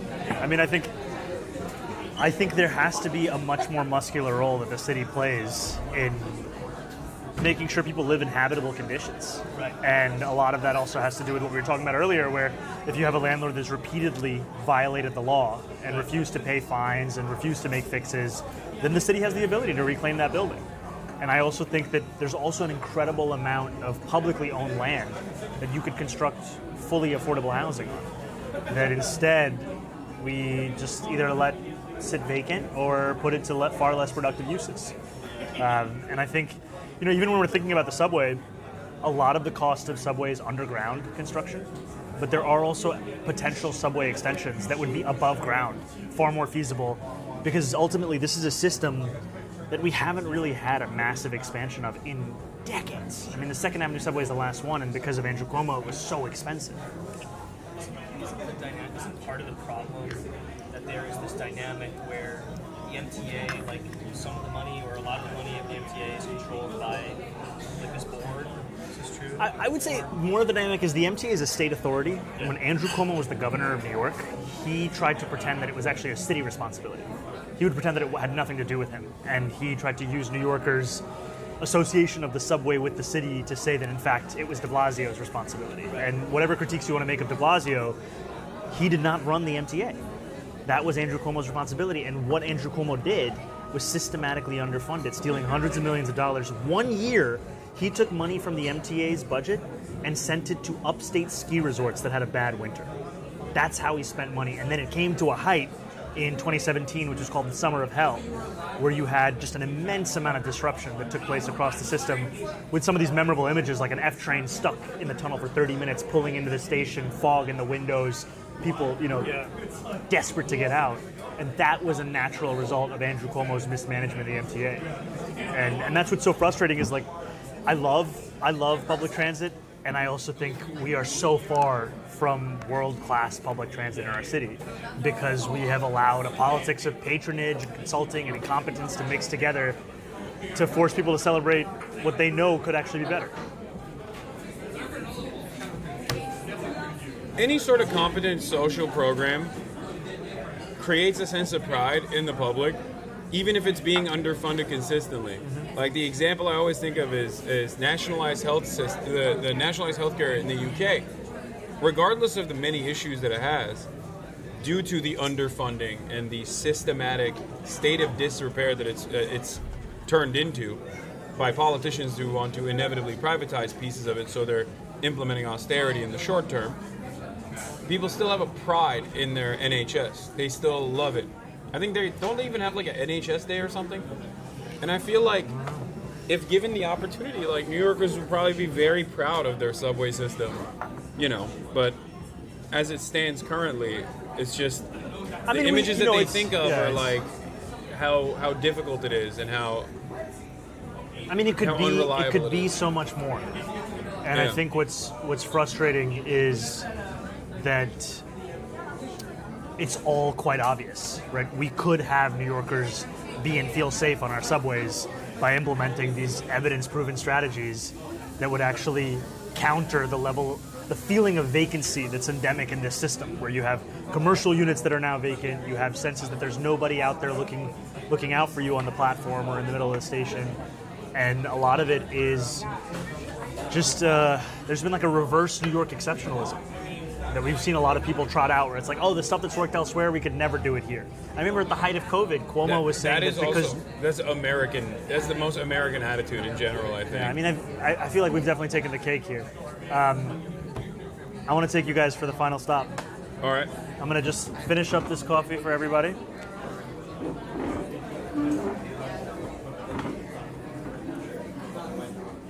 All right, final. Oh my God. For somebody, it doesn't have to be you, but we're leading right market now. crashing, European market crashing. Yeah, I know. Oh really. no. We gotta get Aaron a picture with Hasan. Yeah, Aaron, let's go. Let's do it now. This has been wonderful. Dude, I've had such a great time. Yeah, no, chatters are loving it. Shout out to the chatters. Apparently stock market's opening in Asia. Not looking too great. Is that related to this stream? No, they're informing me. They're just I was planning on maybe staying an extra day tomorrow to go to Wall Street and stream outside of Wall Street. Why not? Well, Direct from the source. I miss my dog and my family. Also very important. Oh, my dog. All right, Aaron, let's get a quick photo. Hasan, this is Aaron, Fernando. So, man, you read my tweets on the street before. Oh, hell yeah. Now we So, king of spreadsheets. Let's get a photo of you guys. All right, let's do it. You have a phone? Okay. Let's let him have a one-on-one. I'll let you guys. Okay. Yeah. Thank you. Are you getting in it now? If you want me in it, I'm happy to get it in. Yeah. Seb is texting you right now. Seb is mad. Okay. Thank you so much. Come. Yeah. Come. Thank you, Hasan. It's so nice to meet you. Hi, Thank you nice for to meet you everything as that well. you stand Come on in. for. Of course. Do you guys want to get in the middle? Yes, sure. Yeah. Please come in the middle. Can someone take Yeah, Andrew can take that photo, and I'll stand behind you guys here. Are we on the stream? Yes, you're on the stream. That's so fun. I think you're on the stream. I'm not sure. All right. Thank you. All right. Thank you, guys. Great to see you. Assalamu alaikum. All right, we're heading out this way. Yeah. Yeah, for sure. Okay, Yeah, thank let's take a photo. Oh, my girlfriend's coming. Yeah. Thank you so much. Thank you. Thank you, man. Great to see you. Thank you. We're so late to dinner. We're not dinner, but. Nah.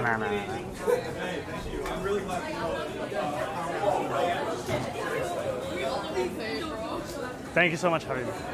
Thank you. It was great. Thank you. Bye, guys. See you. You're so welcome. Bye.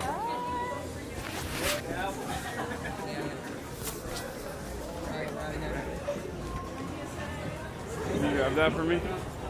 Thank you. How's it going? What? Sorry? I did. I've been texting. Oh, thank you so much. Thank you so much. I really appreciate it. What's your name? Mark. Mark, lovely to meet you. Would you like to do a photo? Yeah, let's do one. Absolutely. Oh my God, Ash. Nice to meet you. I appreciate what you do. My job. Thank you so much. Thank you so Mark. much. You're so welcome. Thank you. Oh. Uh-oh. All right, we're going this way. All right, we're going to the next stop. All right, quick, take It's not. take your phones out. My one last week did well, so, but whatever. Thank you so much. That means yeah, of course. Thank you so much. Thank you so much. Nice So to meet you. it's nice to meet you as well. How are you? We're from Republic of Georgia, so really. All right, so we are here. Yeah. Well, now I can tell you guys where we are, because we're about to not be here. Mocha and Co. One of the best joints here on Steinway. Make sure to check them out. They have a number of different locations. We just had some before wood. We're about to hit another Yemeni coffee shop. You want to take a photo? So we're gonna finalize this day. It was maybe too soon. I feel like we're probably gonna leave in like 5 minutes.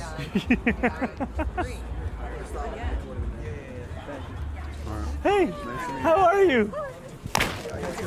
Yeah, I appreciate it. Hi, how are you? I'm good. I work with Sumaya. Oh, amazing! I love Sumaya. Yes, she loves you too. Thank you, thank you. You like that, bro? No, it's all good. Yo, bro, you're awesome, bro. I love Sophia, you want a picture? Okay. Come on in. Hold on.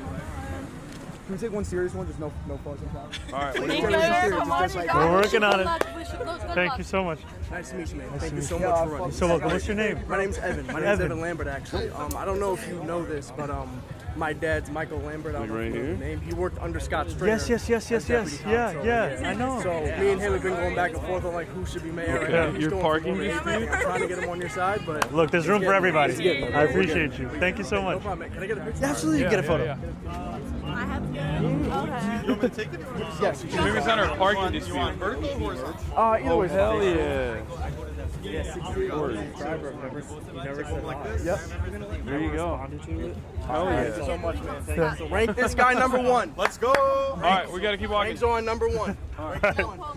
Thanks. No Cuomo. No What? Cuomo. Yeah. Quick. You guys want to take photos too? Okay. All right. All right, last one. We gotta get the. All right, quick. Well, should somebody go get him? Should I get him? All right. Have a good one, man. Nice to meet you guys. Here we go. All right. I think there's somebody up front who wants you to sign their shirt. What? Oh no, I did already. How's it going? Is it another person? Oh, then No, I think no, you're I already set. You're signed set. That's my old merch. All right, final stop coming up. All right, this is where we get the pastries, you said? That's where we get the pastries. All right. And the coffee. And the chai. Sorry, we already had the coffee.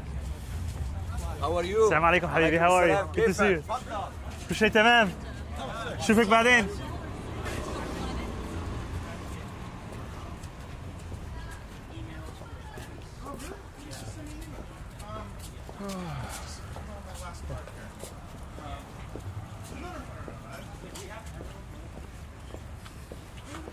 Okay, if you just press the thing is, like, at least nice about New York also is no matter where you go is that at least like the stores are open. Yeah. You know what I mean? And not even because of not even like even at 9 p.m. but in general, I feel like there's so many parts of even LA. Yeah.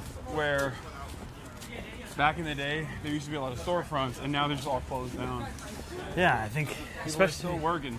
And I think it's partially because there's foot traffic. Yeah. I mean, you should come back to Steinway during Ramadan. Oh yeah. It is. This is like a very Muslim. Yeah, this is one of the hearts, dance. I would say, of Muslim New York City. Okay. Especially starting from here, 28th Avenue, going north to 25th. Yeah. On Steinway. One of the names for where we are is Little Egypt. Oh. And it's just a beautiful beating heart of the community. Okay, we're going to be crossing the street right over here.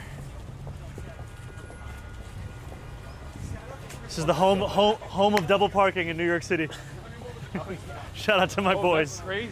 Here we are, going across here.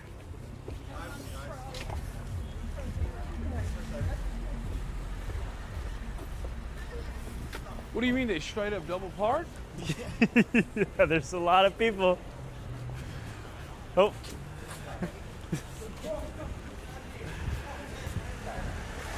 All right. You got the hookah lounges. Hookah lounges. That's what I didn't feel like it was the Muslim beating heart of New York before I see a couple hookah lounges, you know? All right, now we're coming in here. But once we cross the boundary, it makes sense. We're coming in here. Is it okay, or do you want I think to so, check with yeah, us? I think we'll go in the back. Oh my God. Okay, bro. They have kunefe. Assalamu alaikum, boss. Kunefe pistachio My name is Zohran. croissant. Friend of Yusuf. We were just going to shoot something in the back. Kunefe Let people know brownie? about Mocafe. Yo, that looks. Bro, the technology is out of control. Thank you so much. Appreciate it. The kunefe tech is. Oh, Oreo cream cookie. Okay, This is indecent. It's indecent. This is indecent. S'more brownie. How's it going, guys? We were Where does over Zohran there go? just shooting a quick video interview. All right, thank you so much. What? It's okay, they didn't pick it up. In the back. What's up? Just in the back on the left. Oh, I got a okay. table. I already know what I want though. Okay, what do you want? I wanna the kunefe. I want the pistachio croissant and the kunefe. I think it's a kunefe brownie or something. All right, I got you. I got You you. want to do it? You want Do to what? just go? I can go get the Okay, kunefes can on. you get what should we put it on? Just figure it out later. You'll just take my phone. Just do it here. We're gonna leave in 10, 20 minutes. Let's do that. Is that all right? Kunefe brownie, What do you study? pistachio croissant. I'm an guy. Big pot? Small pot. I don't think everybody wants that much. Nothing over there. Yeah. And then get one. Oh my God! Thank God. I Kunefe brownie, graduated college pistachio before we croissant. fought. Yeah, and then What's up? Oh, I'm a content creator. I'm a political Good. content creator. We're hanging out with Zohran. He's running for mayor. so this one, Y'all know who that is? Yep. this, no, this one, All right, got it. Yep. this one, and I thought Yelled at who? do those, and then small, and then you try. Yeah. That's Thank him. you. Yeah, he's dope. Yeah. So you saw that. Yeah. This guy saw you yelling at Tom Homan. He didn't know who you were, but he was like, "Oh, that's the guy that yelled Thank you, at Tom my man. Homan." Thank you, my man. Yeah, he did. Come on in. Yeah. That's why I asked if you live, because you look brolic in that. Trying to channel my inner Hasan. What's up? So I was trying to channel my inner Hasan. No. Yeah, so now we're gonna have the final chai of the night. There's more chai? There's a little more chai. We just had Well, coffee. we had How coffee. do you That do wasn't. the caffeine? You gotta. All right, I'm not gonna tell you what the password is on live stream. But Yeah. So just a little chai. How's it going, brother? How you doing? What's happening?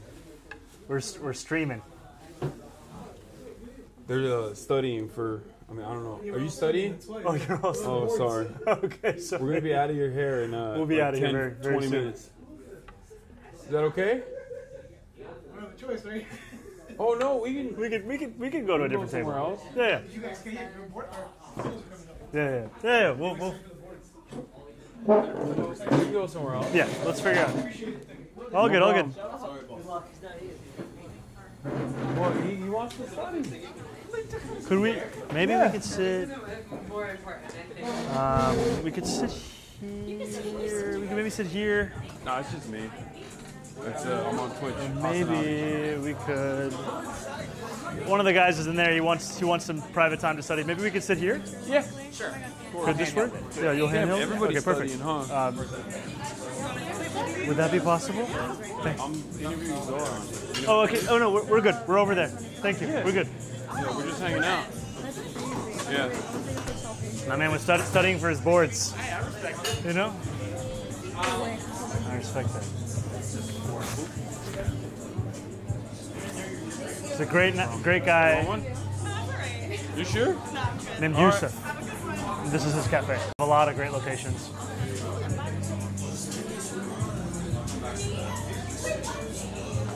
Oh, I'm sorry.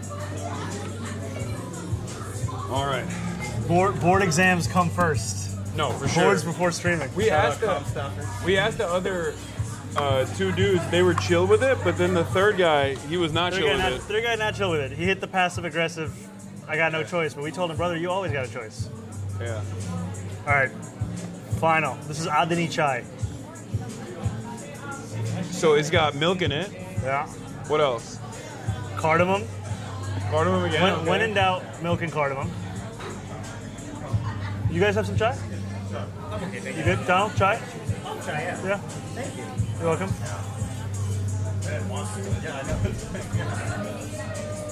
Chai?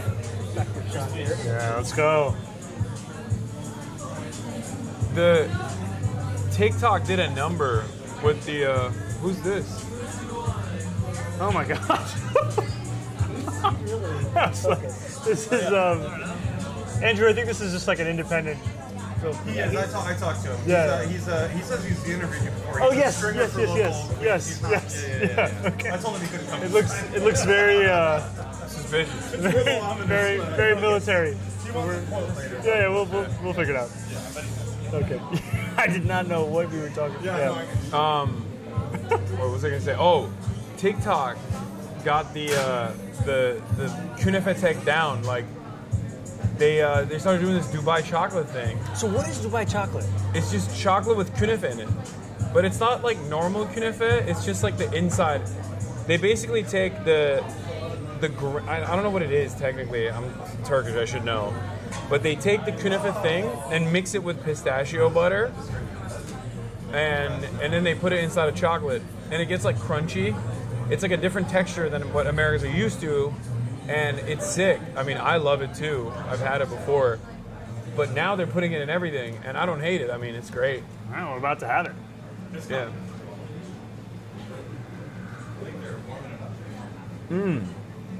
This is So also delicious. between Adani chai and Mufawwad, what's your favorite? I think I like the chai more, and I'm a coffee guy. but- Sorry, you Yeah, you can go ahead. Sorry. Sorry, boss.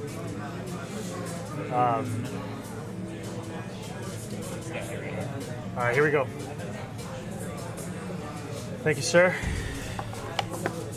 Oh, that's a brownie. Here you go. And then what's that one? Pistachio. All right. Do you need like a knife? Yeah, I think so. I thought we were getting in there, Bangladesh style. I mean, we could. Although brownie Bangladesh style is going to be tough. I can, yeah. All right. You want to try this too, right, March? Yeah. Yeah, you do. I can see it in your eyes. Okay. I think we might need some forks, but I don't care. Here we go. Getting in there. Cheers. all right. Oh, Left alone for the cheers. I did good. Symbolic. Oh, that's pretty good. Thank you, Yusuf. Oh yeah.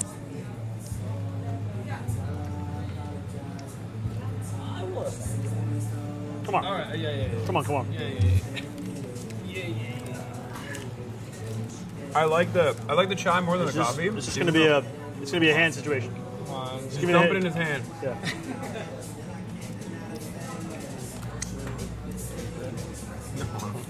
Yeah. Camera from everywhere. You're doing your hand sanitizer. And this is the pistachio. Pistachio croissant. All right, I'll go in for it. Thank you so much. Very welcome. Oh. Oh, that's bomb. Right? Yeah, no, it's very good. Come on.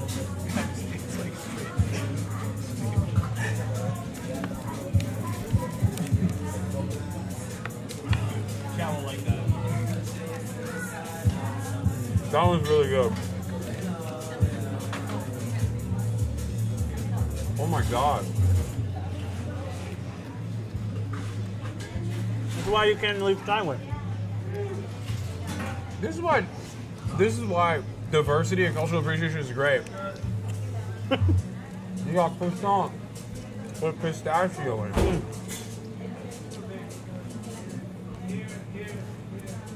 It loops back around when you think about it. Croissant, I think, initially invented because of the Ottoman conquest. Really? In Europe. Yeah. All the crescent-shaped pastries, I'm fairly certain, come from that. Wow, I did not know that. I know for a fact that the other cookie, like the crescent-shaped cookies that they have, I think in like Austria and stuff, like that directly is Ottoman conquest, and I think croissant as well. But it's not like, I mean, it's not Ottoman. What you're saying is that's us? You're taking that? I'm saying that it's like it looped back around with the croissant with the pistachio in it. I'm gonna look it up. Hold on. No, yeah, that's gonna be funny.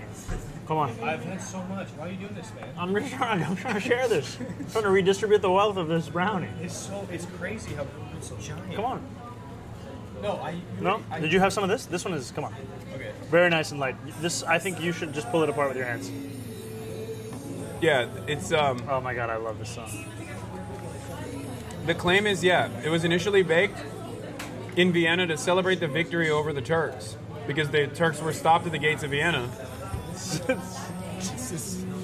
Okay, all right. But they say that the story itself was invented later. It's like, so it might be made up. Sorry. Yes, they're filming. Have a nice day. Thank you so much. Same to you. Thank you.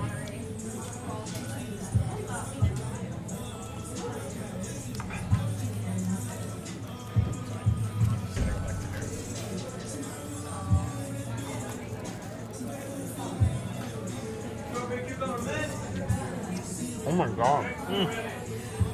Go ahead. I'm okay right now. You're like an endless bit. Yeah. Not everybody has. Yeah, you kind of are, but I respect that. You know? What? Call me an endless spit. Oh yeah, you're a eater. You're a feeder and an eater. You're a real ass eater. Maybe you could have arranged those words a little differently. Yeah, I didn't mean it like that. It's the Cuomo campaign's closing argument.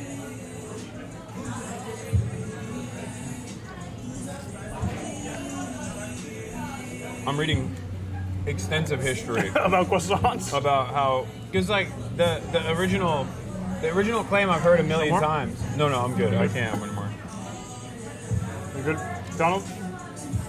Oh, I'm good. You're set? How about that guy over there? You want? What's up? Yeah. You want to grab a? Yeah. Wow. I think the Canova brownie was a little bit too heavy. The croissant was fire. Yeah. Thank you. Look at that. Oh, wait a sec. I guess you will have just a bit.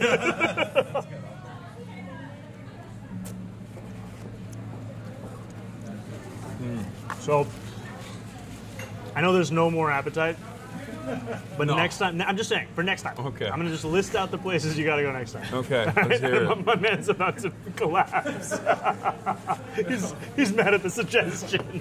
He does not want to eat anymore. So he's not a real ass eater. Did you see how much food he made me eat? All right, next time, I'm an eater. seafood Abu Kir. Oh, I don't End of eat this any vlog? seafood. That's the one thing I don't eat. Why don't you eat seafood? I just don't. I don't know. It's a big L for me. I know. Have you tried it and you didn't like it? Yeah, I can't eat it. Wow. Okay. El Sham, incredible pastries. I think one of the best knafas in the city of New York. Duzan. Duzan? I think Duzan. Duzan's incredible. And then there's another Yemeni coffee shop we just got called Haraz.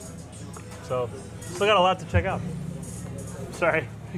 Oh, yeah.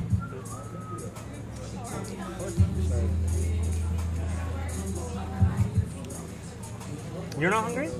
No. Kara's a vegan. Yeah. So we haven't been able to feed her all night. But I'm happy. I'm pleased. Is there anything that you... No? I'm good. He's a feeder. He loves to feed. Yeah. I wasn't wrong. I clocked him immediately. Clocked it. Well. Feeder and a real ass eater. Real eater. Real eater. Real eater Eater hours. and a eater. Real eater hours. Shout out to Eater the publication. They covered our video on halalflation. Did they? They did. They did. Big ups to them. Halalflation used to be $5. Oh. Chicken and rice. So wait, what's going on with that? Sorry, I was. No, it's just. No, I saw it and I didn't fully understand what that was about. So basically, there are street vendors, thousands of whom are on the waiting list for a permit from the city. And because they can't get a permit because the city won't issue them, they pay a middleman who owns a permit already up to $20K on an annual basis just for the right to sell chicken and rice on the streets. Uh-huh. And then they pass that cost, obviously, down to the customer. And you have a lot of people who are selling $10 plates of chicken and rice who would be selling it at $8 if the city actually issued them the permits. And the city would also make money because by cutting out the middleman, the city would be selling a permit for $400 or so. That's new revenue they don't currently get. So, why is the city limiting the permits? I think it's a mixture of incompetence and lack of interest. There's not a clear reason why you would turn away revenue, safety, cheaper food. Yeah. And the street the vendor. permitting structure also creates, you have to go and like make sure that the food is safe, right? Like this. Yeah, it's the safety aspect of and it. you still have some of these inspections because people are using other people's permits, but ultimately you're creating a fertile ground for middlemen who are not selling any of these things. They're just making bank every single year. And the Street Vendor Project has been doing great work on this. Expensive middleman is the name of the game, I feel like. I know. Improves the GDP. Yeah. We gotta get rid of these middlemen. Bro.